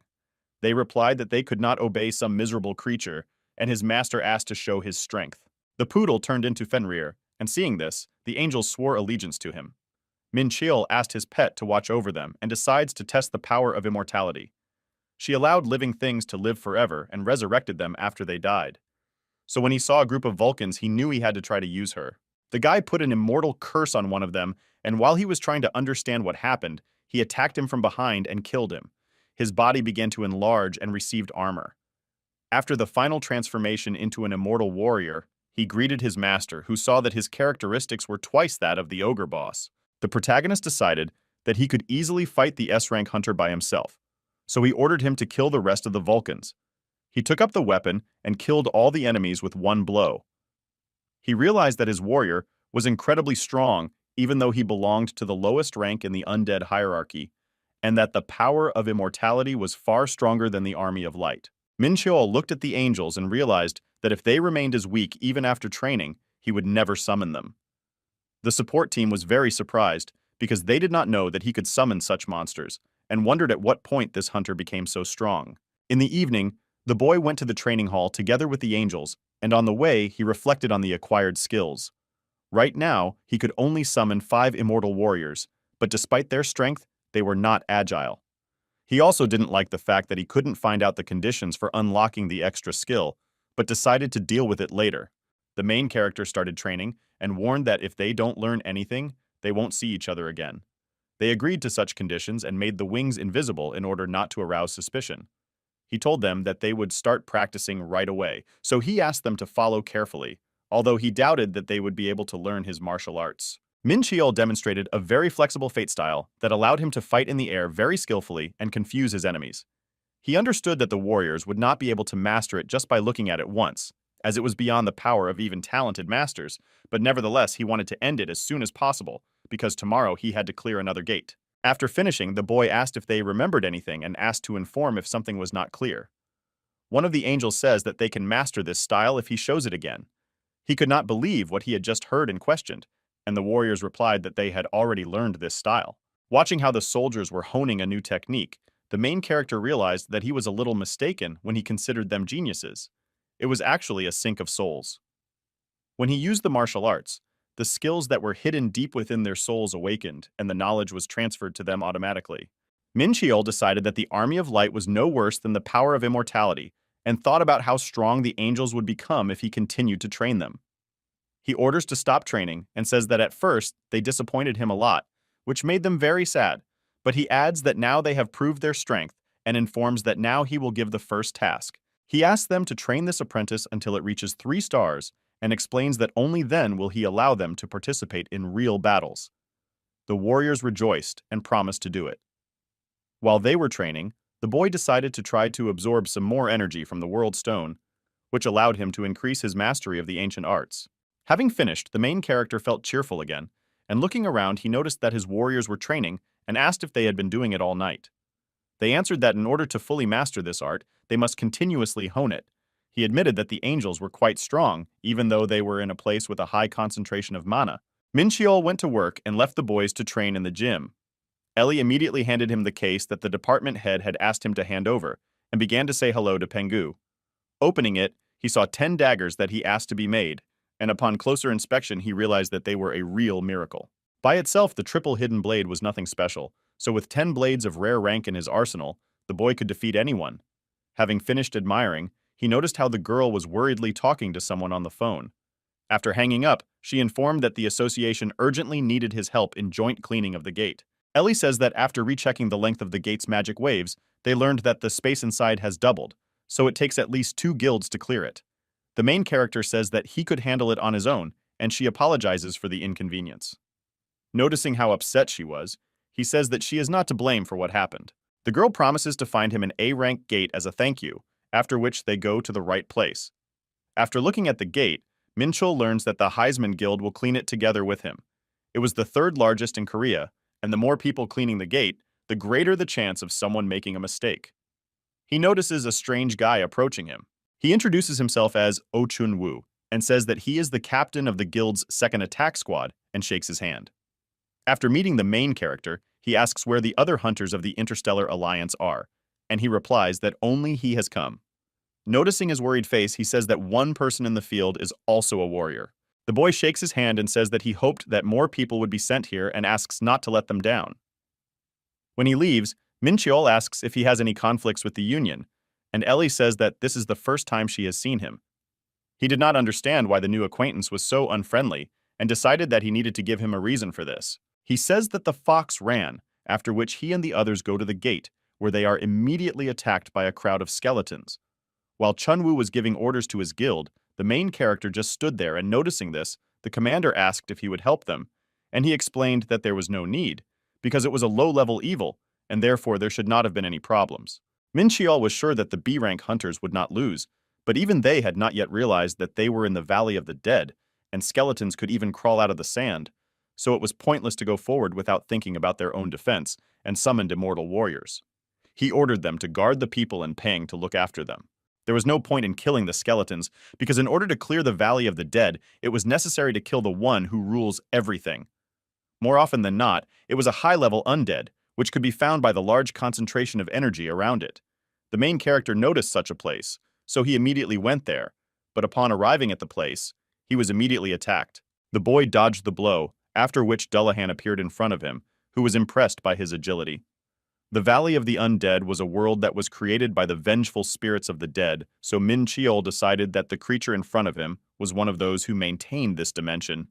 He mentioned that the Heisman Guild was fighting very hard, although there was no need for it as long as the core existed.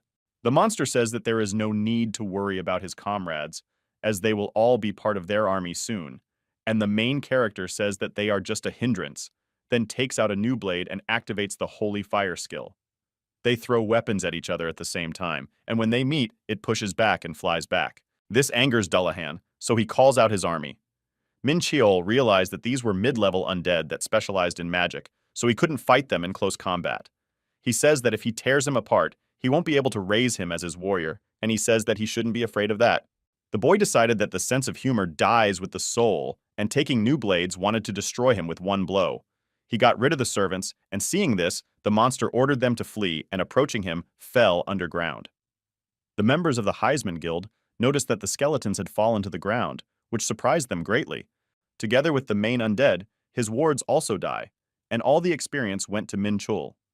When the commander noticed him, he immediately ran up to him and asked how he was able to stop the skeletons, and he explained that he had killed the one who commanded them. Seeing Dullahan, he wondered why he risked his life and killed him alone. Chung Wang first heard about the main character 3 places ago when he destroyed the 3 brothers who were their stars in the exam. At the time, he thought that he was just mocking their teacher and decided that he was just a cocky novice. But after today's battle, he realized that this hunter was blessed by the gods. They rushed into battle without a strategy, and Min Cheol risked his life to save them. Such nobility moved the boy very much, so he ordered his comrades to show all their might. Noticing that they stirred, he thought that having discovered the secret of this gate, they wanted to take all the experience for themselves and kill all the high-ranking monsters. The protagonist decided that he would not allow them to do this.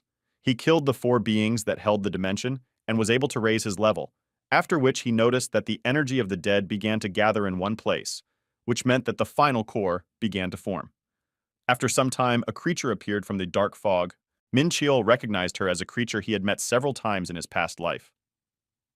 Chung Wang asked him to back off as he knew they wouldn't be able to deal with him without reinforcements, but he ordered them to leave and not interfere, after which he assured them that he could kill him and activated a holy fire skill that neutralized all the negative energy. The boy could not allow someone else to intervene in the battle because he wanted to take all the reward that he would receive after killing him. This monster was born as a result of the fusion of several dead souls and their bodies, and in order to control this organism, at least 10 dead people who had consciousness were needed. The main character jumps up and, having activated the infernal flame skill, chopped off one of the eyelashes. He was glad when he realized that his past life memories had not failed him, and decided that now he only had to worry about his strength, which exceeded 600 points. But if he continued to cut off parts of it, the monster would continue to lose its characteristics. The battle was not easy, because even though Min Cheol already had experience in fighting big monsters, he still used up all the chaos energy and was very tired. He was able to destroy most of the creature's body, but there was still a small monster standing in front of him. In order to defeat him, he summoned 2 immortal warriors. After the monster died, an undead core fell out of it, which would continue to summon servants if left here, so the boy decided to take it. He praised his warriors and went back, but he noticed the Heisman Guild and thought that they wanted to take his loot for themselves and asked what they were doing here, and they answered that they wanted to tell him something. Chun Woon apologizes for being rude to him when they first met and adds that he was very wrong, then thanks him for saving his squad and taking all the risk and bows with the others. The main character did not understand what he was being thanked for, but he did not pay much attention to it and went home. Ellie informed him that the support team had asked to take the lead and that there was a real fight for the gate in the market, so he had nowhere to work tomorrow. Heron Lingswood had canceled her scheduled meeting with him because she had to set the first alarm clock trap, so he was free all day tomorrow. Min Cheol thought he could devote this time to training. Entering the training hall, the angels congratulated him on his return, and the boy ordered them to train further. Usually, martial arts training was conducted under the supervision of a teacher, but they did not need it, and the high concentration of mana allowed to increase the effectiveness of training. After thinking about mana, an idea came to him. The main character decided that he could use the undead core to absorb the world stone. When he took it out, the warriors immediately sensed the dark energy and asked to get rid of the item, but he ordered them to shut up and continue training.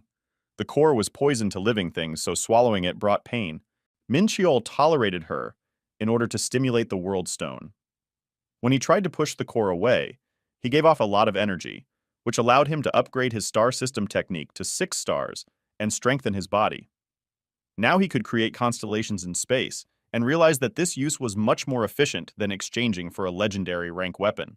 The most interesting began when the star energy reached 6 stars, because the boy gained the skills that were used by demons of the highest ranks.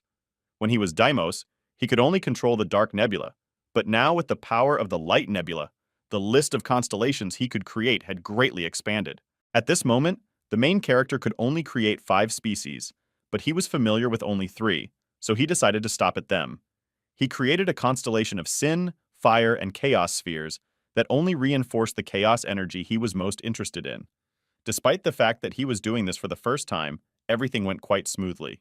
Minchul failed to create the Chaos constellation and thought it was due to using the energy of the Dark Nebula and tried to fuse the two stars together.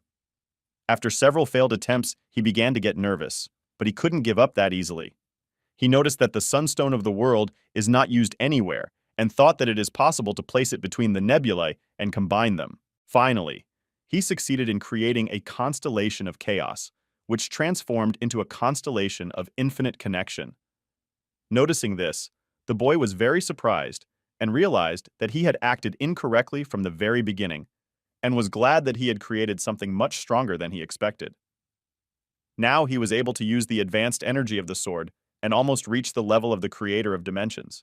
After the protagonist finished, the angels congratulated him on receiving the blessing, and he ordered them to return to training. Pengu asked to feed him, and he reminded him that he had eaten recently. His pet says that the last time he was fed was a day ago, which really surprised the boy because he had no idea that it took so long.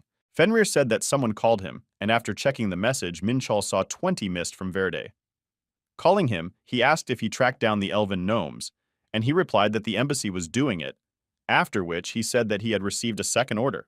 Hearing this, he asked to meet with him. Arriving at the cafe, the main character noticed the demon, although there were still 10 minutes left until the appointed time, and he says that he will return after buying coffee. His servant says that he found out that he likes Americano with ice the most, and holding out a glass, he asks if he was right, and he says that it is indeed so. Verd says that he prepared the best coffee for such a great man, and that only she can extinguish the flame inside, and that is why it was the best for him.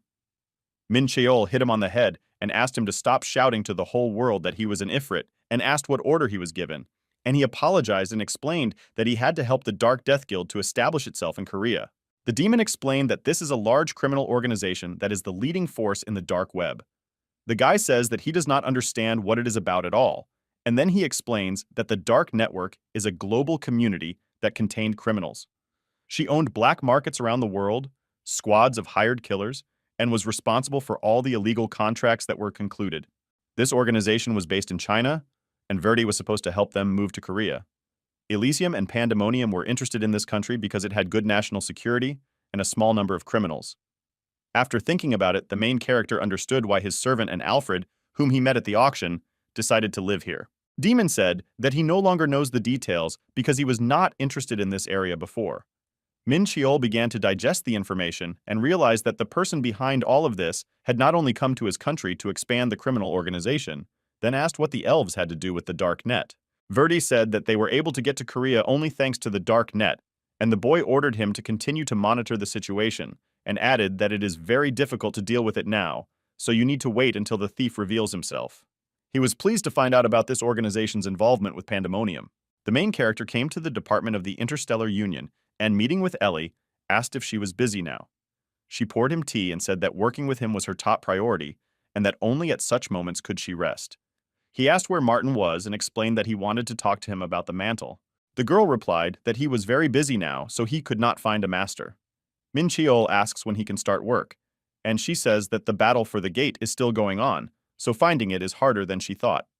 He had to buy the right to go to the Lost Lands, which became a real problem. The Lost Lands was an area that got mixed up with the gate during the first cataclysm, and now monsters appeared from there all the time, but getting a chance to try even there was very difficult. The boy had only to wait, and during this time he decided to raise his level and characteristics as much as possible, and in addition to the ritual that Alfred said, there was a month left. The main character decided to go to the tower again, so he asked Ellie to cancel all plans for tomorrow. She says that he forgot something, and he asked in surprise what exactly.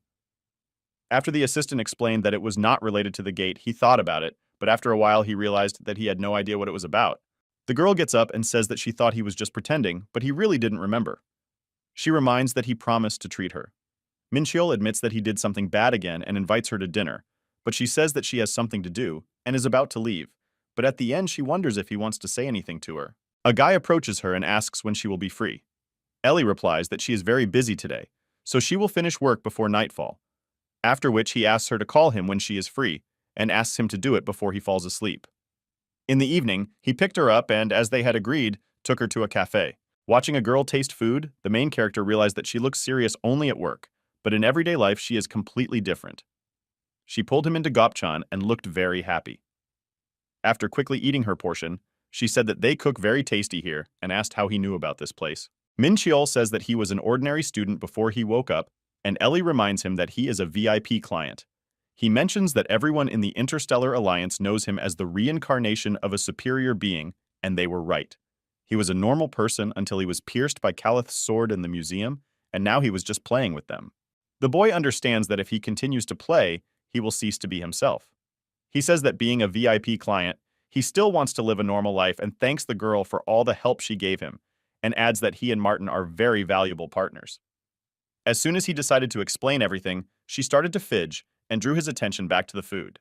At the entrance to the tower, Ellie reported that the head of the department could not see him again and asked to convey his apologies, after which she asked how long he was leaving.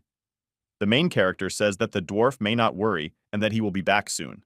He couldn't disappear for long because Pandemonium and Elysium were up to something. The girl thanks him for taking their relationship so seriously. Min Cheol decides that this is a response to his words yesterday and says that it should not be done because they are partners.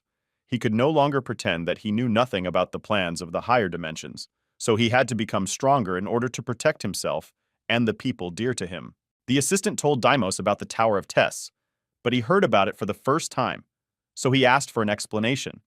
He says that this is a repository of secrets, where many creatures go to gain power.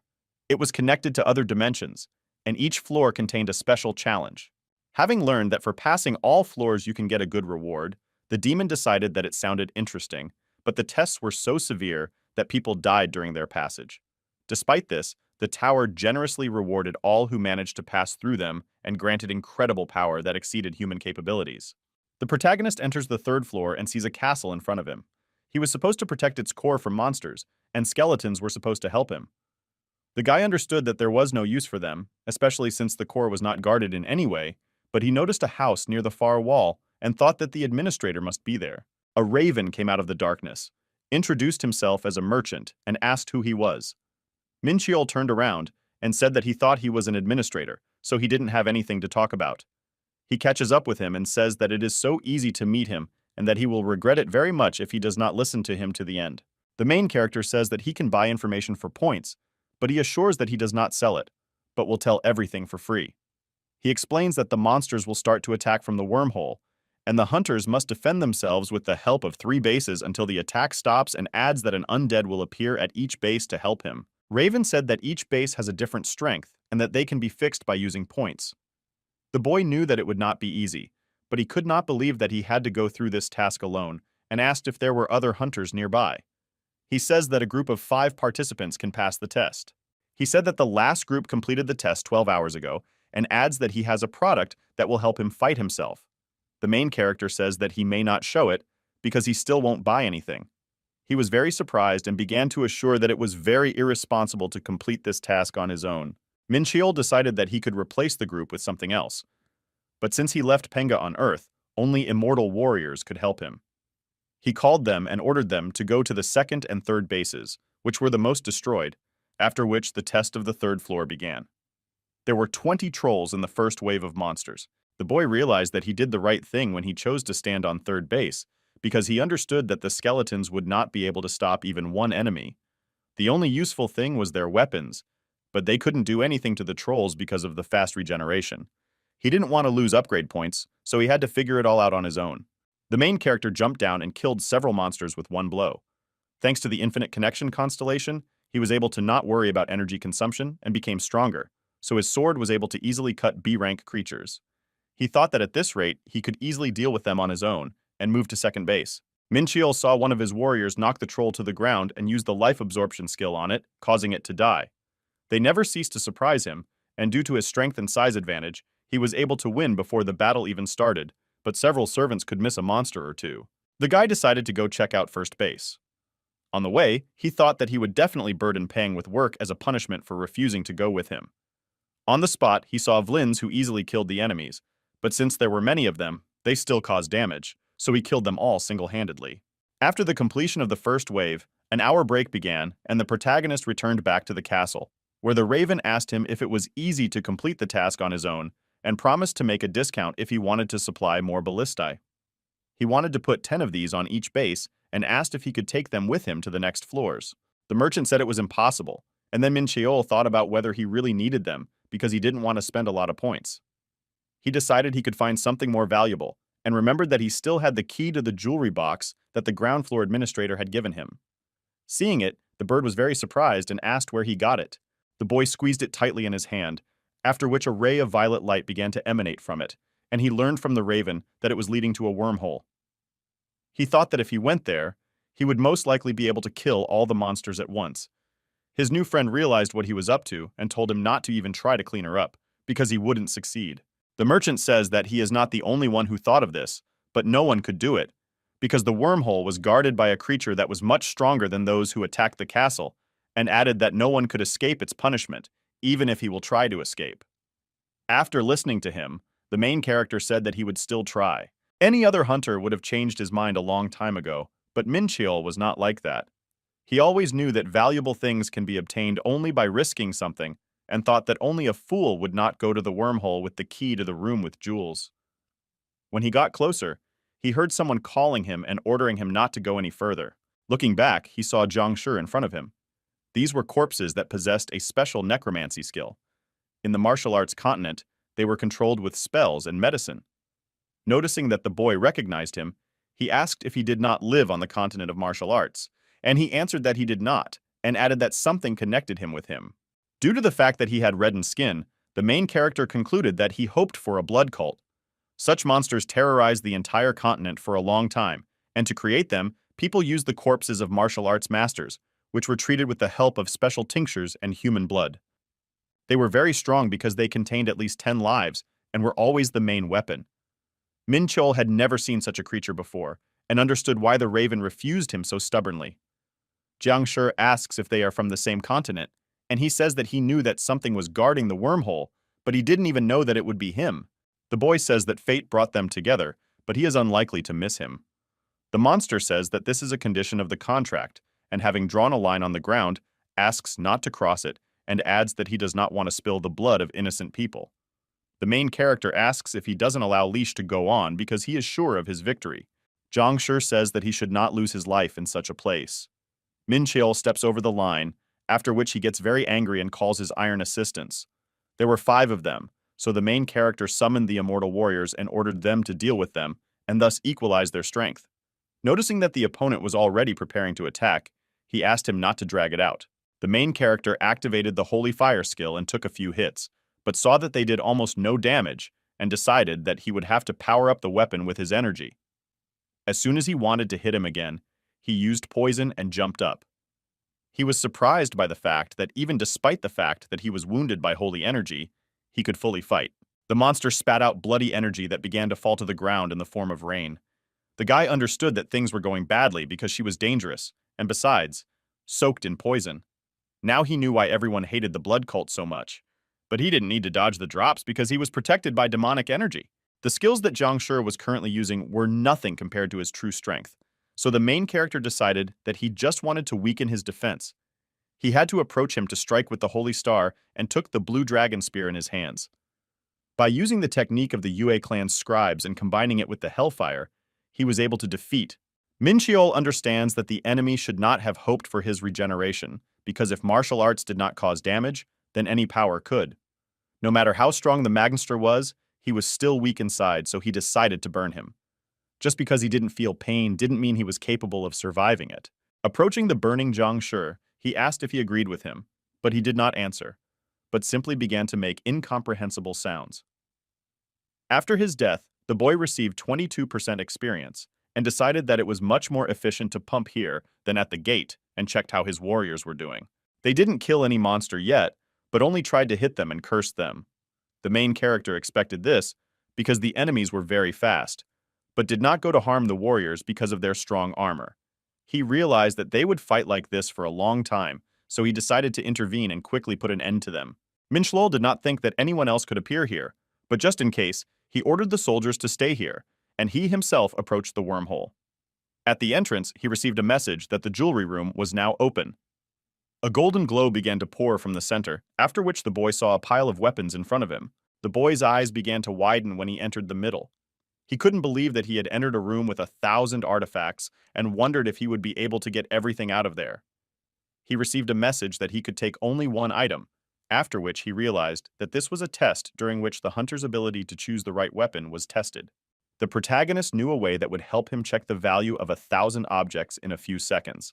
To do this, it was necessary to use some energy of the celestial techniques to find the artifact that surrounded the most mana. He was able to distinguish 190 objects and, using the eyes of truth, began to walk by each of them. The time to visit the room was limited, and when Min Cheol had less than a minute left, he noticed the armor of transcendent rank behind him. This item could convert received damage into mana and self-heal. It was technically impossible to destroy it, so he chose this artifact and realized that without the eyes of truth, he would not have even noticed it. Returning back, the boy changed the shape of the armor so that it suited him, and now he just had to wait for a new wave of monsters. Meanwhile, the raven combed its feathers in front of the mirror and thought about what the hunter was doing now, after which he decided that he simply lowered his hands because he did not see the death notice. The merchant understood that no one would fight with the bloody Zhang Shi, because he had the skill of regeneration and released poison into the air as soon as he was wounded. He got bored sitting in one place, so he started flying. Seeing that all three bases were intact despite the fact that the main character defended them alone, he was very surprised. The raven did not notice any traces of the battle and thought that he was able to defeat the monster after all.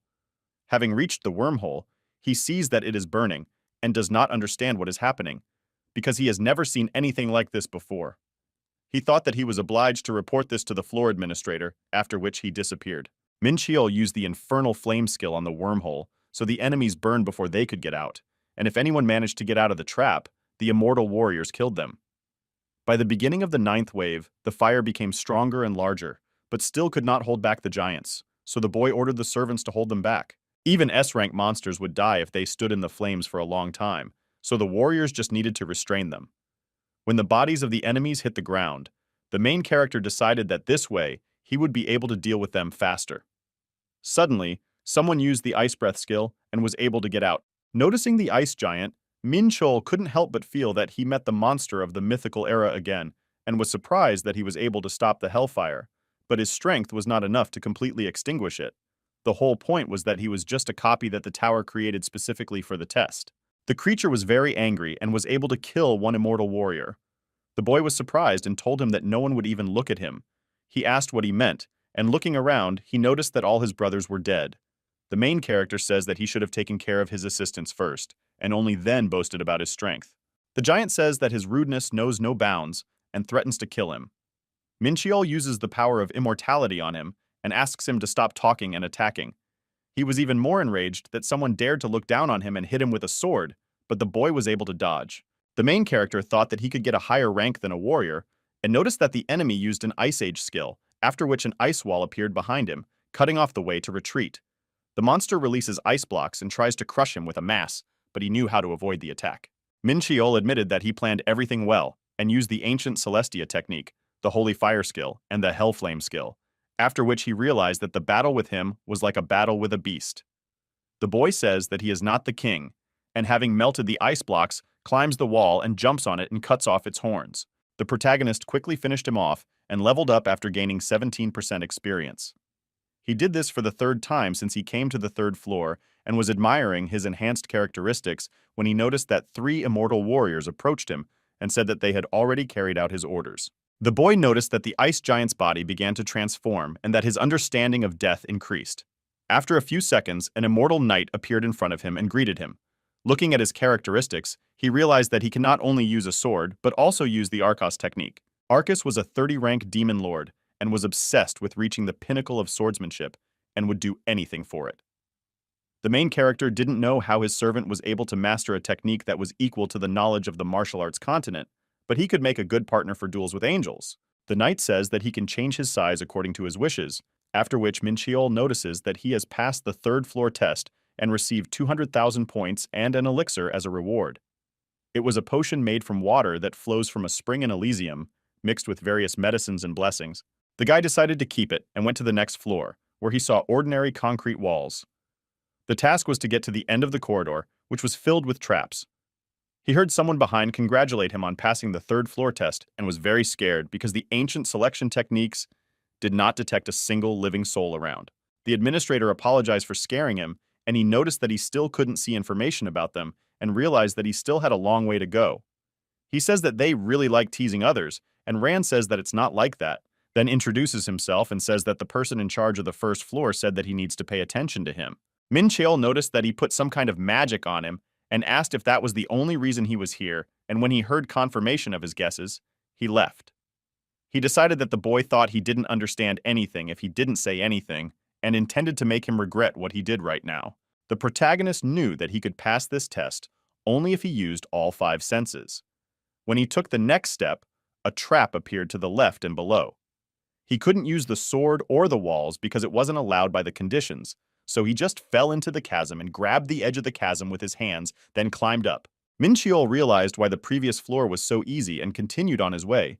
He came across a trap again, but this time it was spikes. He activated an enhanced demonic defense which allowed him to survive. The boy decided that next time he would not allow himself to be caught again and use the techniques of the ancient Celestia to their full potential. Having fallen into a trap, he thought about it again. How long will this all continue? And noticed that he got a 6th sense.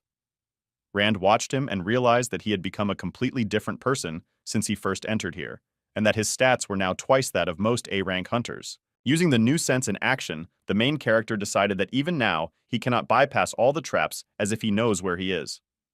The administrator in charge of floors 1 to 5 asked the crow if this player had broken at least one rule during the test, and the crow answered no. Rand didn't expect anything like this when the Ground Zero administrator told him about this hunter and thought that he could reach the rainbow level like the 7 emperors.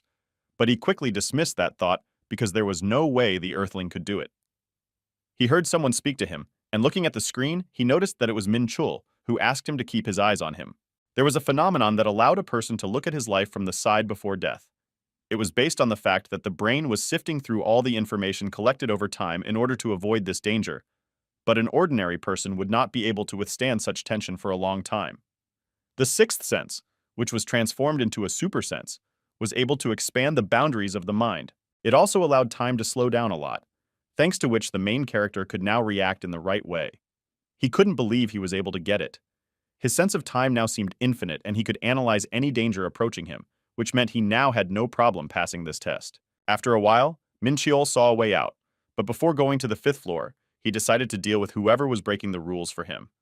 Thanks to his new sense, he noticed that the administrator was watching him and said that they needed to talk, after which he appeared right behind him. The boy thanked for being able to come and told that he received a message about the violation of the rules and explained that it happened because of the meeting with him and the use of clairvoyance skills. Rand was very surprised and asked how the 0 floor member knew about this and wondered what the 0 floor administrator had told him about it.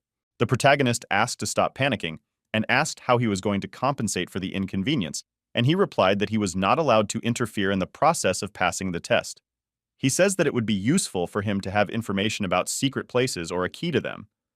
The administrator understood that he was being used, but he could not do anything because he would be punished for violating the rules. Rand says he never thought about giving it to someone and pulls out a piece of paper. He explains that he won't be able to say where it might be needed, but using the eyes of truth, Min Cheol learned that it would need to be used on the 9th floor in order to decipher the cipher. The administrator says that he did not even imagine that one day he would be threatened by a player like him, and the guy said that he spoke to him too gently. He explained that he simply understood that he was in a bad situation, so he had no choice. The main character decided that he could get more out of him because his new acquaintance had a weak character. He thought that he would regret giving him this item more than once and says that their meeting was not very pleasant, so he hopes never to meet him again, after which he ends the test. Min Cheol got 10,000 points and went up to the next floor and saw a tower in front of him. The main character noticed that this is the same building in which he is now and decided that he accidentally returned to Earth, but felt that the mana in the belief is twice as much as there. Every 5th floor was connected to an aerial garden, in which residential complexes were located. Tests were not held here, so various players stopped here to rest. Min Cheol realized that the test would not start immediately, after which he heard a commotion behind him. Looking around, he noticed a group of beings coming towards him and felt some magic begin to pass through his body and received a message that the other members had used a research tutorial on him The boy was very angry that they were trying to gather information about him without even asking, but he decided not to start a fight, but to concentrate on holding back his energy to hide it. The skill rated him as a B-rank hunter, and the players couldn't understand how he got here with such characteristics. Suddenly, Young Seong-hee came out of the crowd and recognized him. The main character says that he didn't know that he also went to the tower and asked if it was normal that his friends just checked the information about him with magic, and he replied that they are looking at the capabilities of new people who arrive on the floor in order to understand if it is worth it. Invite him to your team. The boy says that there have been some changes in the tower now, and Min Cheol asked him to explain what exactly, and then he said that everyone had heard a lot about the rookie who broke the record of the 7 emperors on the 0 floor and collected all 5 gems in record time. After which he noticed that the facial expression of his interlocutor had changed and asked if everything was fine with him. They agreed that Song-hee will show him everything here because he arrived here earlier. They immediately went to the cafe and found out that no one uses money inside the tower, after which his new acquaintance asked how he passed the task of the 0 floor. The protagonist choked on his coffee and wondered what exactly he meant. Min Cheol asked how he knew, and he replied that he guessed that he was the same rookie when he saw that he took first place on the 0 floor. The guy was very upset that he was exposed and said that his interlocutor should work as a good guide if he does not want to get into a fight, and decided that he should pay for his jokes. Song-hee says that she will now tell him about the aerial garden and puts a crystal ball on the table from which a map appears. This city was divided into 4 zones and about 100,000 people lived in it. Hearing this, the main character was surprised that such a large number of creatures refused to continue the test. The guy says that this is not true, and takes out the return stone and explains that it can be used if you think that you will not be able to complete the task and return back to the 5th floor. Also, after completing each level, it was possible to return here, and since it became a base, the population also grew. Min Cheol noticed that there was a community area to the north and asked what it was. Song-hee explained that it is something like guilds and that the largest communities are ruled by the 7 emperors who are currently the strongest among the players. They wanted to get to the top of the tower, but lately their progress has slowed down because they started competing with each other. He adds that communities try to recruit strong newcomers in order to increase their strength. The main character decides that it does not concern him because he did not plan to join anywhere and asked if his interlocutor planned to invite him somewhere, and he answered that his task was to gather all former employees of the association. Seong-hee hands him the card he just showed. Min Cheol asks why he is so generous with him, and he replies that he is the one who made him decide to go to the tower and adds that giving him the map is a small thing. The boy was surprised by such words because it was only the second meeting and understood that it might be fate. The protagonist did not pay attention to the places he occupied because he did not expect that they would be publicly shown on this floor and could not believe that he was able to attract the attention of so many people. He remembered that his friend told him that blacksmiths work in the Western Zone and went there. Looking around the street, he realized that it reminded him of Pandemonium's armory. Min Cheol decided that there must be a person here who can put a seal on the snake's cape and thought that he should go to the highest building and notice something similar to a shopping center near him. Inside, he was met by an administrator who decided that he would not be able to afford to buy something valuable, but greeted him politely. The main character thought that this building looked like it belonged to an interstellar alliance, and after informing him that he needed to put a seal on the object, asked if there was a maestro-level master here. The man decided that this earthling was checking him out and asked if he belonged to any community, and he replied that he did not. Dwarf says that they are not taking orders now because the queue is full and offered to fill out a form in case someone quits. Taking it in his hands, Min Cheol noticed that it was written by hand and asked what his name was, and he said that he was Arten Hammerdon. The guy took out a cape and said that he needed to put a seal on this item. The main character hid her and said that if no one can do what he needs here, then he is forced to go somewhere else. The man asked him to wait, but he decided that he would not trust his things to someone who could determine their value but could not recognize a valuable customer, and wondered how the administrator would behave after he left. Going outside, Min Cheol realized that they must have more than one maestro-level master, but thought that if he couldn't find the right person elsewhere, he would turn back. While walking along the street, he noticed that the knowledge of other Covels is also good, and that here you can find things that are almost not on Earth. The boy met many craftsmen, but none of them had the level he needed, and after a while he heard a rather clear sound of a hammer coming from behind the door, and was very upset that such an old workshop somewhere on the outskirts of the district could make such a sound. The weapons from the outside weren't too impressive either, but he noticed a unique rank sword whose capabilities were specially understated. The protagonist wondered who did it, so he went inside. The blacksmith broke away from his work, and hearing that his guest wanted to place an order, asked if he had seen the objects that were standing on the street in front of the store, and added that he was definitely not well versed in quality weapons if he decided to visit him. Minchiel checked the information about him and found out that this maestro was a maestro level and a Vulcan, after which he thought that he must have some reason to hide his power. The man said that he would not be responsible if he did not like the final version of the product. Seeing the cape made of snake scales, he was very surprised and asked where he got it. The boy says that he is not obliged to tell him this, after which the blacksmith says that this artifact is almost finished and asks what he needs to do with it. He explains that a seal must be placed on it, which someone must engrave, and he noticed that the master began to doubt and decided that he needed to be provoked a little. Many people were ready to give their lives for the opportunity to work with this material, and the main character knew this, so he said that if he could not cope with the task, he could go to another workshop. The man says that he will take care of the matter and asked how he can be so fickle. Min Cheol paid 100,000 points for the materials and realized that it was quite cheap considering that the work would be done by the maestro, and Håkan asked if he had any hesitation about spending such a large sum.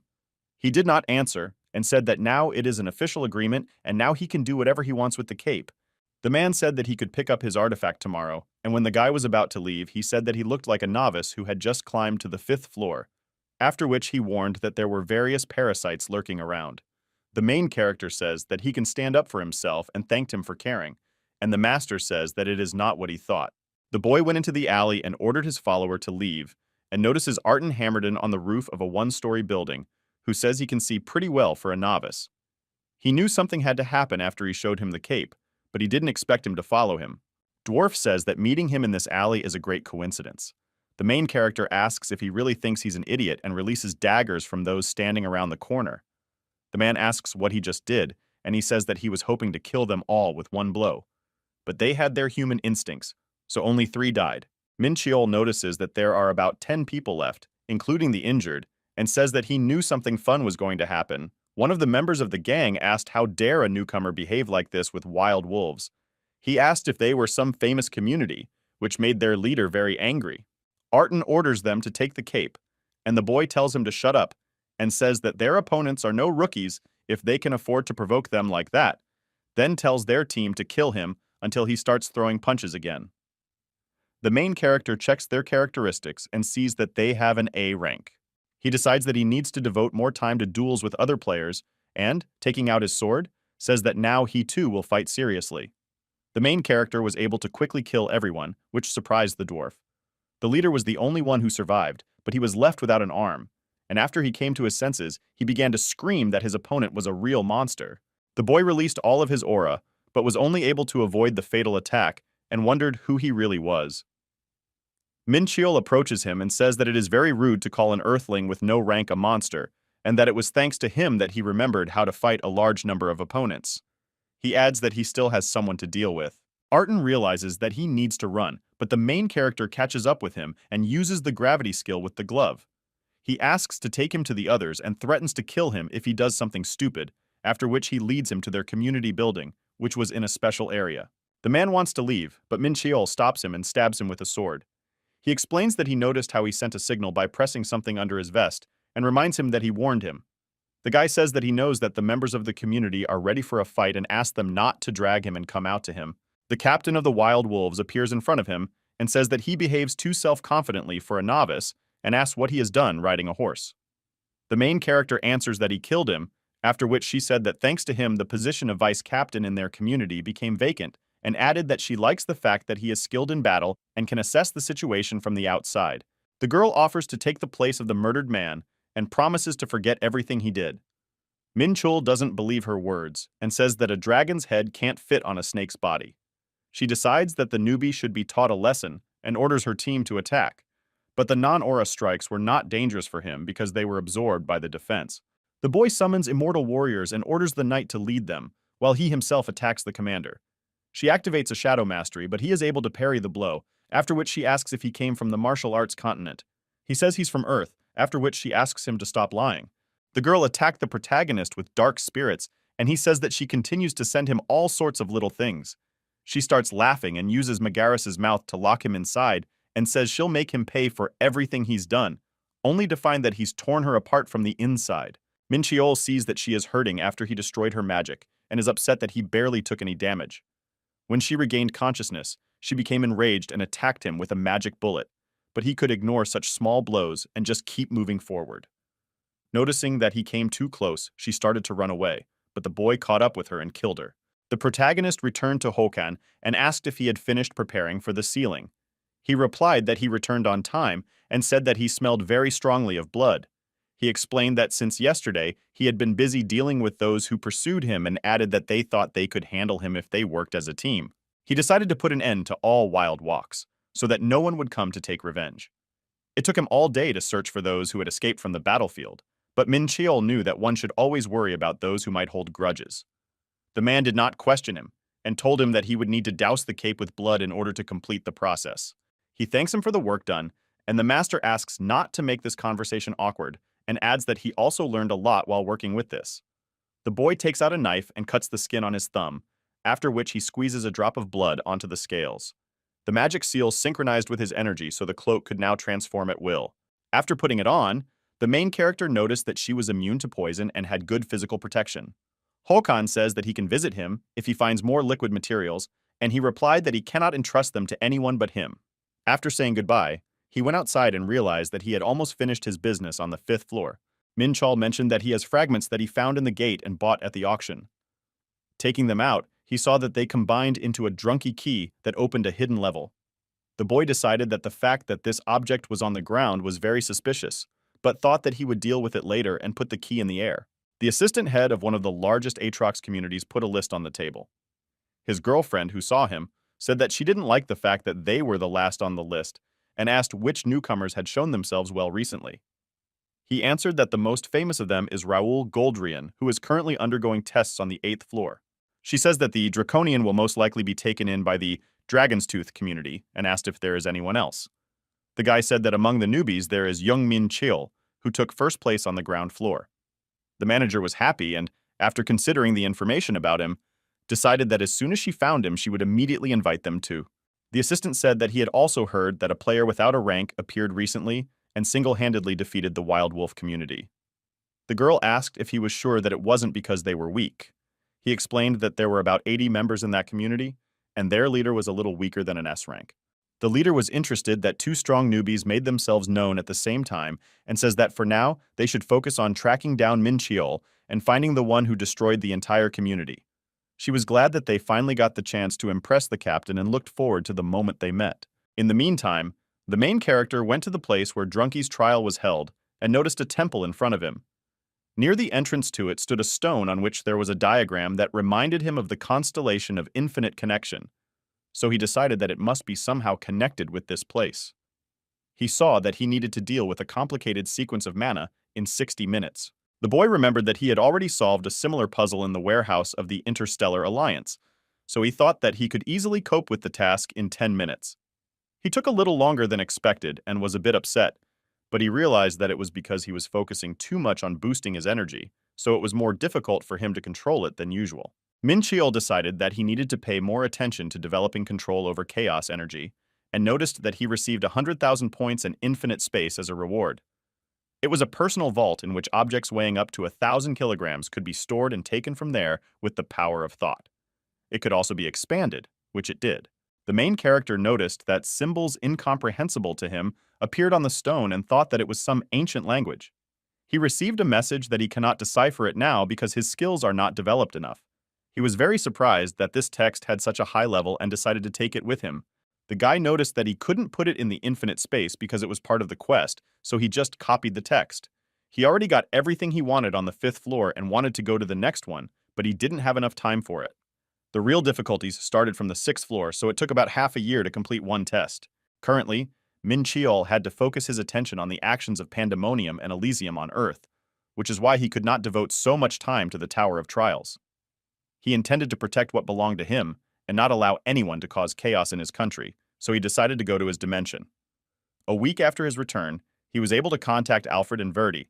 1279 Pandemonium and the Black Death Society worked in secret to gain a foothold in Korea. Elysium was gathering materials for the ritual, but was forced to postpone it due to a shortage of mithril and orichalcum. The main character began to understand how to notice energy flows and realized that after creating the constellation of infinite communication, he could increase the energy of chaos with the help of meditations. He also taught the angels the techniques of concentration, swordsmanship, and the mystical technique of the Purple Dawn. The boy was satisfied with teaching them the martial arts of the Hua Peak sect and decided that his students were abnormal because they never once tried to miss training. He decided that very soon he would be able to use them in real battles. Minchiel heard someone calling him and picked up the phone to hear Ellie loudly asking where he was now and explaining that they had just received an urgent request to clear an S-rank gate. He asked what was so special about them, and she added something about, "They have not yet been mentioned in the news," and asked to invite him. Arriving at the place, the main character saw Ji Yan and said that he did not expect to meet her here. She replied that she was glad to meet him, but she would like it to take place under different conditions. The guy says that he would like to hear the details of what is happening here because his assistant could not explain anything to him. The girl explained that a group of hunters from her guild entered the rank A gate, after which they mutated. Only 5 people could come in now, but she couldn't send reinforcements because many were busy. Minchiel says that sounds dangerous and asks if she is sure it is worth taking a newbie there. Ji Yan says that just looking at the gate-sweeping stats he's been doing is enough to convince her to ask him out. The protagonist said that she had good instincts, and she thanked him and said that she wanted to hear his decision about her proposal. He knew from the very beginning what he had to do, so he agreed. The team entered the gate, where they immediately met 3 black tyrants. They had teeth that were sharper than knives, and each one was 2 meters long. Their skin was covered by powerful mana that prevented normal attacks from dealing damage, which made them stand on par with mythical monsters. But this did not scare the boy. The protagonist tells the girl that her team can do nothing for now, and adds that this loot is for him. Noticing that he begins to approach the monsters, the hunters say that victory is possible if they work together. He doesn't listen to them and takes 2 swords because thanks to training, he could now use different techniques with 2 hands. Minchiel summons the immortal warriors and orders them to deal with the 2 monsters.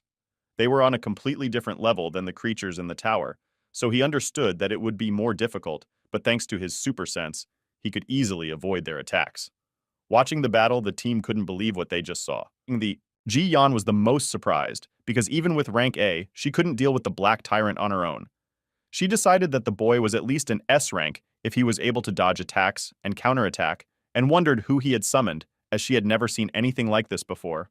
The girl thought that she must maintain good business relations with him. The main character, together with the warriors, dealt with the monsters quite easily and received almost no damage. He was happy when he gained a lot of experience and realized that what he heard about this gate was different from the reality, because he did not expect it to be so big. Even focusing the chaos energy in his eyes, Minchiel couldn't see their end and decided that he wouldn't be able to deal with it as quickly as he had planned. The team set up a tent and held a meeting in it. Ji Yan asked Sun Tzu if he understood the details of this gate, and he began to talk about its size and the monsters that are here. The main character was surprised by the fact that the boy gathered so much information in such a short time and realized that they were not just among the top 3 guilds. The people that the leader brought with her were not the best among them, because the main members of the guild were busy cleaning other gates. Despite this, they were able to analyze the strengths and weaknesses of various creatures and began to prepare equipment that would make the job easier. Minchiel admitted that he should learn this from them. The girl was very upset that the research was now slowed down, but he said that he would be able to solve this problem. The main character decided that if he was hired for this case, he would provide them with a free service and announced that he had boys who would do the job well and called the angels.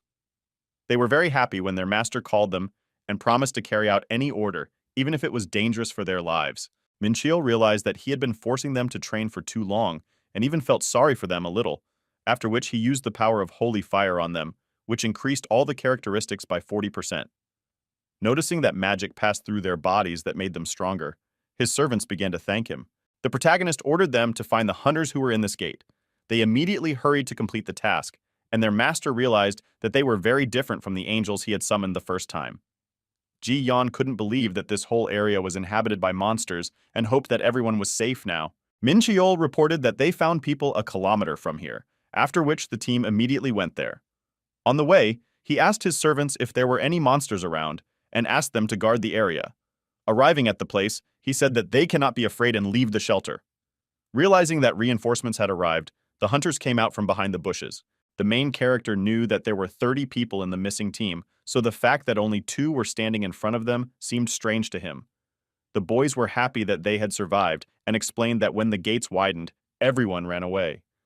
Ji-yeon asks if he knows where the others are, and he says no and adds that he is very sorry. Caspier informs him that he has found a group of 7 people currently fighting a black Tyrannos and a white Centaurus. Min Cheol asked him to help them and buy some time for them. The girl began to worry when she heard about this and wanted to go there immediately, but he explained that this place was quite far and there were a lot of monsters on the way. Ji-yeon says that they should go there anyway, even if they have to go through battle. The main character said that if they make a mistake, they will attract the attention of other monsters, and she asked what should be done in such a situation. He announced that he knew a way that would help them remain undetected as long as they were walking. Jormungand's cloak was the perfect artifact for this task because it had the invisibility skill. Normally, it was impossible to become completely invisible with magic, but this item was different. Min Cheol started to move ahead of the others and asked the angel how the battle was going, and he replied that everyone was still alive. The angel became enraged when he noticed that several hunters were injured and decided to show the monsters the power with which his master had awarded him and began to attack. Noticing that someone was helping them, the hunters were surprised and recognized that this person was quite strong. Casper flew too close, taking a lot of damage. The system automatically called him back, but before that he had time to apologize. The main character says that he should not worry, because the hour 1 was enough. When he arrived at the scene of the battle, the boy was told that no one had died, but 2 had lost consciousness. He quickly dealt with the black Tyrannosaurus, after which the wounded were able to receive medical attention. Min Cheol decided that it was because of his servants and invisibility skills that they succeeded, but he couldn't deny that the rest of the team helped when they killed the Tricer. Watching Ji-yeon's battle, he realized that she had not become the head of the guild because of her family. Her hunters were also capable and even wielded expensive weapons correctly.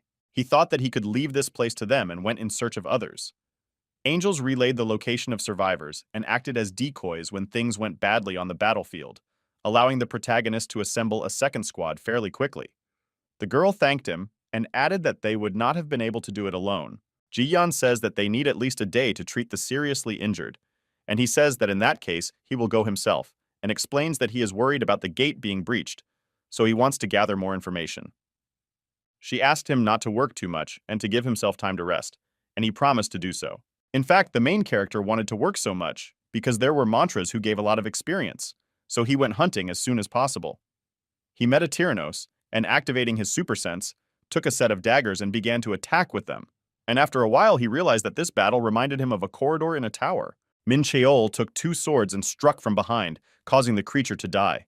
He recognized that she was strong and called his servants, noticed that only 1 angel survived. The boy ordered him to go scout the rest of the territory, and when he flew away, he thought it was time to hunt as he was used to and got down to business. 4 days after they entered the gate, the protagonist was able to convince the God Guild and explained that if they didn't fight the monsters, the mana would increase and lead to a breakthrough. The team was surprised that he didn't even rest and decided it was because they were working for money and not for getting stronger. During this time, Min Cheol was able to level up 5 times, and he put all his points into strength and agility, as the chaos energy was now being increased by the constellation of infinite connection. He had almost reached the 45th level and realized that very soon he would be able to awaken the 3rd power. As soon as he returned, he was approached by Ji-yeon, who informed him that tomorrow they were going to attack the boss. The next day they set out for his lair. The main character felt a large amount of mana from there and noticed how one of the hunters was using some kind of magic. The girl explained that no one from the outside will know about what is happening here. He understood that the team did not waste time, but was able to prepare very well. Min Cheol didn't expect that one of the guilds in Korea could function effectively without using the Celestia rune script. Coming closer, Min Cheol noticed that the cave was going down, and at its bottom was sleeping a Diabosaurus, which was twice the size of a black Tyrannosaurus. Hearing the commotion, the creature woke up and began to growl. This sound caused a state of fear, causing all stats to be lowered. The hunters couldn't believe that he was still quite strong after being cast with magic. The main character thought that the characteristics of the monster are now the same as those of the ice giant, but more inclined to physical indicators. The boy asked the healers to use a blessing spell and warned that he would go first. He got closer and used the power of immortality on the Diosaurus. He got angry and asked who dared to disturb his sleep and added that he belonged to a great family, but the main character said that he was just an illusion created by the gate. Minchiel summoned angels and immortal warriors who began to attack the monster. The mages created a circle that restrained him and reduced his strength and agility by 15%. He thought that the Gods Guild was really quite good, and decided that it would be strange if they lost with such good training. After being wounded, the Diabosaurus was enraged by this and created the Ancient Warriors. But the turret, which was placed by magic, was supposed to improve their situation. The main character noticed that he would now use fire breath and ordered his knight to hit him in the head. When the monster felt the pain of the blow, it breathed flames, but it did not reach the rest of the room. The boy was very happy when he noticed that they were able to dodge, because this mana was so powerful that the earth boiled and melted under its influence. He decided that now there was an opportunity to start an attack, because the forces had to recover. Minchiel noticed that the Demonosaurus was going to use another breath with the Berserker skill and ordered everyone to retreat and the Immortal Warriors to block it. He noticed that he killed the warrior with one blow, but realized that usually this skill is used when they find themselves in a dead end. One of the angels struck, but took heavy damage and was called back. The longer the Berserker Anvil was used, the stronger the defense dropped, so the main character decided that now was the best time to attack.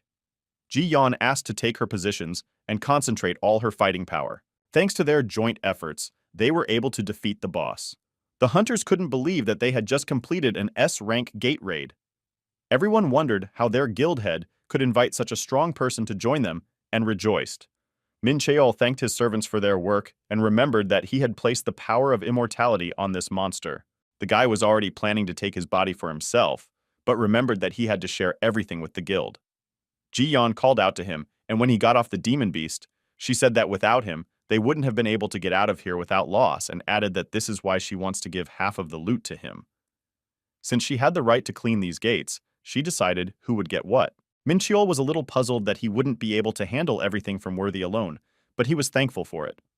The girl says that she hopes that they will maintain good relations in the future, after which they shake hands. He asked how much she thought they earned, and she answered that it was about 30 billion. One of the hunters approached them and said that he had found something that they should look at. The boy held red and blue stones in his hands, which the main character recognized as an ancient crystal and a stone of souls. After looking at them, Ji-Yeon says that it's impossible to know anything about them at first glance. The ancient stone was needed to obtain the third level of the Black Star. In his past life, Min Chul had interrupted many dimensions in order to get them, but now they appeared just like that. Noticing his reaction, the girl realized that he needed these items and thought that if he was an S-class hunter, then they had better maintain friendly relations. Ji-Yeon asked if he needed them, and then realized that he was too open. He decided that he had to get the stones even if he had to pay for them, and knew that if she understood his intentions, she would want something of value. She says that he can just take them and explains that it is a personal reward and she will pay for it out of her own pocket. Min Cheol was impressed by her generosity and had every intention of repaying her in the future, and the girl decided that this should be enough to maintain their friendship. They went outside, where a group of people were waiting for them. They were association representatives and members of the Gods Guild, who immediately created a festive atmosphere with greetings. The main character went to the training ground. Pengu immediately asked him where he had wandered for so long without him, and he asked him not to pretend that this was the first time. He says that his master cannot even imagine how sad he was when the white people disappeared and he was left all alone, and adds that he is a bad owner. Min Cheol sat down next to him and said he had something he would definitely like and took out the soul stones. Fenrir recognized his scent and began to say that his master was the best. When the latter reminded that he had just been offended, he said that he did not know how to do it at all, and thanking him for the food, swallowed a stone. Seeing this, the protagonist wondered if it was normal for a dog to eat such large objects without chewing. A blue glow began to emanate from the pet, followed by an explosion that knocked the boy back a little. He did not understand what was happening, because he had never encountered such a thing, even in his past life. The main character is shocked that the building has been hit hard and protective magic is applied. He wonders if the training center will collapse from that much energy. Cheol is happy that the center is absorbing the energy back. He couldn't help but be surprised when Peng's aura completely changed. Fenrir's characteristics increased by 300, and in general, the beast became much stronger. The boy thinks that he wants to fight him right now, but he understands that he needs to restrain himself a little, because the center will collapse if they fight right here, and he didn't want that, because he put all his strength into it. Cole understands that it is necessary to think about the battles that happened. The Chaos Energy Management training has given good results, and although he has not perfected it, he has been able to use double damage freely, and is now at the level where he can use martial arts of different attributes at the same time. They still lack something in battles, because there are not many techniques that can be effectively used against opponents who are larger in size, and there is still a limit to his strength. So the martial arts he has learned will be less suitable for such fights, so he needs learn more relevant information. The first technique to learn will be the elephant hammer. It will help him control his body by adding weight, and will be able to have a more stable stance. The next technique to learn is the divine ghost technique, which allows him to disappear from a place like a ghost. The last will be the penetrating blow to the counter technique. With the help of this blow, he will be able to transfer energy directly to the target and destroy the opponent's insides by transferring energy or mana through touch. When he finally learns them, he thinks about the fact that in a past life, he could not even think about using stealth techniques. The main character understands that his horizons have expanded, although this way of thinking is unusual for him. Other people are surprised and impressed by the boy because he was able to raise his level. After training, the young man begins to think of what he will do after learning all the necessary techniques. Kyo thinks that he should hone his skills to be able to use them in real combat. The boy continues to train until he realizes that morning has already come, and meanwhile Fenrir continues to demand from the people the meat he still has left. The main character looks at his phone with surprise, realizing that he received a message from Ji-yeon in which the girl writes that she transferred half of the profit from the last raid, but unfortunately a lot went to taxes because his rank was not updated, and asks him to have this means when he sees the amount that came to him. Perubak is surprised and wonders if guild heads always tell people personally about such things. He looks at the amount of several billions that came to him and wonders why the tax is as much as 20%. The guy calls the support service to ask what needs to be done to update the rank. In response to his request, the girl replies that he makes her work even when her workday has not started, but when he apologizes, she says that she was joking and is always glad for his call. She asks if he has increased his rank since the hunter exam. The guy says no, but asks if it's not the same as getting a raid permit. The girl says that it is different and explains that getting a permit is a test to see if the hunter can survive, and the ranks are the grades that the hunter receives. She says his rank won't be raised for clearing the enemy, and Chiel says he didn't know about that. The girl explains that this is all because she is the one who deals with all his administrative affairs. The main character asks about his current rank, to which he receives a question about whether he increased his rank after the exam. He says that it is. It is explained to him that he remained at the base rank of E. The guy says that a big tax was taken from him, and the girl says that this is how the association works. Once at the headquarters of the association, he realizes that now is the time to upgrade his rank. The girl asks him to help show their department in the best light, because they had to overcome many problems to help him with the documents.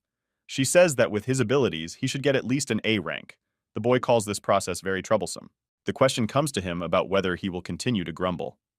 Chiel realizes that she's offended because he's never seen her look like that before and thinks that she looks cute when she's angry. Walking through the corridors of the office, the young man hears the others discussing Ji-yeon and how beautiful she is and what guild she is from. The main character wonders why everyone is staring at them and decides to apologize to the girl before things get worse and tells her to stop grumbling. A hunter meets them and says that he heard that he had become famous recently and did not think that they would meet him like that. Chul is surprised to be called famous, and the man hurries to explain that he took first place in the hunter exam and managed to break the gate, and became even more famous when he wiped out an S-rank enemy along with the Gods Guild. He talks about what is needed in order to pass the melee test, namely that he will need to attack the dummy. The boy is surprised by the conditions and questions whether he really just needs to hit the mannequin. After receiving confirmation, he asks if he will demand damages if he breaks it. The man tells him not to worry, because he's been doing this for years, and no one has ever managed to break it, and even A-rank hunters have only left scratches. The guy adds that it was they who provided this dummy of associations. He thinks about what is so special about this dummy that no one can harm it. The main character pulls out the 7-star demonic sword and swings to attack. It's even brighter than the others if just aura isn't enough. Events are transferred to the office, and an elderly man says that he did not expect someone to break into his office. Lee Woo-taek asks what the problem is, and the woman asks if he will really continue to be rude to her and says that she came with news that is interesting to him. The man grabs his head and says that he is listening to her. He thinks that Kim Da-sam is the Alpha-era hunter who woke up at the same time as him during the first cataclysm. He knows her well because they have been friends for a long time. She is an honest person, so her reaction to things is usually greatly exaggerated, so she will probably blow the elephant off the fly again this time to laugh at him. Dasam says that there was a huge uproar in the promotion department because the test dummy was completely destroyed. The man who seemed aloof all along now looks completely shocked and questions whether he's heard everything correctly. The woman says that he heard everything correctly, and that's exactly how it is. She explains that the mannequin given to them by the Interstellar Alliance was cut in half. Wotek asks how many times the mannequin has been destroyed before, to which he receives the answer that there were 5 such cases, including this one. He thinks that in order to destroy the dummy, it is necessary to at least create a perfect aura blade. Achieving such a level does not end with powerful mana alone. In addition to this, the power obtained through enlightenment is also necessary. There were only 4 S-rank melee hunters in their country who were capable of this, and he wondered if a 5th had actually appeared. The man asks why she came to him in particular and if it is not the trouble of the HR department. Dasam says that this is the same hunter he asked her to keep an eye on, and asks if he forgot because it was only 4 months ago. Wotak is surprised by her words, and says that he remembers something like that. That day the leader of the security team resigned and unexpectedly went to conquer the tower. He was known as a fool who cried out for justice, but a new hunter appeared who managed to shake his old man and asked him to let him know when this hunter would renew his rank. He asks the woman to wait, and asks if the hunter's name is Young Michul. Dasam, with a cheeky smile on her face, asks him what the newbie he asked her to keep an eye on is what he was so interested in. Events are transferred to the training field where a broken mannequin is lying on the floor. Chiol says that they seemed very confident with the mannequin, so he decided to chop it up. The protagonist asks whether he overdid it with the mannequin, to which he is asked why he behaved so cruelly with their products.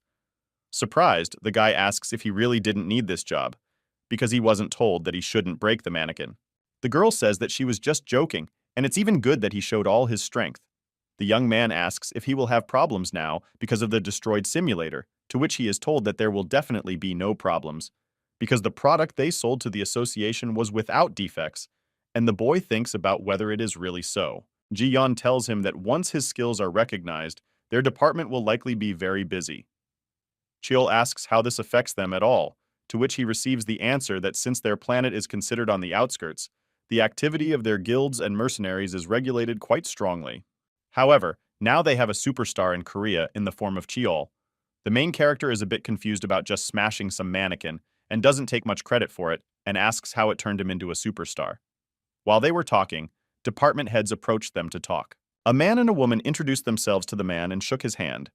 They seem familiar to the hero, and he remembers that it was they who led the hunters into battle during the Third Defensive War of Seoul. He could not even think that he would meet such great people who are even written about in textbooks. This is a novelty for him. Daseom says it's time to talk business and congratulates Chiol on his promotion and hands him his ID. The protagonist looks at the card and realizes that it looks different. It is explained to him that this is an A-rank hunter's license, so it is different. The boy asks if he has really reached the A rank and is told that he has.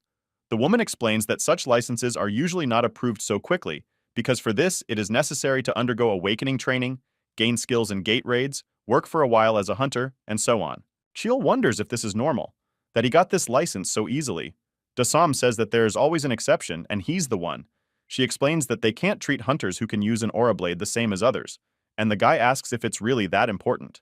Lady explains that this is really important because the ability to manifest an aura blade is used to test S-rank hunters. The main character says that this is the first time he has heard that such standards even exist, and he is rushed to explain that this is classified information, and she is only telling him this because he is able to use this blade. The guy is thinking about whether the blade really determines whether you can use boosted energy for S-rank, since that requires at least peaking in martial arts and above. Ellie intervenes in the conversation and says that she is Cool's secretary and asks if she means that Cool's level will rise to S rank. Kim explains that she didn't mean that, but the girl doesn't stop and says that's what she was just saying. The woman reports that, as always, this process requires a meeting of Dector's advisors to make a decision on awarding an S rank license, and this should take some time. Ellie asks when she thinks they'll be able to get confirmation. The main character seems shocked at how quickly things have turned out. Dusam says that she has sent her bill, so they should wait as it may take a few days. The girl thanks her for the information with a friendly smile. Kiol wonders what just happened and if it really matters that he became an S-rank hunter, because Ellie seems like a platoon with her questions. But judging by the fact that she's always done what's best for him, he's sure that she had good reasons for such behavior. The man turns to the protagonist and asks if he ever thought about going abroad. The guy says he never thought about it. Votek explains that he doesn't mean tourism, but a change of citizenship, and thinks that they can't allow other countries to bring in a hunter with an aura blade. The old man seems surprised and asks why he would go anywhere out of the country at all. The man explains that this can happen because other countries are likely to offer better conditions. These arguments seem unconvincing to Chiol, and he asks if this is why he should move. Wotek says that people usually like fame and money, and the main character says that he can get it in Korea too. The woman intervenes in the conversation and says that this is just ordinary curiosity. She says with a smile that she will keep him updated on the situation with his promotion to S rank via message. Dusam says they will go first and stands up with Tech. Leaving the office, the lady asks him what place he was thinking of when he asked the hunter about it. The man apologizes and says he just wanted to make sure. She asks what exactly he wanted to make sure. What Lee asks or remembers and Seong Hee, that guy with a poor sense of justice. The lady asks if he means the employee who was in his department and is now conquering the tower. Wotek says that this hunter is the reason his former employee conquered the tower, because he said he wanted to become stronger after meeting the hunter Min Sheol. Therefore, if the hunter is worth something, then he should pull the strings so that he stays. The woman asks what he is going to do next, and explains that he should have told her right away what the matter was. The man suggests that Cheol needs to be followed, and Sum replies that in that case, he will tell the board of directors to hurry up with their verdict on the boy. Driving in the car and looking at his new license, the main character asks Ella why she was so interested in his promotion to S rank. The girl explains to him that hunters of this level will have more advantages, because he will not only be exempt from taxes, but will also be given the opportunity to rent equipment from the Hunters Association. Parubak says that renting weapons does not seem like something too special. The girl explains that she is talking about items of unique and even legendary rank, although of course their number is very limited. She adds that then he will also be able to take loans of up to 100 billion won without collateral in the bank. This will be possible because the trust credit of an S-rank hunter is considered priceless, and having a high rank will allow him to recruit people for the gate raid. Cheol is surprised that this is only possible because of rank, and asks if he really won't have to wait as long as before to recruit people. Ellie confirms all his words and informs that she specifically asked the question so actively for his sake, to which the guy says that he has a good partner. He says that Wontok seems strange, especially with the question about him possibly moving. The girl laughs and says that he is usually quite resourceful, but Zara gets lost in simple things. She explains that Korea has lost quite a few talented hunters because other countries are trying to lure away promising hunters. It finally dawned on the boy why Tech was so worried, because he couldn't let him lose an A-rank hunter, because the man wasn't one to worry about small things. He thinks that while the test tower is in Seoul, he will not leave Korea under any circumstances, because money and good equipment will not be enough to satisfy him, because it is important for him to get better. Unexpectedly, they receive a message on their phones that there is an emergency. They learn that there has been a gate breach at Hapcheon Station, and it is quite far from here. Ellie says in confusion that gate breaches have been happening more and more recently, because now they happen once every few days, and luckily, the detection system is fully functional, so there have been no casualties so far. Kiol wonders if he's just unlucky, because he can't go to help, and can only hope that there won't be too many wounded and killed as a result of the breakthrough. The girl asks if she should already look for the gate for the raid today, and the boy tells her to rest today, because she has already worked so much. Ellie says she really likes working for him and says she'll be in touch tomorrow. The main character breathes a sigh of relief and says that he finally doesn't have to do anything to increase his rank and can spend the rest of the day training. But unexpectedly, a boy runs up to hug him and he recognizes him as Verde. Having met the boy, the main character invites him to visit him. They are met by Fenrir, who is happy that the master has finally returned. Verde asks in surprise what kind of small creature lives in his house, to which he says that this creature will be taller than him, which surprises the boy, and he questions whether it is really so. Poodle asks Cole about which one is on the list of wards, and the boy answers that he is the fifth, although later he remembers and says that he is actually the first. Verdi seems shocked that he is number one on the list and can't believe it, and questions if it really is. The guy says that he can't be them if he doesn't want to. Parubik says in a raised tone that he cannot even dream about it, and is very moved by it. Kneeling down, he introduces himself to Fenrir with a smile, which greatly surprises the main character, and he wonders if he really likes being first, and serving him so much. Kiel asks why he was waiting for him in the first place, and the boy tells him that the Black Death community has started working and asks if he is aware of the gate breach incidents. The main character reports that he already hears about it, and the boy says that these events are not accidental. He says that he found these documents when he was helping this union. Showing the map, The red-haired man explains that the building and land purchased by the community are circled with black circles, and the incidents of gate breaches that have taken place are marked with red circles. Min realizes that most areas overlap and realizes that the breakthroughs were artificially created. Verdi asks if he is impressed by his deduction and says that it justifies his title of number one ward. Cheol weakly agrees with him and tells him not to act like that from the outside and that the association will soon come to the same conclusions as him. The guy says that it will be difficult for them because they have many false accounts, so that they can disappear at any moment. The boy says that he only got this information because the main character gave an order, and Cheol thinks that he was just lucky to stumble upon it. But either way, they got a lot of useful information. Jumping on the roofs, he realizes that his skills really helped him, and no one will be able to determine where he is going. The hunter goes to survey the locations marked on the map and starts with the one closest to the training hall. Verde was unable to learn how they opened the gates, but he reported that in some places magic circles had been created for unknown purposes. He understands that they are all used to cover space. Kjol realizes that even the space-finding magic didn't work, and he couldn't even think that this is how he tests the effectiveness of this skill. But thanks to it, he can calmly explore everything. Once inside the house, he realizes that it is here that the insides of the mana chain pass through, which he did not see from the outside. The main character understands that they lead to the same place and understands exactly what is underground. Descending into the basement, he realizes that there is no one there either, and is a little upset because in this case, he would have been able to interrogate someone. Looking around, he notices a magic circle that was drawn without the techniques of pandemonium and elism. Parabok is surprised and does not understand who drew this circle in the first place. By chance, he feels a surge of strength and does not understand what it was and why the energy of chaos resonated so accidentally. Looking at the circle, he guesses that it is the center of resonance, and the energy reacts to something that is in the center of the magic circle. Deciding to test his theory, the boy uses energy and learns that the magic circle reacts to it. Unexpectedly, a chaos crystal flies out of the circle, and he reminds the protagonist that the monsters that came out of the Black Gate also possess the same chaos energy and wonders about the connection between these places. The guy is sure that there is someone else who knows how to control the energy of chaos. Chaos is an energy that is created from dark and bright constellations, but neither the demons of Pandemonium nor the gels of Elysium know about it. And even if he was able to master it only in this life, then everything would be completely different. He has a question in his head about where is that person who is able to use condensed energy. Kjol is amazed that he can absorb the crystal, increasing his power of chaos. Now he understands that this circle was not created to breach the gate, but to collect the energy of the tower and create a fragment. The main character understands that he can use this for his own purposes, but first, he decides to get out and think carefully.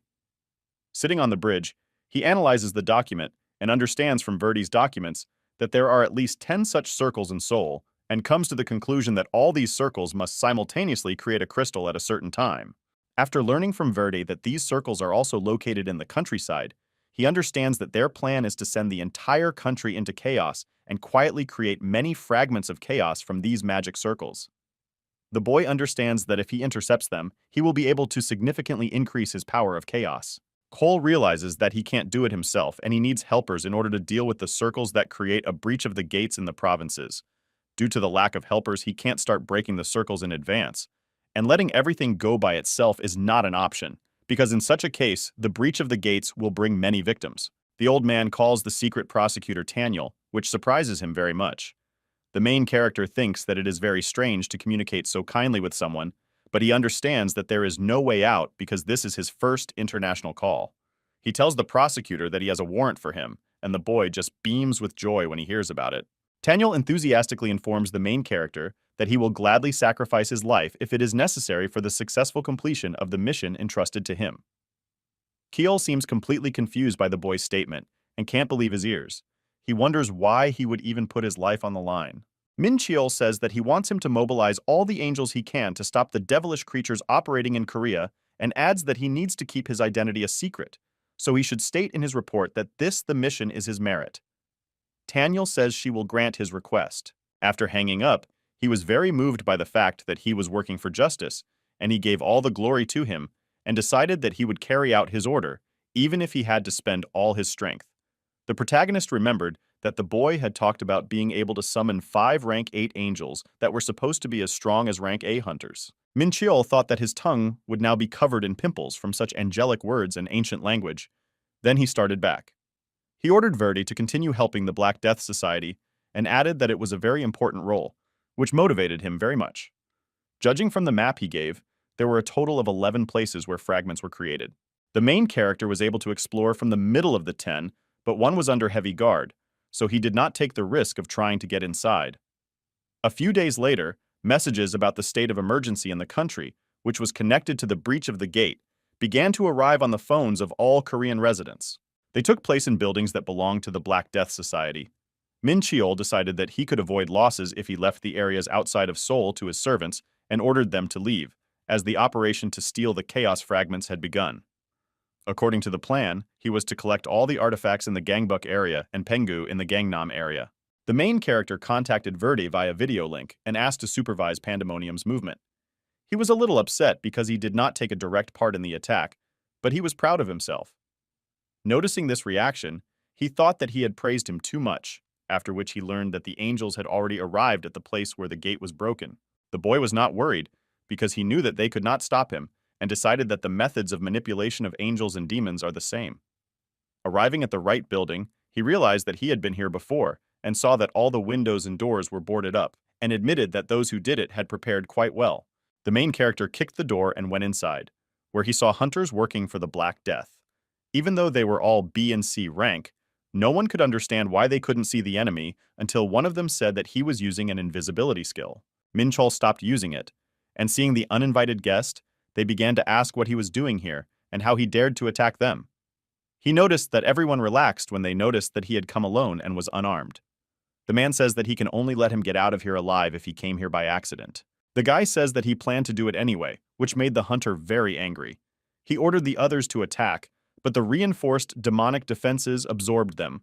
When the room was filled with smoke, everyone thought that they were able to easily dispose of their enemy, but after a while they noticed that he was still alive. The main character decided that if the super sensation had not yet been activated, then the situation did not carry a threat, and, taking out a sword, quickly killed everyone present. He left only his leader alive. The wounded man asked who he was, and he replied that he did not need this information. The boy could not allow at least one thief to live on the same planet as him, so he killed him. Min Cheol decided that Pandemonium should have known by now that someone had invaded their territory, so he should not have left anyone alive and had no time to interrogate. He came to the crystal and thought that he would absorb it when he took the others, so he placed it in the infinite space, after which he noticed that cracks appeared on the walls of the building. The boy realized that the magic circle began to self-destruct and quickly ran away from there. On the way to the next location, he thought about how things were going with his favorite and was sure that he was doing well, because he only entrusted him with 3 places. Meanwhile, Penggu turned into Fenrir, which surprised the hunters. Looking at the crystal, the professor realizes that his theory has been proven correct, so he can now create a magic circle using the knowledge and materials he gained in Pandemonium and finally complete his research.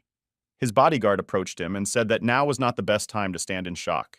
He asked what was wrong, and he answered that all the circles created so far outside Seoul were destroyed. The guy says that all the gates were rank B, so it was impossible to destroy them so easily. Hearing that the angels did it, he says that the next stage needs to start a little earlier than they planned, after which a group of men burst into the room. They reported that they had lost contact with the 3rd and 5th magic circles.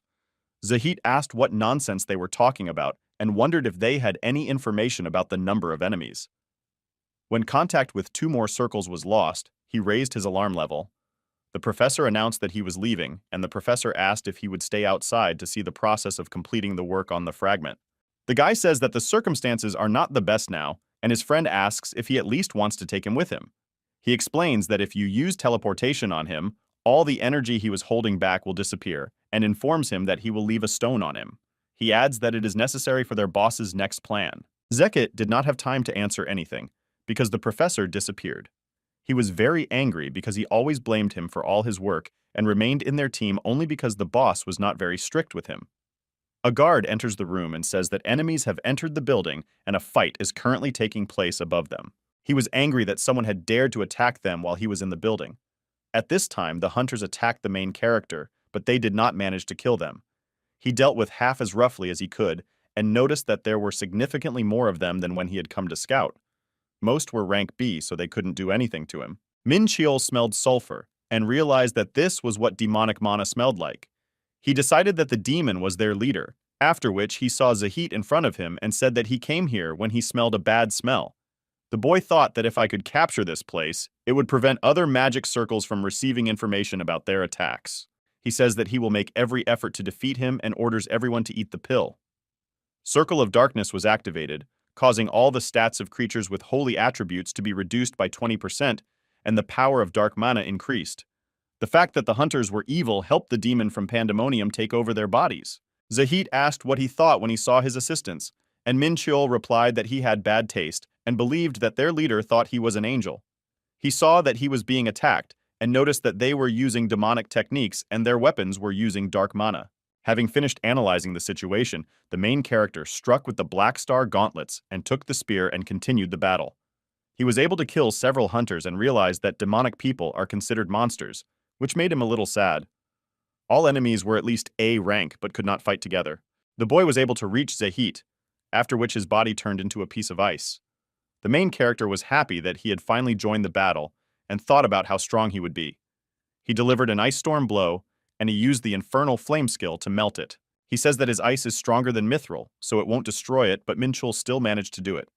He felt an unknown power coming from him, and noticed that he was being attacked from behind, after which he quickly dealt with them. The leader was surprised and admitted that he was quite strong for an angel. The main character says that he is just weak and decided that he needs to kill him before witnesses appear. When Zahit became angry, he noticed that dark mana appeared in the air, and his assistants began to writhe in pain and asked if he was really going to use this tutorial, after which they turned into a pile of dirt. Thanks to the ice fusion, all the forces of the demons were combined into a single entity. The boy says he didn't think he would have to use it here, and added that he had no choice because it was needed for their boss's plan. Min Cheol decided that it was pretty interesting, but he couldn't leave him alive or the building would collapse. The main character knew that a power that was too much for a soul could only be used once, which helped him in battle. He put his hand on his body, and he laughed because he thought that nothing would change from this, but the ice began to fly in different directions, after which Zeti fell to the ground. The boy asked what he had done to him, and Min Cheol killed him with his sword and said that he only grew in size, not in matter. The blow he delivered destroyed him from the inside and proved fatal. He decided to take the fragment of chaos, but he noticed that Taniel was calling him. Picking up the receiver, he heard that the angels could no longer advance. The main character asked him to tell in more detail. After calming down, his subordinate explained that he had followed his order and gathered everyone in Korea, after which he sent them outside of Seoul. Returning to the capital, he went to the secret meeting place and began to fight the people who served the demons, but suddenly someone grabbed him with a huge hand. Verde asked him how he dared to come where he was, and wondered whether he should report the uninvited guest, but decided not to complicate the situation. The angel was able to break free and fly away, but the angel used the mind separation art and continued to attack. Taniel recognized that his enemy was different from the demons he had encountered before. He fights back with a holy blast, and his opponent says it won't work against him, and thinks he'll surely win with Ifrit's blessings. The angel noticed that he began to behave strangely and stopped attacking, after which he quickly ran away. The main character says that he did everything right and added that his life is more important. Min Cheol asks Taniel to take care of himself and promises to come to him. After hanging up, he realized that Verde was doing better than he thought.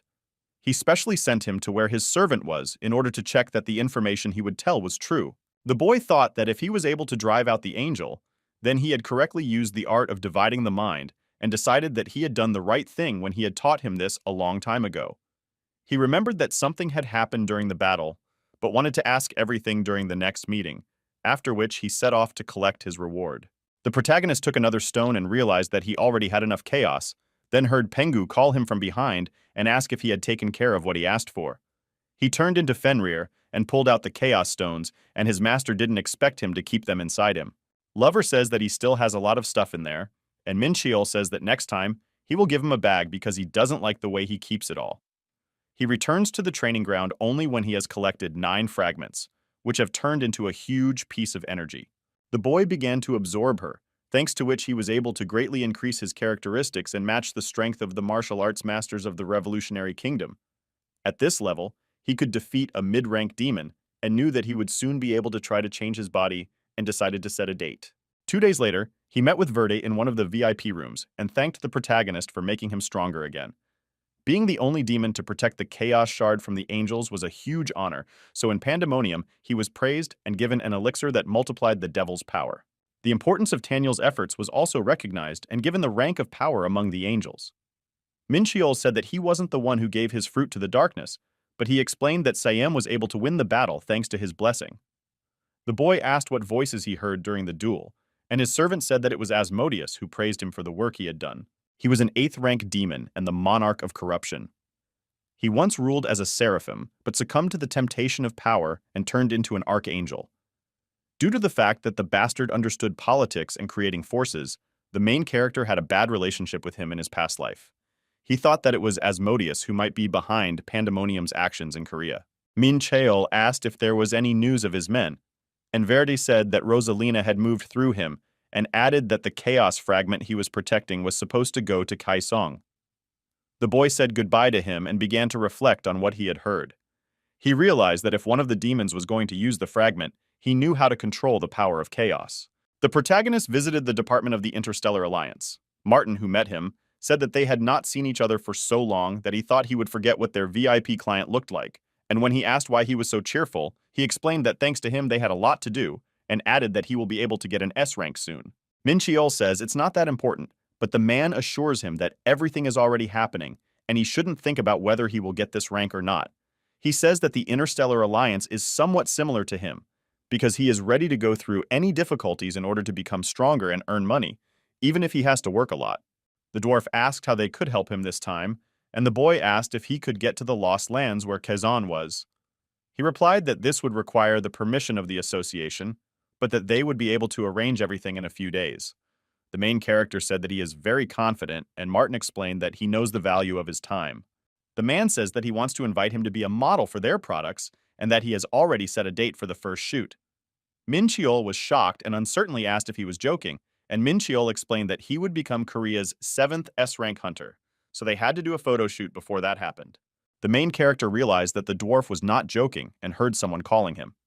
After talking on the phone, he said that he had urgent business and asked Martin to help him get a permit to hunt on the lost lands.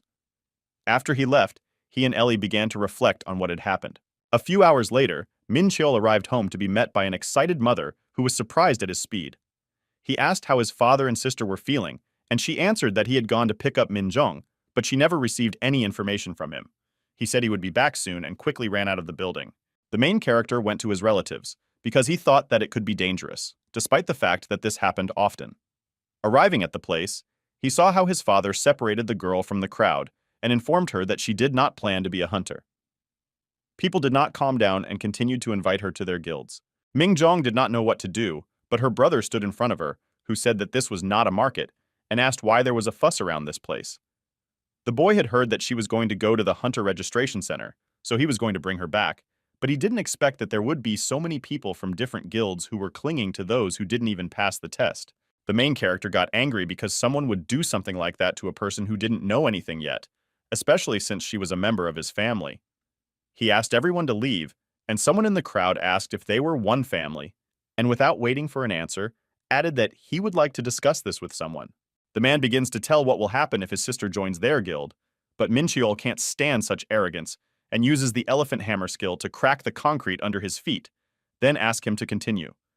Everyone was too scared to answer, so they just ran away. The boy was a little upset that they had correctly assessed the situation and left, because he wanted to crush the one who dared to defend himself and make him an example to the others, because he was the only one who could bully Ming Jong. He asked the staff of the center to take compensation for the damaged floor from the Interstellar Alliance. Returning home, the main character told what he thought about it when several guilds tried to invite Yogo to their place. Looking at his sister's characteristics, he was pleasantly surprised. Having only awakened 10%, she had a pretty good potential, which meant that she could easily reach an S rank when the process was complete. Min Cheol was most surprised by her skills. One of them was the Transcendent Sword, and he only knew one person with this skill, and the last time he fought with it was 23 years ago, in a past life, and that was Hero.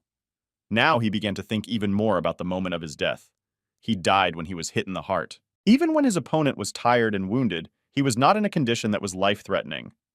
In the textbooks, it was written that he died together with Deimos, who was reincarnated on Earth. The boy wondered if his sister could be a reincarnated hero or something. The protagonist decided that it was just a coincidence, because the reincarnation of the Demon King and the hero who killed him in the same family is simply impossible. He was approached by his parents who asked him to find a good guild for Ming Zhong if she still wanted to become a hunter. He asked if she really wanted it. The mother said that the girl was considering this option. Min Cheol asked if they wanted to try to stop her and understood that they were worried about his sister so much because they didn't know her full potential yet. The woman says that they are both stubborn, so she will not listen to them, and the boy thought that he was being scolded for this character trait. He decided that he would take good care of her, so he agreed. The Interstellar Alliance was not suitable for this because he didn't want them working in the same organization, because everyone could guess who he was. He informed his parents that he would contact the Guild of Gods, and they were surprised and began to be proud that their son had achieved such success in life. Ji Yon agreed to accept his sister into her guild, so Min Chol decided to go home the next day.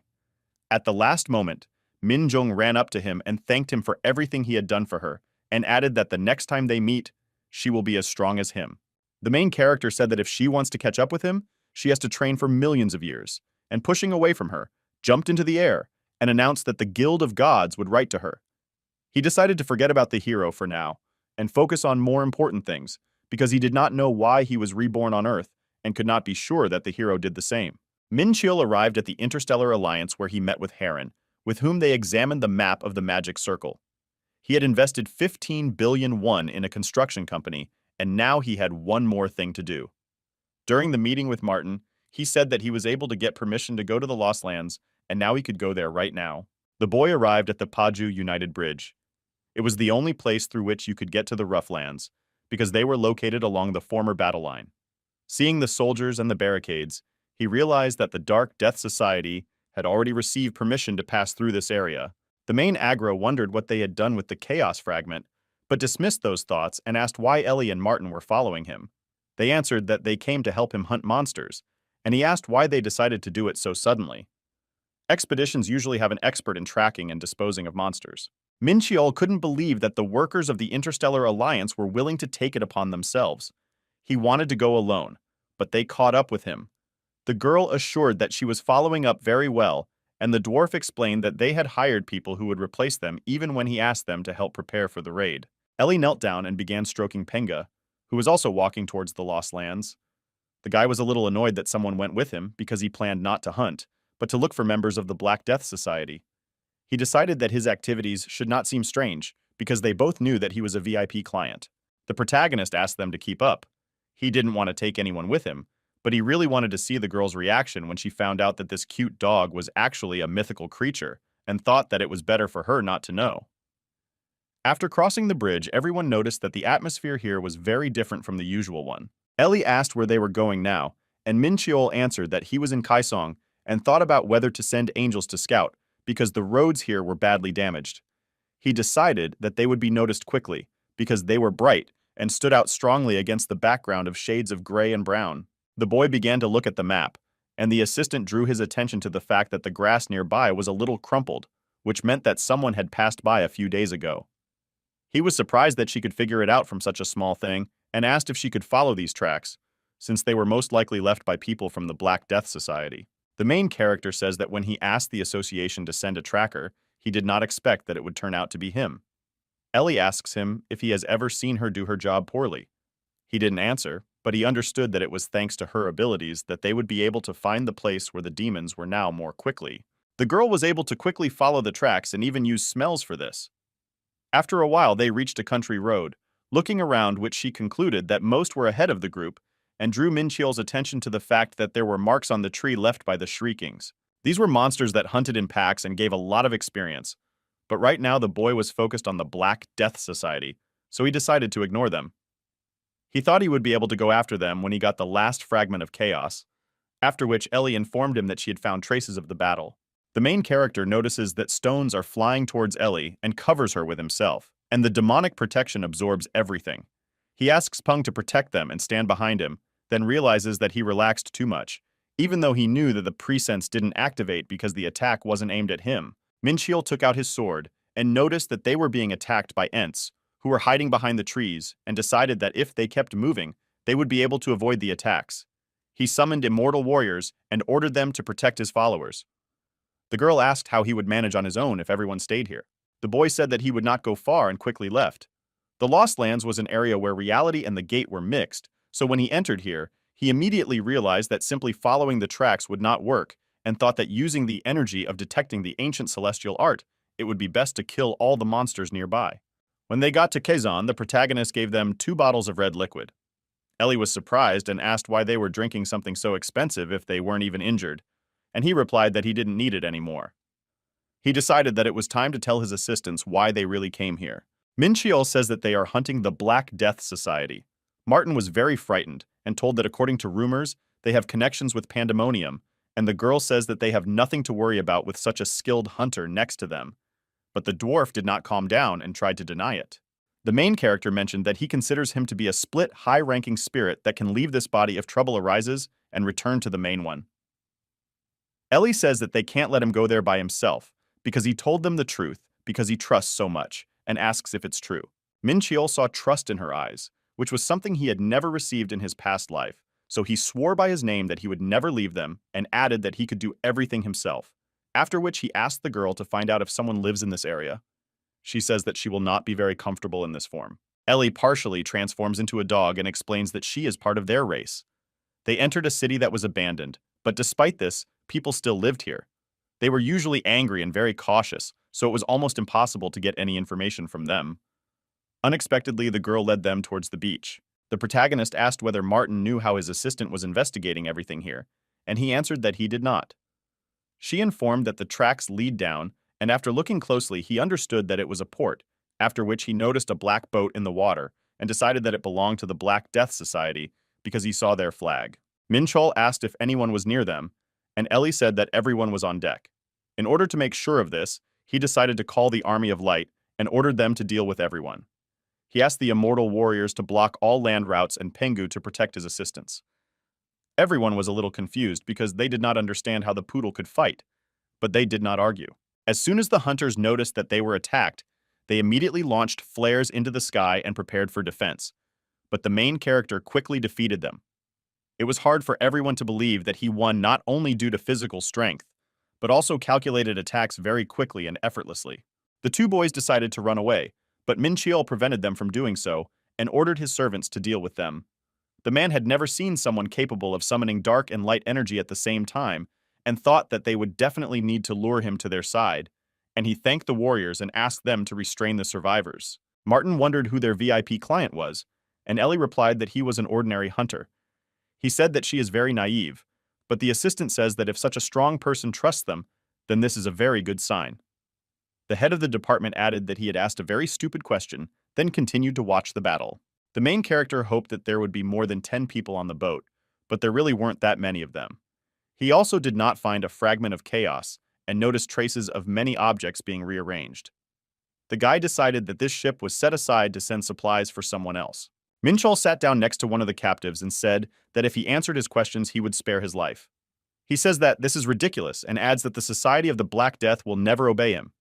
He did not listen to him and imposed the power of immortality on him, after which he ordered the warrior to cut off his head. When the huntress turned into an immortal warrior, the protagonist says that now their friend's soul is locked in this body and will suffer for ages. In fact, he didn't understand reincarnation, so he didn't know how it worked. He just wanted to scare others. This method worked, and everyone agreed to help him. The boy learned that their group had been sending supplies to the people guarding the Chaos Fragment and that they had taken everything they needed a few days ago. He noticed that they only took a portion of the things that were on the ship and thought it was because he had already stolen most of the pieces. Min Cheol inquired why they raised their flag and learned that General Kim Muk-won was from North Korea and owned Hwangdae province, so they raised their flag so that he would know who owned the ship. After hearing everything he wanted, he informed Martin that they would return these people back as soon as they finished their work. The man asked if he would spare them, and the man replied that he had already promised it. The main character learned more than he expected, but he was worried that they were here 2 days ago, which made it difficult to catch up with them. He wondered if Ellie would be able to track them down.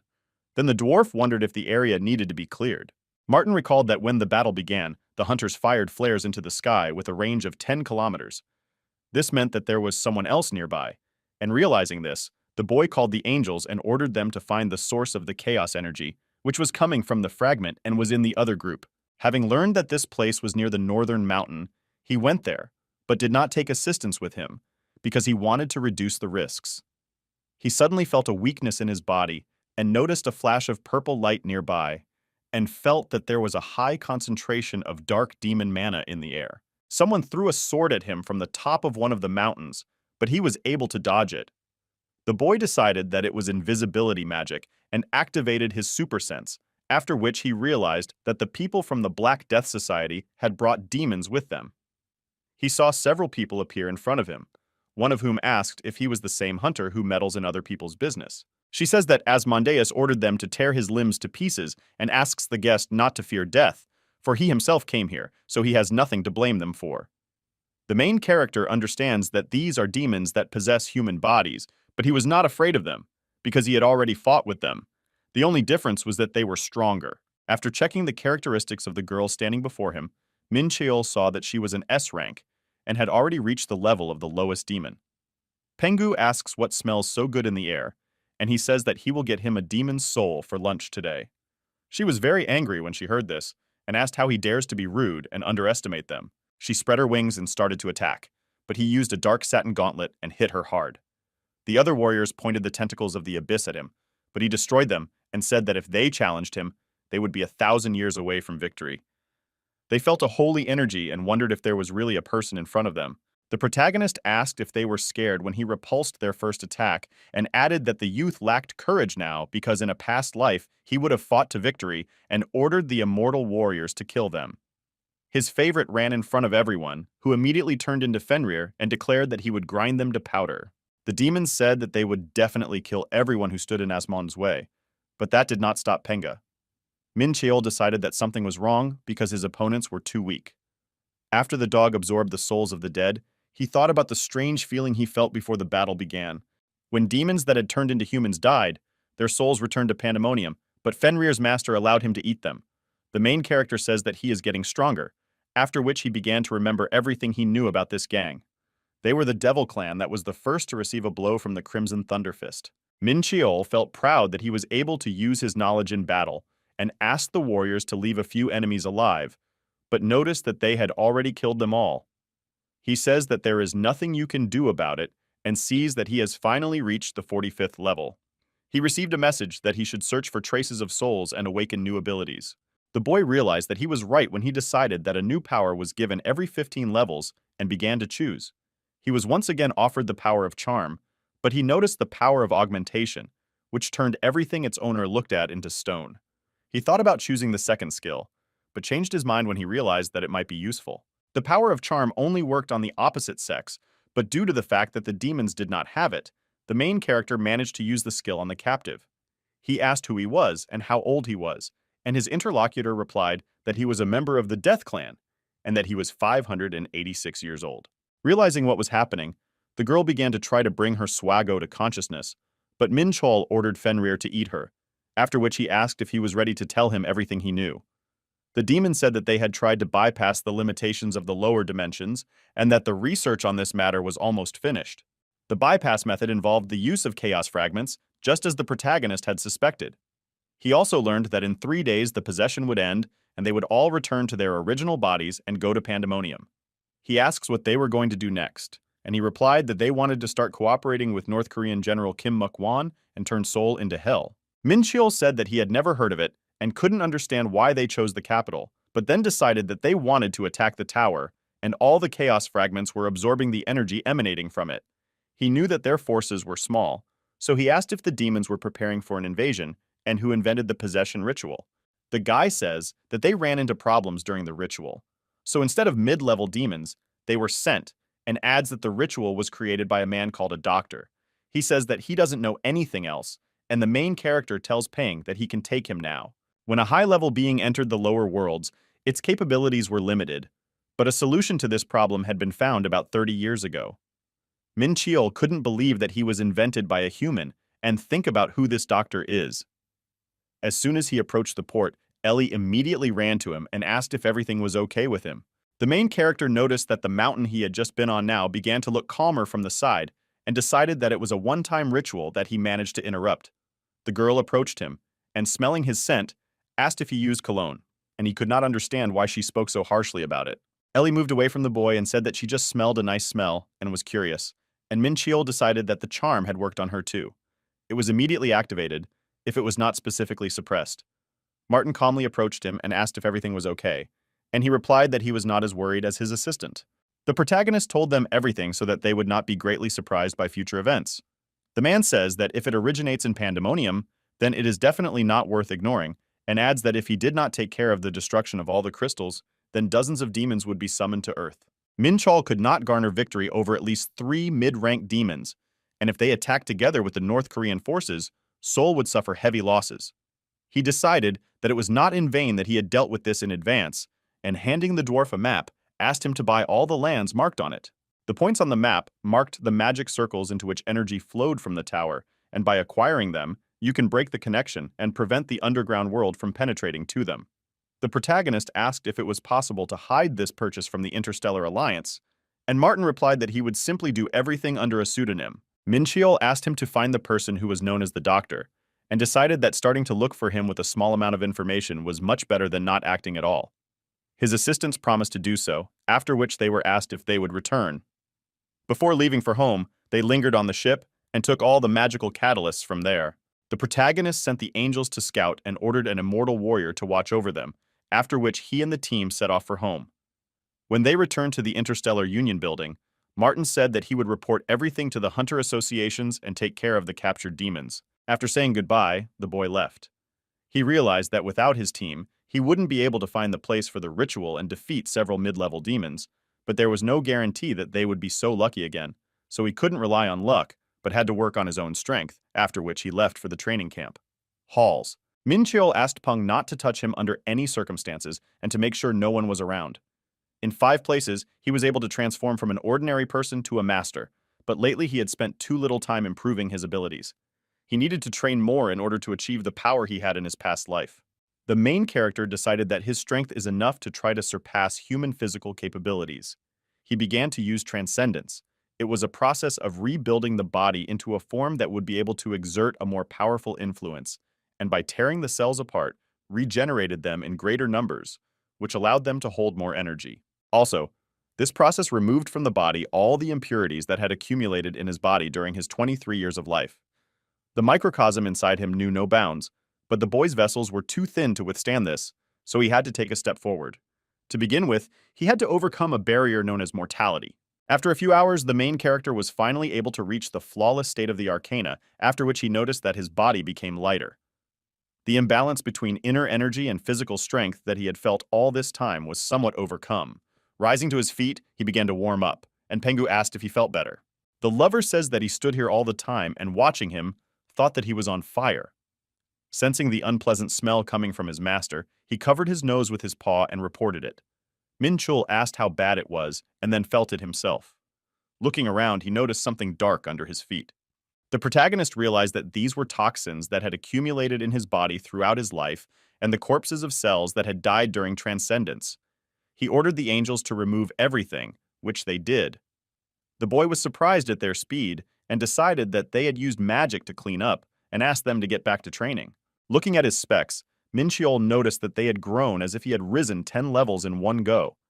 He could now learn advanced martial arts that he could not master before and decided to start with the Imperial Sword technique. It could only be used upon reaching the 6th level of sword, spear, and bow mastery. Right now, the protagonist was only level 4, but all forms were stored in his soul. He tried to recreate her with the help of these memories. Seeing how strong their master was, the angels were surprised and admitted that they felt crushed just standing next to him. Min Cheol was able to master this skill quickly and realized that it was weaker than the 7-star divine sword, but consumed less energy. He noticed that he had already reached an advanced level of sword, spear, and bow proficiency, which had raised the Imperial Sword rank from 1st to 4th. The protagonist did not know that the condition of mastering a specific martial art would be used as imitation. This was an incredible achievement, even with the fact that the rank of weapon mastery had dropped. He was then able to master the soul-spawning barrier technique and the 5-element unity skill. When the boy finished training a few more techniques, the angels sensed a strong aura and realized that their master now knew how to use spells to control the surrounding environment and wondered how strong he would become. Min Cheol began to study the Heavenly Demon Scroll skill and noticed that it did not mimic the weapon mastery rank. The main character could not even think that one day he would be able to use his martial arts. The heavenly demon was worshipped by all beings who belonged to the demon sect. He went beyond the limits of human capabilities and conquered the entire Dark Continent, where there were only a few people who had ascended and attained enlightenment. They all went to the original kingdom. It was described as heaven, and even though Elysium existed, no dimension had a place that would be called a higher realm. The boy began to ponder where those who assured the rest that they had become heavenly demons could have gone and decided that it was not something that could be understood by just thinking. 1,531 minutes, Keol realized that he had exceeded all his expectations during his transcendence, and that learning martial arts had become more natural to him. He decided that with such a level, he could try it with Fenrir. But when he asked why he was looking at him like that, he replied that he had no intention. The protagonist notices that someone is calling him, and seeing that it is Ji Yan, he thinks that she wants to give him a task similar to the gate hunting like last time. Picking up the phone, he heard her say that something big had happened, and that his younger sister had done something. He began to worry that Ming Zhong was in trouble. 1533.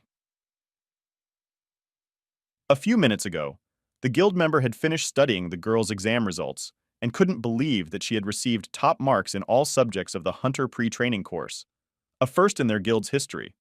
Her level of understanding was the highest among younger students. Ji Yan says that they made the right decision when they accepted this job.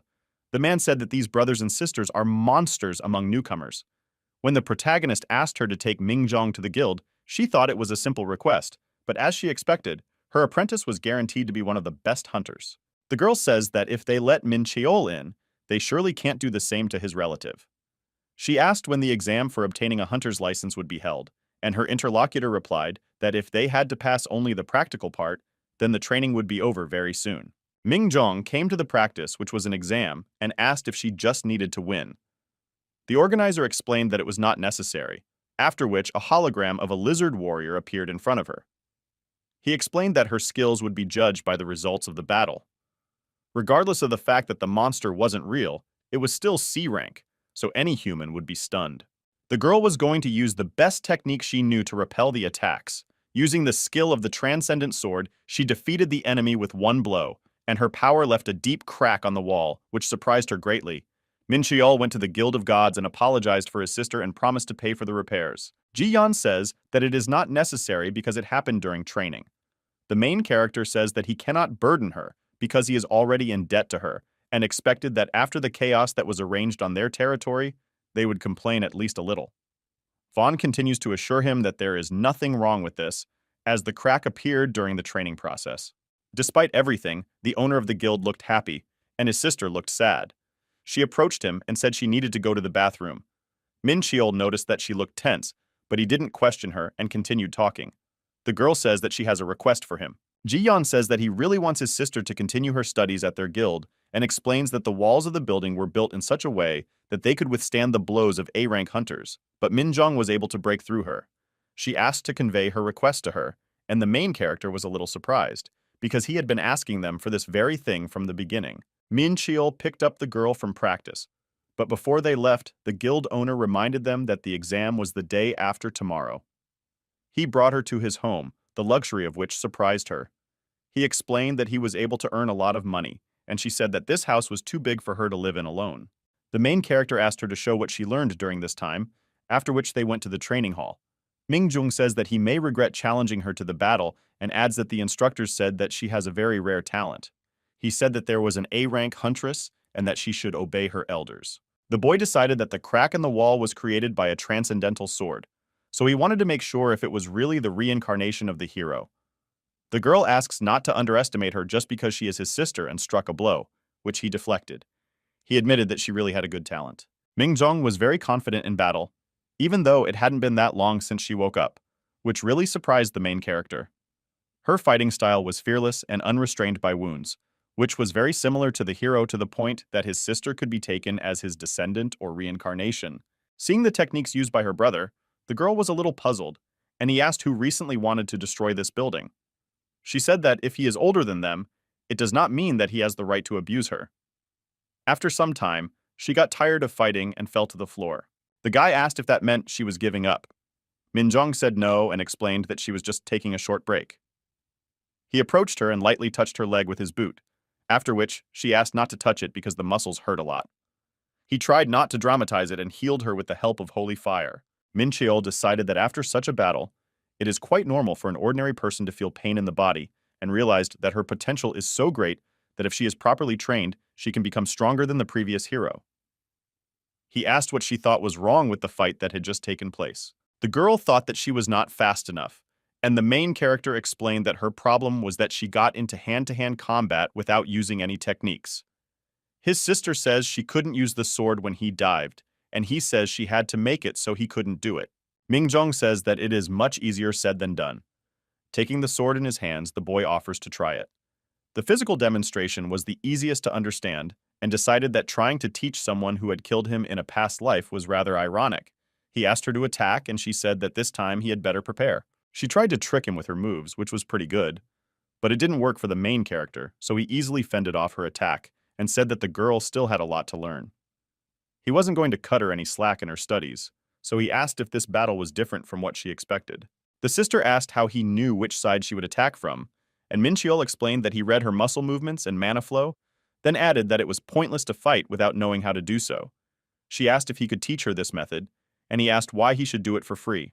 The girl was shocked and could not believe that he had set such conditions. The main character said that even siblings have to make deals sometimes, and asked her to promise that under no circumstances will she kill him. She asked if he was serious, and asked him to stop joking and name his conditions. Min Cheol still remembered the moment when the hero's sword pierced his heart, so he didn't want to feel it again. He was not against training the new hero, but he had to ensure some safety first, and repeated his condition again.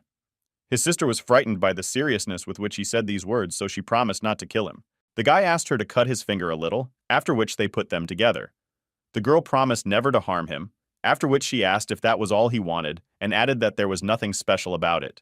He was pleased that he was able to make a contract because the stronger it became, the harder it would be to break it.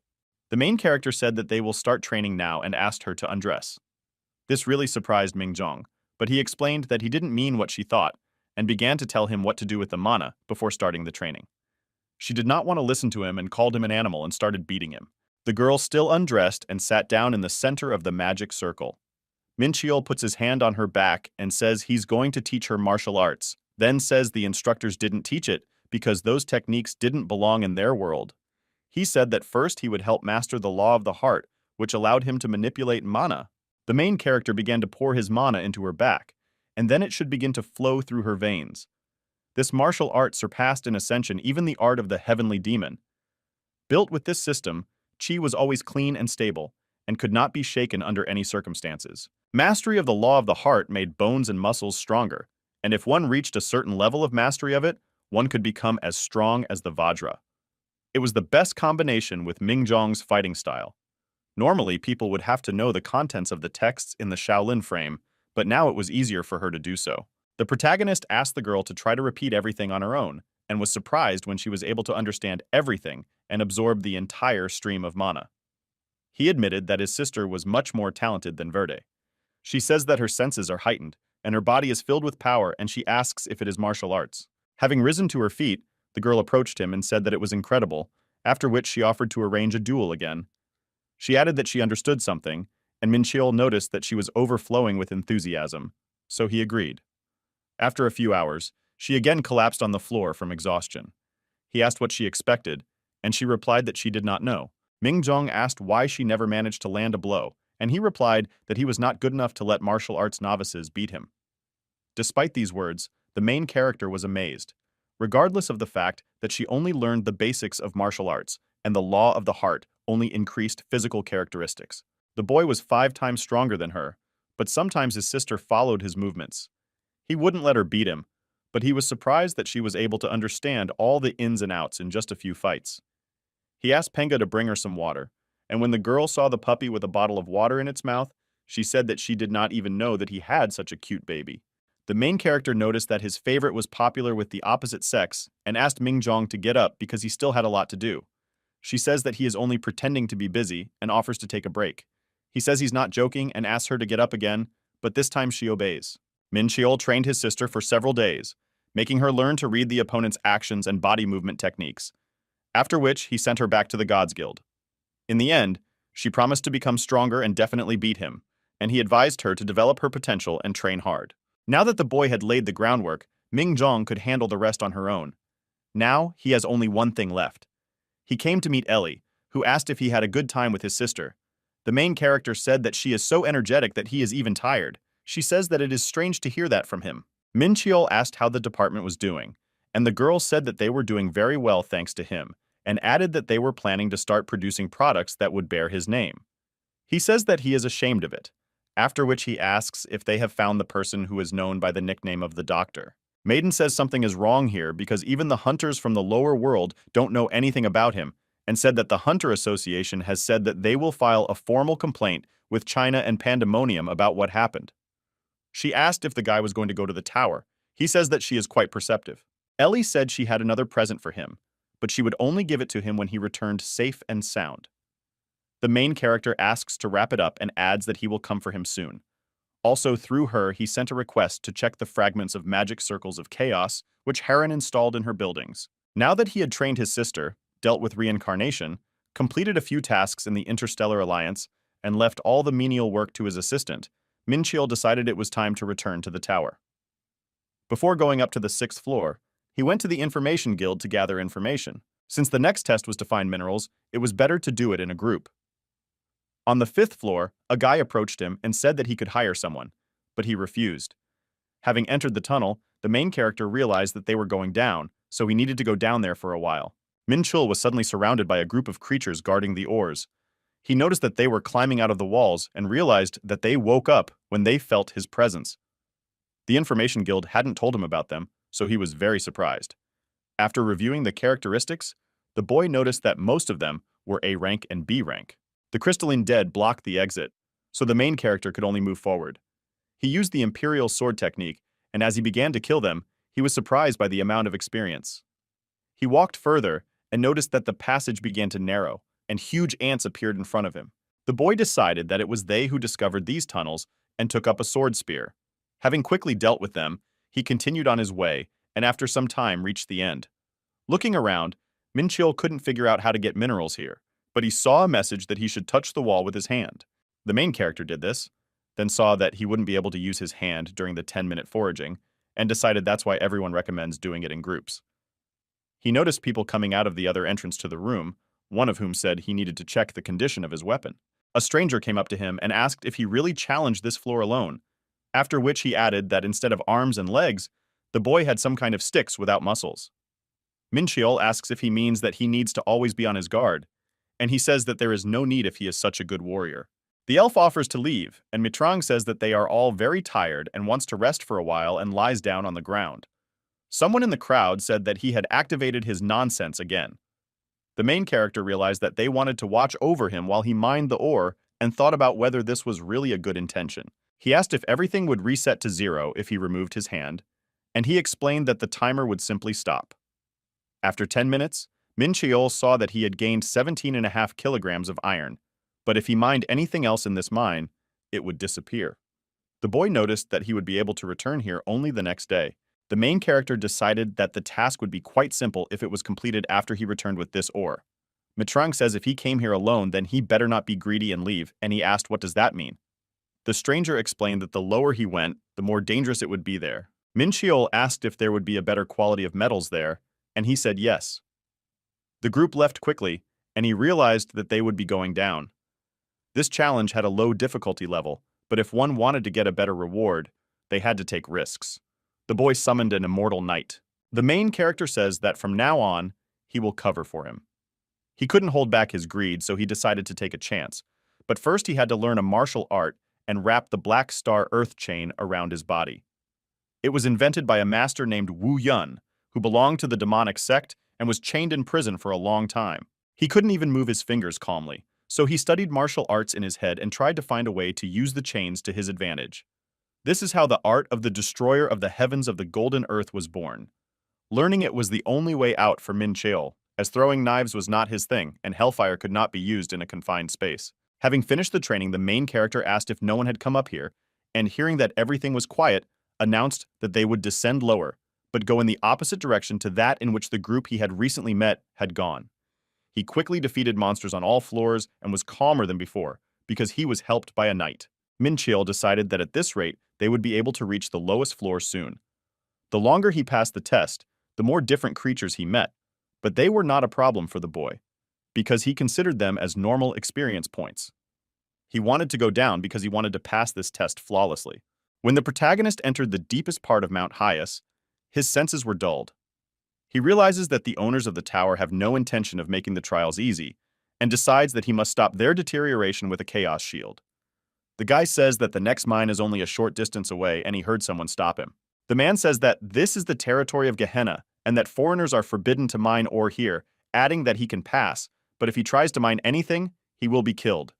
Min Cheol knew that this was a clan that the demon descendants belonged to, and decided that before him was a being that had only recently ascended. The main character wanted to cut him in half right here, but didn't because he intended to make trouble for himself, especially since he belonged to his family in a past life. Walking further, he saw that in this mine you could find mithril, which was rarely found on the upper floors. The problem was that the boy didn't know if the mines below would be controlled by larger communities. Minchiol noticed a passage in the wall, which he concluded had been dug recently. He wondered if it could be a dead end, but decided to check it out, and using his invisibility skill, walked further and saw monsters fighting among themselves. This surprised him because it seemed strange that they were enemies. There were fewer ants, so their end would soon come, and the main character would just have to deal with the dead. Suddenly, a bright light began to pour from one of the monsters, which meant that they began to self-destruct. The boy was disappointed when he realized that he would lose his experience points and started attacking them. The main character killed all the dead and decided to begin the mural, but heard someone start making some sounds. He thought that someone had come down here before him. Then he heard the pink insect say that it was her. When he looked at it, he was shocked because the creature looked like something straight out of an anime.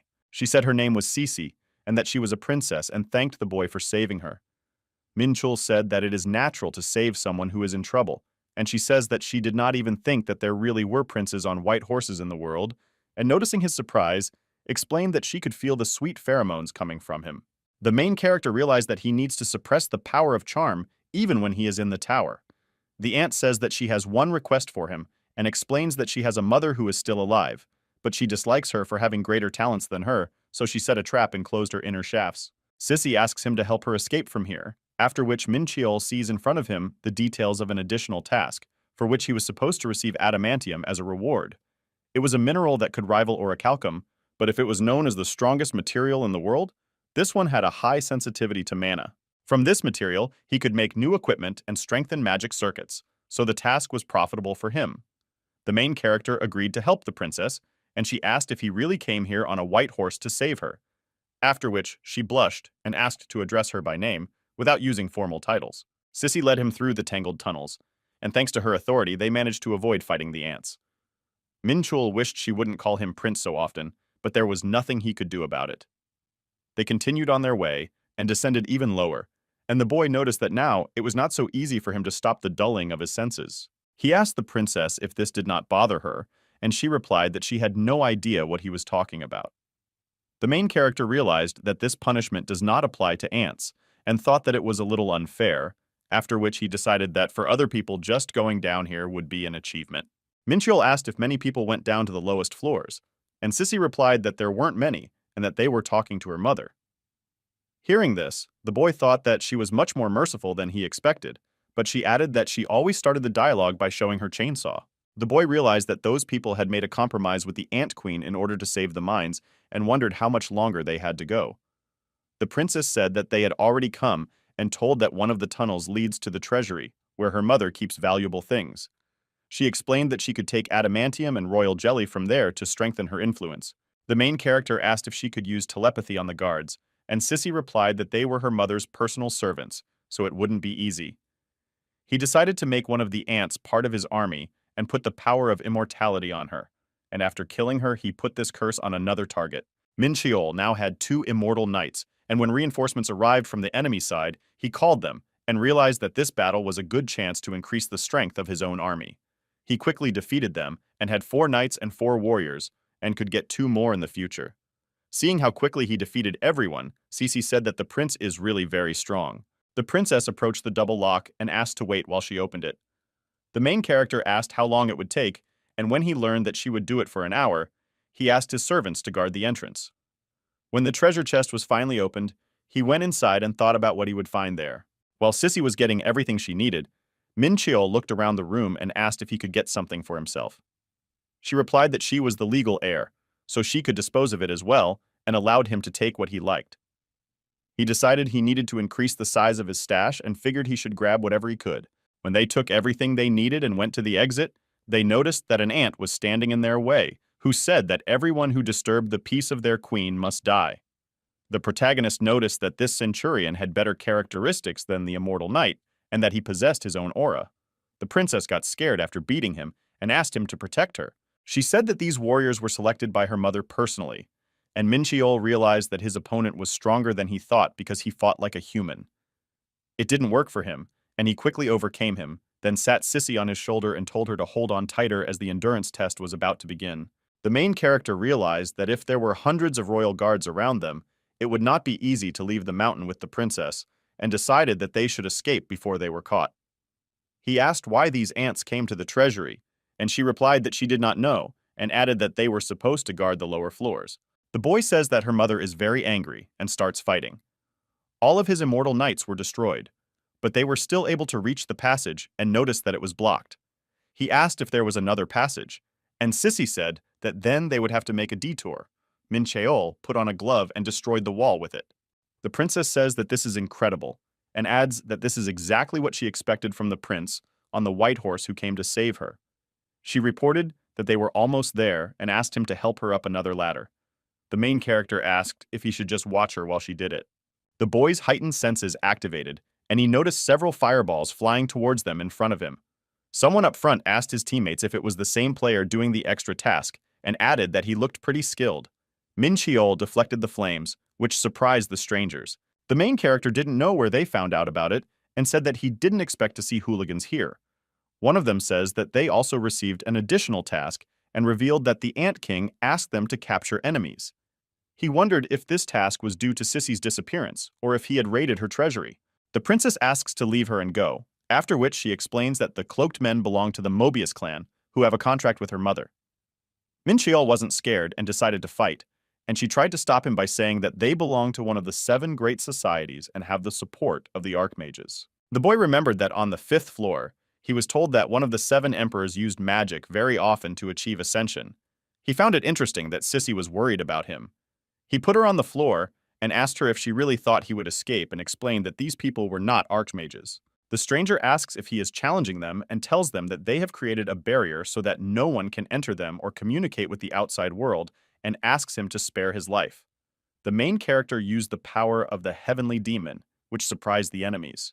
They said that he does not understand that he is now risking his life. Min Cheol activated the suppression skill, causing all opponents' stats to be reduced by 20%. He asked if they were confident, and one of them promised to show his true power. Someone summoned an ice golem and a storm bird.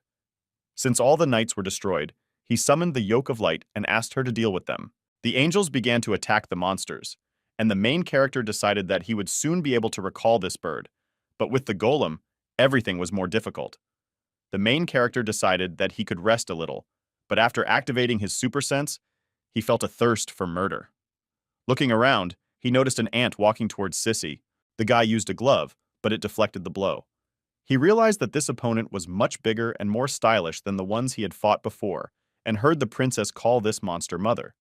The princess explained that she usually looked different, but the aura was definitely hers, and decided that she had taken over the guard's body. The ant says that it is true and adds that she will kill him and her daughter because he dared to lead her down a bad path. Min Cheol says he can't let her do that because of his duties. Sissy stepped forward and asked to be allowed to do everything herself, and he warned that in this battle not everything is as simple as it seems. The princess says that she knows about it and that she has a trump card up her sleeve. She turns into a big monster and equals her mother in size, after which she says that she will deal with her. But she asks how she dared to do this to her and said that today she will beat all bad intentions out of her. Seeing this, the main character realized that the rumors about her talent were not lies. The guy asks her to hold on for a while and promises to come back soon. He realized that he couldn't waste another moment because he needed to deal with the monsters as soon as possible and go to the queen. During the battle, Min Cheol noticed that a fog had appeared around him, impairing his vision.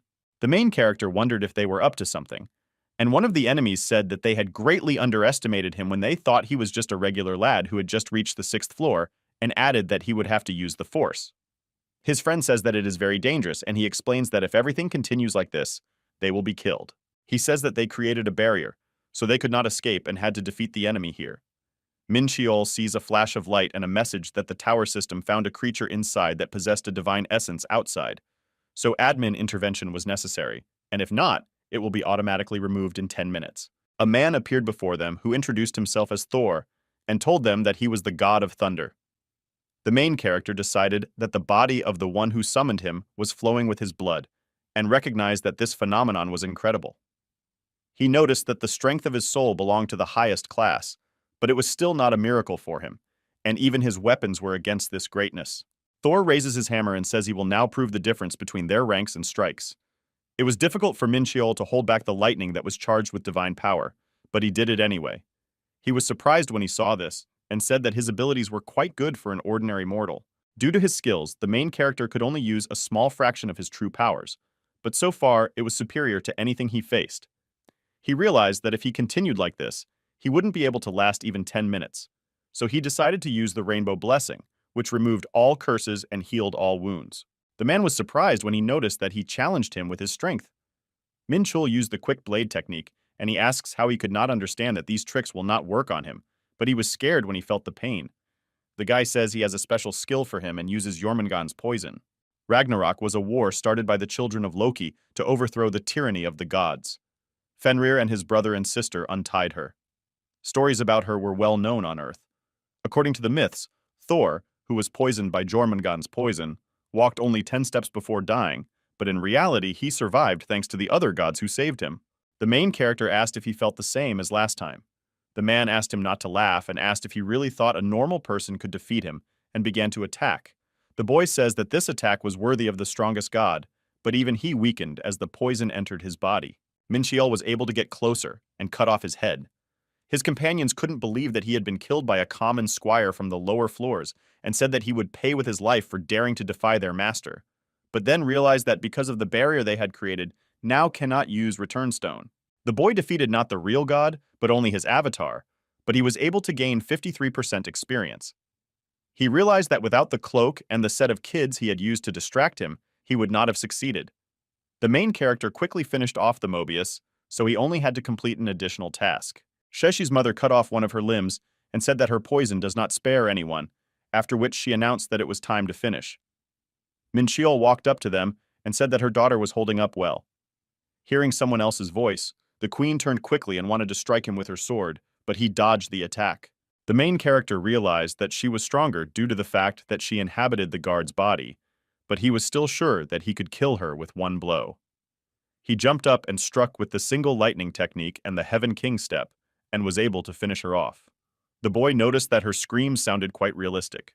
The princess became smaller again, and said that when her mother inhabits someone else's body, she feels pain in the same way, and decided that she had already lost consciousness from the painful shock, after which he offered to leave this floor. Min Cheol finished the task and asked if she was concerned that her mother was suffering now and thought he should have used a less painful spell. She didn't listen to him anymore, and approaching the angels, asked them what good knights they were, and wondered if they were tired. The main character asked her to stop talking nonsense and told her that she was going to the 7th floor, and she said that she also wanted to go there. He saw that he had received another task, and that now he had to help her find a new home and establish ant empires. The boy did not expect to go with the princess to the next floor, but he agreed to help her again, because in the worst case, he would not lose anything. After completing the test, he saw a message that he had accomplished a feat, and therefore his name would be written in the history of the tower, and as a reward he received 700,000 points. On the 45th floor, one of the players was studying the inscriptions on the stones and realized that 3 red-ranked disciples were dead. Following the traces of their souls, he learned that they were last seen on the 6th floor while mining mithril, and came to the conclusion that someone had disturbed them.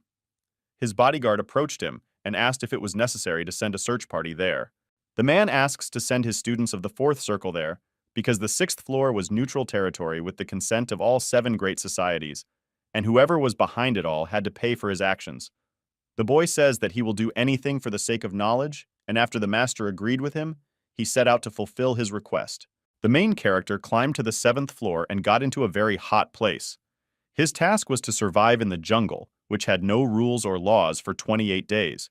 He realized that the Information Guild was not mistaken, and that it was an exact copy of the Catacon dimension, and decided that even beings from higher worlds would have a hard time here. Minchiel knew that it would be easier to pass the test if he was alone, but he had an additional task to complete. Another problem was that the tower system affected his belongings and even his food. She did not tire of hunger and seemed disgusting. He thought that with this condition he would not be able to just sit quietly here for a whole month. He had no choice but to call in the Einhires and ask them to scout the area. When they flew, Sheshi shouted at them that they were very good knights and asked them to protect her. The guy says that if she says something like that again, he will go back to the 6th floor and asks where she plans to stay. She says they'll have to work it out, and the main character says he guessed he'd get that answer. They had a lot to do, but he decided to start by looking for shelter. He had already had to survive in similar conditions in his past life, so there were many problems with this. The boy thinks they need to be on guard, and the insect asks him how serious everything is, to which Chiel replies and tells him to look carefully at the palm tree. Parubak climbs a tree and kills it, which greatly surprises the ant, because they did not expect that even trees in this dimension are monsters. The main character explains that these trees attract their prey with their fruits and then attack them with their roots. The insect understands how dangerous it is and says that it will do whatever he says. Sitting on the log, they watch how the Einhairs returned from the task they were sent for.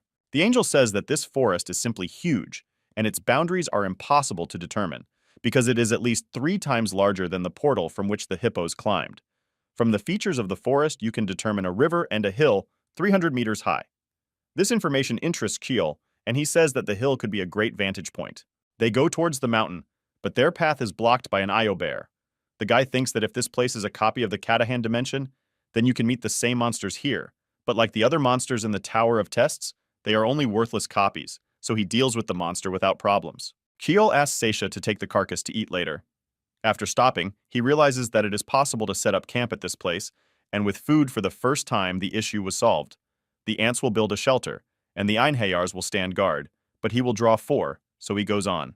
He remembers that his entire army died on the 6th floor, so in order to gather a new one, he marked with immortality crystals all the monsters in the district and killed them all, so now he has an army of 50 death warriors.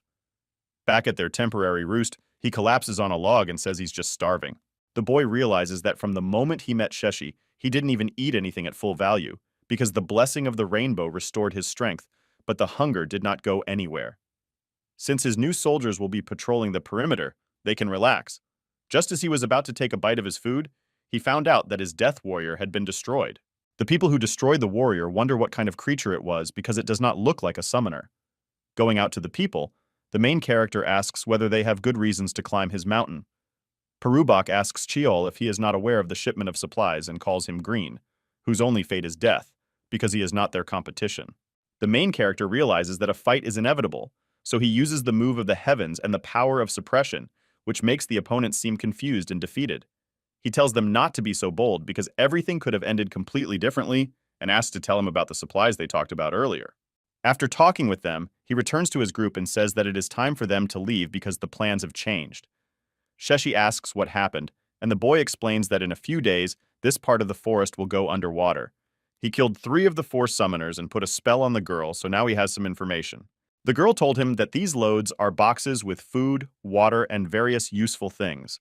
They need to be collected as much as possible, and they managed to detect a signal that the loads will be dropped here, and also that it turns out that this part of the forest from time to time goes underwater and rises back up. Cece says they need to run fast, but Chiol reassures her that they still have a lot of time.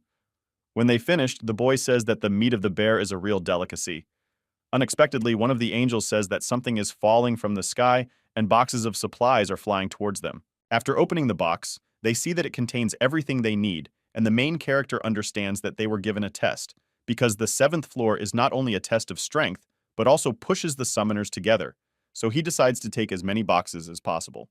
When everything was collected, they went on. On their way, they meet other hunters who behave defiantly, and say that the main character's life is not important if he encroached on their supplies. The boy quickly dealt with them, and one of them can't believe that the summoner from the lower floors is so strong.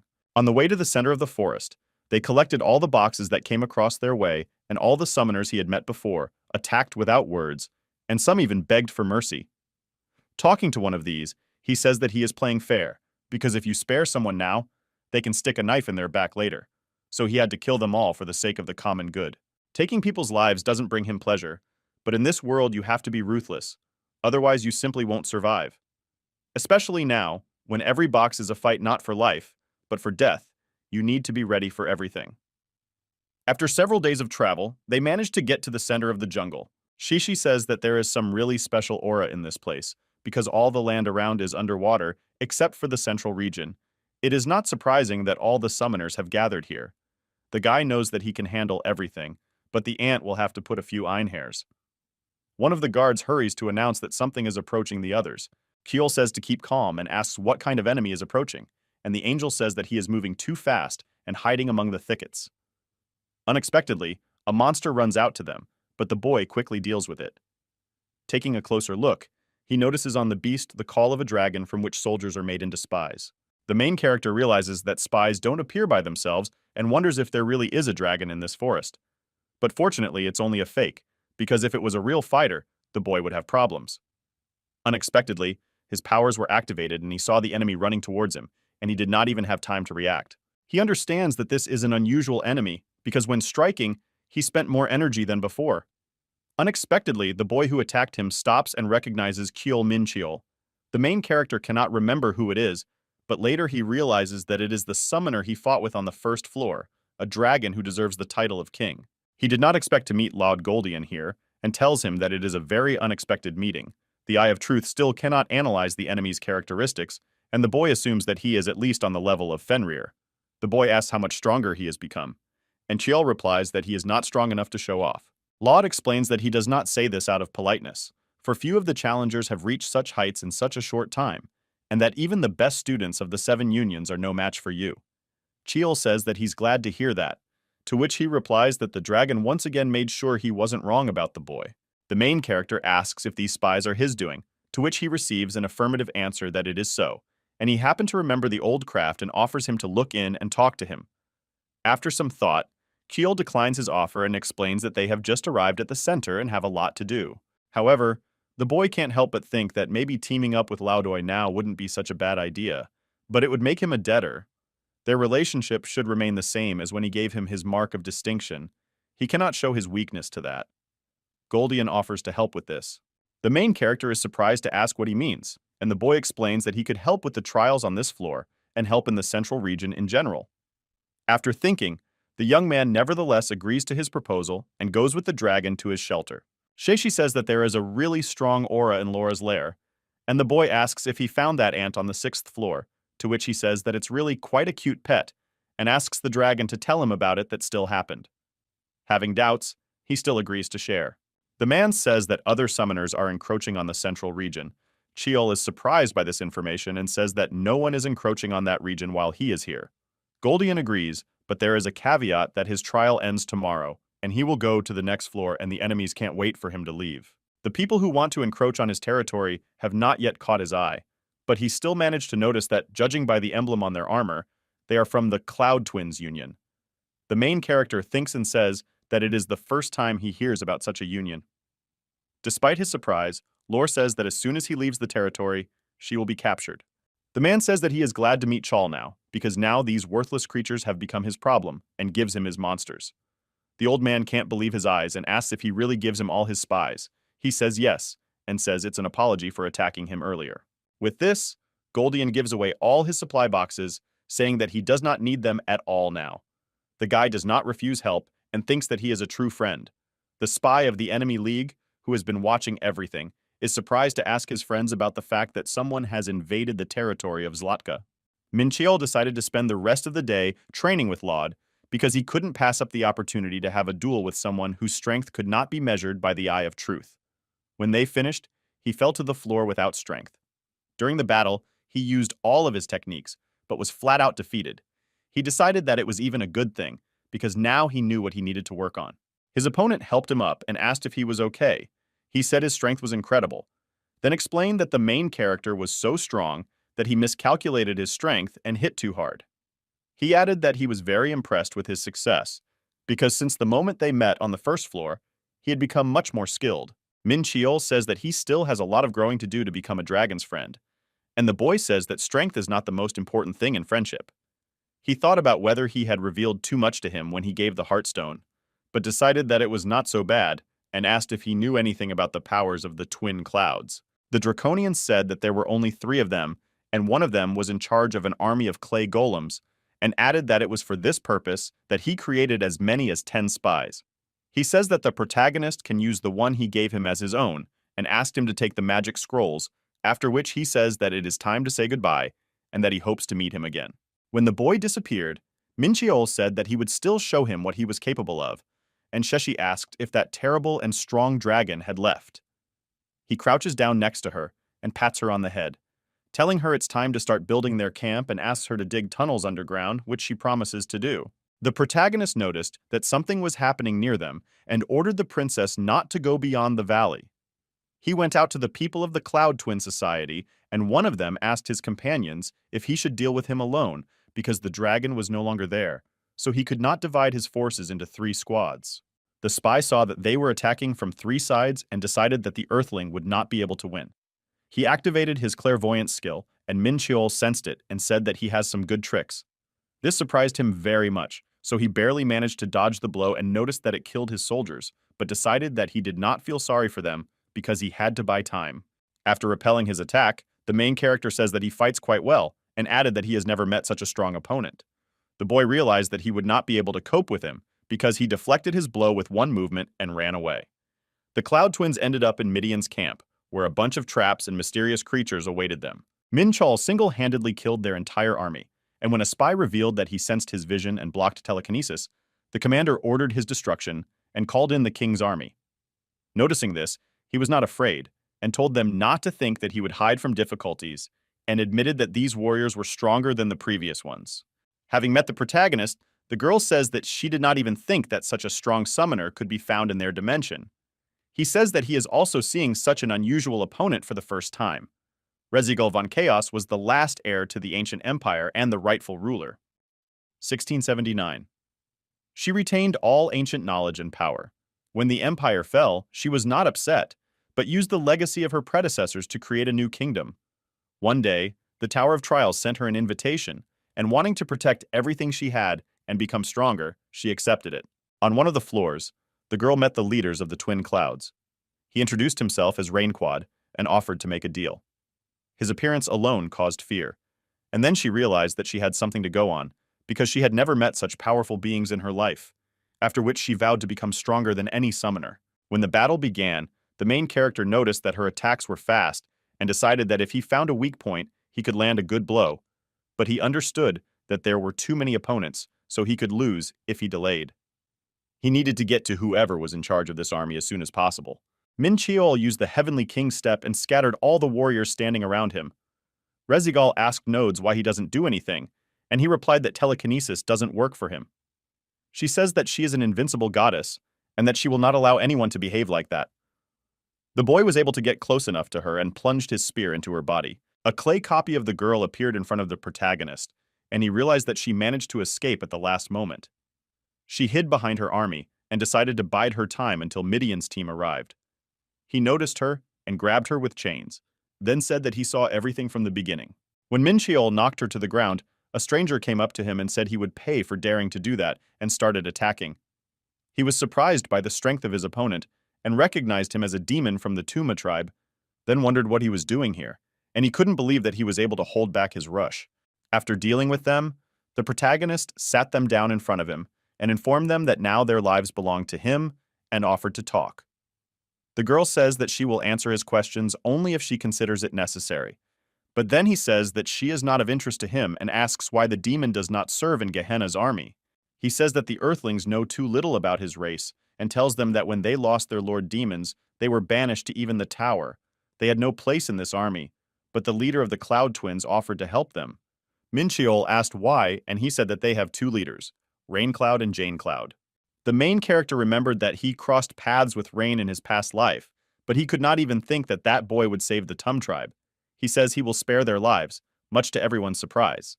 The boy wasn't going to do it, but decided to change his mind due to the fact that their leader was related to an acquaintance of his. The demon says that he wants to fight him and asks his friends not to interfere. Minchiel realizes that he has no choice, so he agrees to teach the overconfident lad. He asked the girl if she was afraid that he would die, and his opponent said that a real warrior is never afraid of death. The protagonist won the battle and ordered everyone to leave. Rezigal approached him and said that they were in debt to him and ready to fulfill any of his wishes. He realized she wasn't as stupid as he thought and thought about what to ask, then said that his friend Sheshi needed help building her kingdom. The girl lent the princess her soldiers who dug tunnels under her direction. Minchiel thanked her and added that she helped him a lot.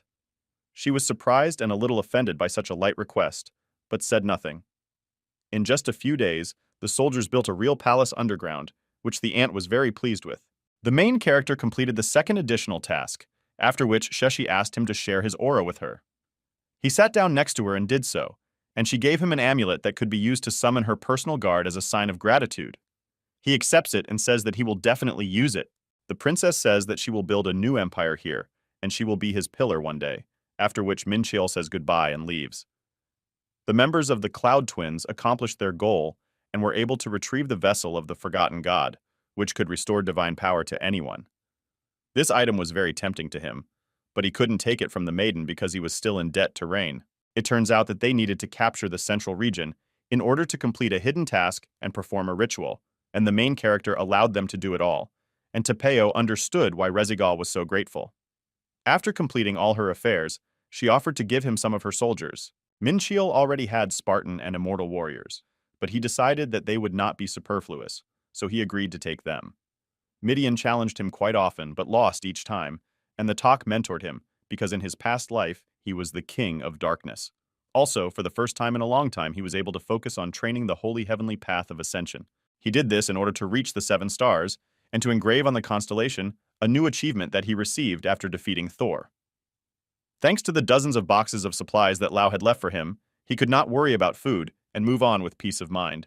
After some time, it was time for his new acquaintances to continue their journey. Finally, Rezigal asked if he wanted to say anything to her, and the main character said that he had already thanked her for his help. She says that he is heartless and asks him not to die somewhere because of his stupidity, and climb to the top of the tower, and added that she will wait for the next meeting. He was puzzled by her words, because no one had called him that before. Minchiel decided to stay in the central area and focus on improving his breathing technique. Sometimes enemies approached him, but he drove them away with the help of Spartoi. He ignored the quest to collect the supply crates because he wanted to protect Sheshi and help her establish an empire on the 7th floor. This is how the rest of the time passed and the main character finished passing the test.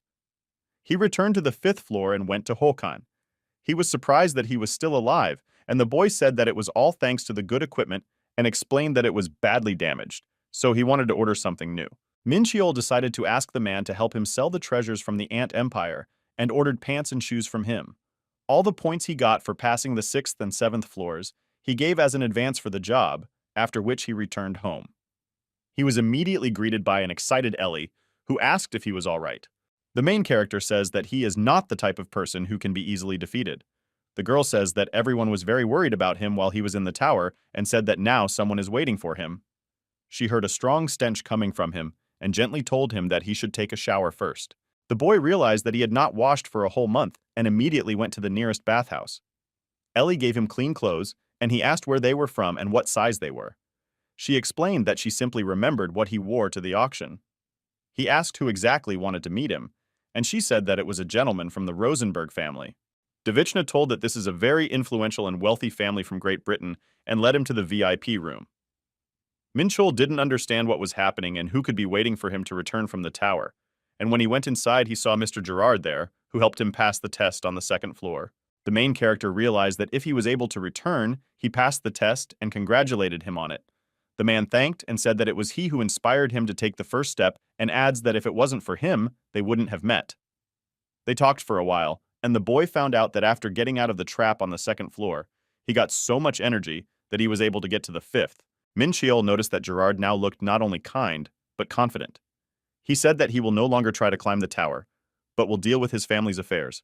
He was able to learn a lot of useful information from him, after which he said goodbye.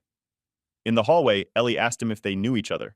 The main character says that they met in the tower and the girl says that the association is going to give him an S rank exam, adding that if he passes, he will become the 7th hunter in Korea to have that rank. Vinny realized that this would attract a lot of attention and decided that if he used this moment properly, he could benefit. A member of the Hunter Association was approached by his assistant and asked if Hunter Jung Min Chul was ready for the exam, and he replied that he had already left for the exam hall. The boy felt an incredible aura from him and thought that this is exactly what he expected from a person of this level. 5 years have passed since the last S-rank exam. A total of 6 such hunters were registered in the Kron, and all of them had been allies of the man during the Great Coup and had a noble position, but it had long since faded away as only he remained in the association. He thought about what this newcomer would be like, and getting up from the floor went after the young man. Near the association building, the main character was surrounded by journalists who asked him to share his impressions about the exam he is taking today. He asked how they knew about it, and added that he didn't know about being a celebrity. Ellie says that she talked a little for nothing, and he asked why she didn't tell him about it. The girl said she had already talked about it, but decided he hadn't heard because he had been busy training for the past few days, and wondered if she had done something wrong. Min Chul says she did the right thing, and considering what plans he had for the future, he was glad to be getting attention. Arriving at the hall where the exam was to be held, the man introduced himself as Bo Sun, and the protagonist recognized him and said that he was the hero of Paju's defense. He was a hunter who single-handedly repelled the invasion of monsters during the defense and saved many lives. After that, he received an award from the president and became a living legend. The main character couldn't believe that he was going to be fighting the person who was ranked number 2 in the national ranking of S-rank hunters and couldn't wait to start. They were asked to get ready, after which they were told that the match was about to begin. The boy immediately used the Demon King suppression and possession skill. The people watching the exam were shocked by this power because Min Chul had awakened less than a year ago. Normally, these kinds of battles were set up to train newbies, but Tak was fighting on equal footing with Bo Sun. The man realized that everything was under control for now, but he could lose, which really impressed him. He heard about how the main character single-handedly stopped the gate from being breached very soon after awakening, and his actions in the gate that expanded. Also, his managers were confident in the boy's character. The hunter jumped to the side after another blow and said that he did not expect to meet such a strong opponent. Min Cheol says that thanks to him, he can also enjoy this battle. He decided that Bo Song was only slightly superior to the strong opponents from the tower, but due to his experience, he could fight tactically. Also, he could not remember how many years he had not fought like this, and taking the spear in his hands, he struck a series of blows with it. The main character was able to leave a few scratches on his body and return to the sword. He said that this was enough for a duel, and thought that if the man was a little stronger, then he would be able to give his full strength. The woman reported that the S-rank exam was complete this time, and the boy said he did a very good job. He understood that if he continued to fight, he would not show himself from the best side, and stopped only out of respect for his elders, but he was able to show a worthy battle as a warrior. When Minchul was almost to the exit, Bo Sung called out to him. Looking back, he saw him bowing and thanking him for the match. The protagonist felt awkward, so he asked him to stop. The man says that thanks to him today, he was able to see higher horizons, and he explained that he puts him in an uncomfortable position. The exam was completed very quickly, and 30 minutes later, the boy was already sitting in the conference hall of the association. An S-rank ceremony immediately followed, where he was congratulated as the 7th hunter with that rank in Korea. Bo Song said that he looked too calm for someone who had just attained such a high rank, and asked what his future plans were as a hunter. The main character says that he just expected to reach this level, and says that he wants to achieve world peace. The man said that he did not doubt his good intentions, and the boy knew that now journalists and members of the association were carefully listening to his every word, and all this was preparation for that very moment. Bo Sun asks if he has a plan of action to achieve his goal. His real plan was to get the machine that harvested the energy from the gate that was developed by Gerard's family, which he had told about during their meeting. Using it, he wanted to strike against Pandemonium's forces on Earth and reclaim the lost lands, which he informed the man, adding that this would be the first step. At the ceremony of assigning a new rank, the main character disguised himself as a noble cause and announced his interesting wish, but in reality, he wanted to make Pandemonium bitter. As soon as he returned to the Interstellar Alliance, Martin said that he was the best and asked if it was really possible to restore the lost lands. Min Cheol says they're very happy with it, and Min Cheol says that a true merchant would never miss a chance. The expedition there required a lot of money, but there was no guarantee that it would pay off, so he asked if it was too risky. The man said he knew about it, after which he said that several large corporations had offered their help. The protagonist asked what they were investing in, and the dwarf explained that it was all because of Guy the Former. He says that this is just a prototype, and they have no guarantees that it will restore contaminated land. Martin says that the important thing right now is that all important people in the world know about him, so this trip is already something important. The man says that if they manage to recover the lost lands, it will be a breakthrough. Min Cheol said that everything is going smoothly because of him, and shook his hand. Ellie approached them and told them that the device would be delivered to Korea in 2 weeks. The boy had only one person to meet. The main character came to the building of the Holy Order, where he met with Ji Yan. She asks how his sister is doing, and he says that she got first place in the exam 2 weeks ago and asked him to let him know if she causes any trouble again. The girl asks him not to worry about it and assures him that everything will be fine. Min Cheol says that he didn't expect her guild to join the expedition as well. She says she thought he knew about it and adds that if what he's going to bring from England works, that will be really cool. The guy said that of the 3 major guilds, they were the only ones who agreed to help them and explained that it was very risky. The girl says that even if they don't succeed, it will all benefit them because they have nothing to lose. She said that she saw this as a chance to get the 8th S-rank hunter into their ranks and become the strongest guild in the country. The main character noticed that she was thinking quite big, which was not surprising given her background. Min Cheol asks how they are willing to help, and Ji Yan says that she will give him 3 squads of experienced B-rank hunters and help with supplies and gathering resources, adding that Park Min-soo, who interested in this expedition. He realized that if she was willing to give him an S-rank hunter, then she was serious. The main character says that he is getting into a lot of debt, but the girl assures him that it is nothing compared to what he has done for them and says that someone should come here soon. After some time, his sister enters the room. After agreeing to discuss the details with Martin, he says goodbye and goes outside with her, where Ming Zhong asks if he really got a new rank. Min Cheol showed her a black card as a sign of his achievements, and explained that now she should understand that he is better, because he was now allowed everywhere thanks to this card. He says that he wants to give her a present on this occasion, much to her surprise, after which they set off for the Interstellar Alliance. The protagonist decided to order her armor from Martin and a new set of blades that he lost in the tower. Out of habit, he wanted to pay with a card and noticed that he had more than 40 billion won in his account. Seeing this, Min Zhong asked where he was going to spend this money, and he replied that he would invest it somewhere. This did not suit her, and she said that she needed to buy gifts for her parents. His sister took him to the mall where he bought a ring and a watch. She went to one of the counters and asked if it would fit his girlfriend. Min Cheol asks if she means the ones he went to university with, and she says what she said about the girl she saw in the Interstellar Alliance. The protagonist realizes that Ellie has really done a lot for him and says that he didn't even think about it. Having chosen one more gift, they went to a cafe and then decided to go home. He decided to do meditation for the first time in a long time and set aside an entire evening for it. Recently, the boy managed to greatly increase his level thanks to the knowledge from his past life. The technique of the firmament was ready for the transition to a new level. Min Cheol only had to conquer the energy and expand the limits of his mind, because he had already achieved enlightenment in his past life. When the technique reached the 7th level, he was able to use another constellation. Now he could not fear any battle because the energy would never run out. The new Universe Flow skill became his trump card, as it temporarily boosted stats. Thanks to the passive effect, his senses were sharpened and the radius of perception increased to 300 meters. Combined with his super sense, his capabilities were almost limitless, and he would finally be able to use new constellations. Now he is able to use all these powers thanks to his achievements on the 6th floor. He reached the 7th level for this. Looking at the sky, the boy says that he needs to test his new skills as soon as possible, and now is the time to add new stars that have already been waiting to the shining sky. Thanks to the 7th level of the Heavenly Vault technique, the main character's inner world has become even more extensive, and now he can use 5 more constellations, but right now he can only use 3. They are all good and necessary in their own way. However, Myth Hunter still the most useful of all Cheeky he currently has in his arsenal. Constellation of Oppression of Migia will help in the fight against demons and may even come in handy with members of the Black Order. Unfortunately, the Curse of Darkness is useless for him, because he uses the energy of chaos. The main character receives a message from which he understands that the power resonates with the constellation. Perhaps this is due to the fact that his greatness has a connection with the control of immortals.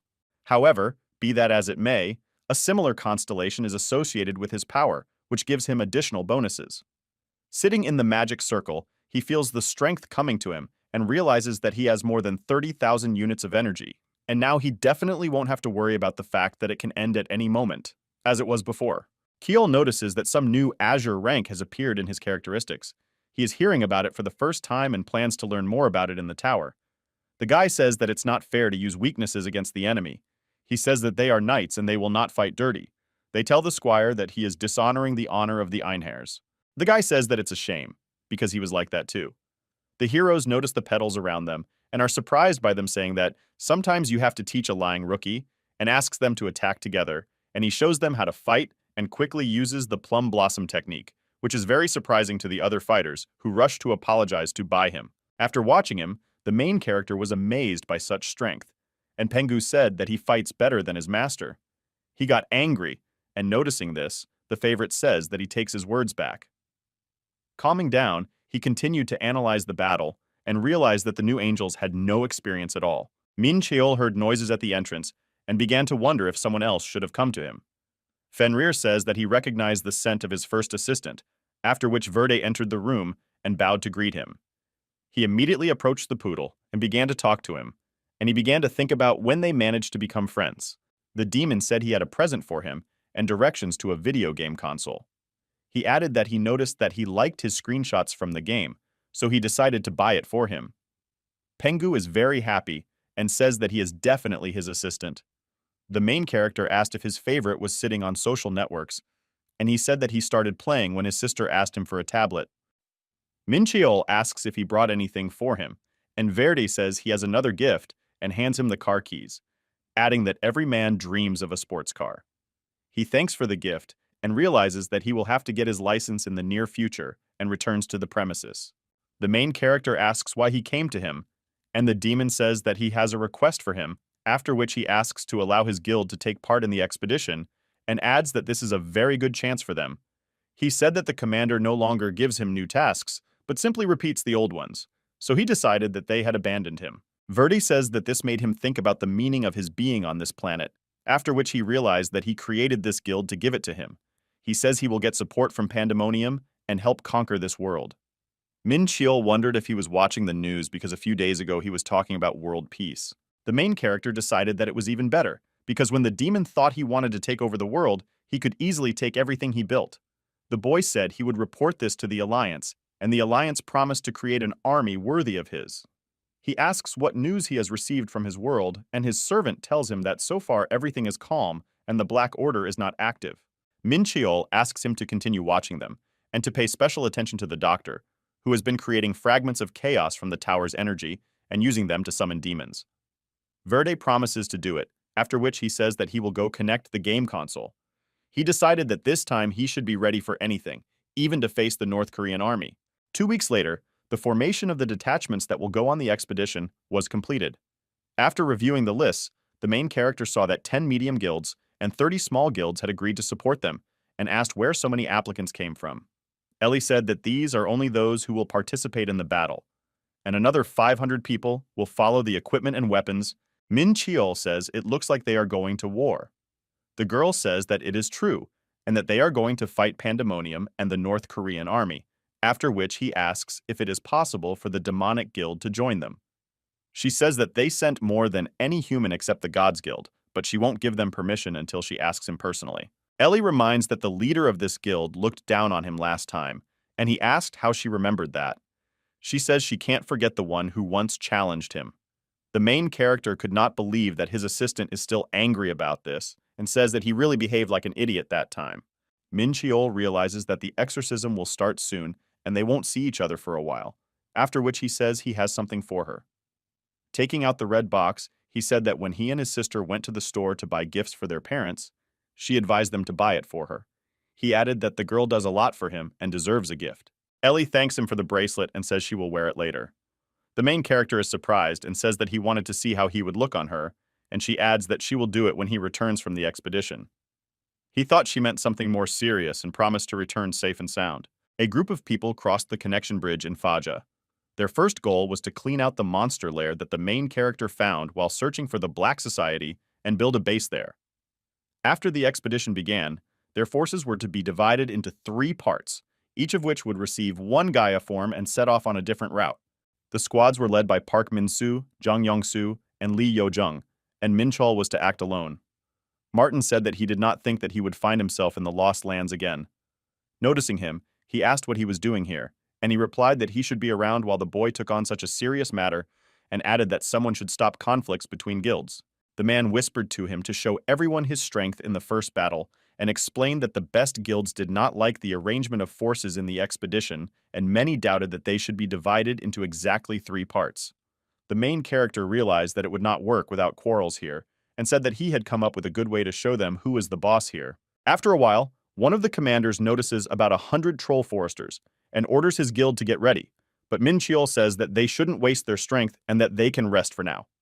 He summoned immortal warriors and knights and armies of light, then ordered them to destroy all enemies. The man saw his fight with Bosan and knew that he was very strong, but thought that he would not be easy in a real fight.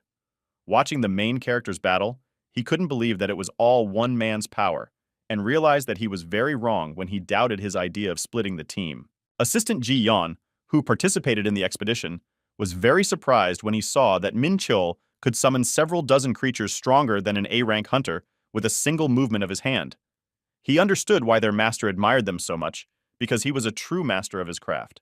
The main character was able to destroy all the enemies in just 5 minutes, which made all the hunters look at him with envy and admiration. Park Min-soo approached him and asked if it was okay to talk to him. As soon as he paid attention to him, he asked if he would like to fight him someday. Min Cheol says he'd be happy to do it, but after the expedition, after which he approaches Martin. He says that he did very well and offers to continue. Thanks to the Einhairs acting as scouts, they were able to avoid unnecessary battles. After walking many kilometers, they came across trees with deep scratches. The main character says that they have come to the right place. Their original goal was to get to the area where the A-rank Slikings lived. The Gods Guild and the Demons Guild moved forward and prepared to attack. They installed the magical turrets that he had seen when they were cleaning the gate together, and in front of them, they placed multicolored crystals that radiated strange energy. Min Cheol decided that they had bought the technology from Harin, then watched as Verde used a simplified charm skill on his warriors. He understood where the rumors came from that once you joined the Devil Order, you would become stronger. The commanders reported that everyone was ready, and he impatiently waited for the opportunity to see what they were capable of. When the monsters began to attack, the demon ordered to cover the right flank and stand there until they died, for they would soon be victorious. Park Min-soo said that they are quite strong and asked the Gods Guild to show their power. The main character watched them from the side and admitted that they were holding up well. According to the plan, Ji Yan's guild along with Demonic were to repel the attacks, and Min Cheol along with Dark Moon were to attack. He allowed Peng to attack, and he turned into Fenrir and entered the battle. The commanders panicked when they saw this monster, and the boy asked them not to be scared and explained that it was his pet, which surprised them very much. Thanks to joint efforts, they were able to win, but 40 people were wounded. The hunters' fighting limbs grew a lot, and Park Min-soo approached the main character and said that he was ashamed to even call him a young man after all his battles. He says that he himself is surprised that they managed to win so quickly, because the monsters were rank A. Min Cheol admitted that it was incredible that none of them died and noticed Martin approaching him. He reported that the Gaia Former was responding to this location, which revealed that this was where the core of the gate had once been. They installed the device in the middle of the lawn and began to wait for it to work. The protagonist's target was the military of Pandemonium and North Korea, but he decided that if he had already come here, he should at least try.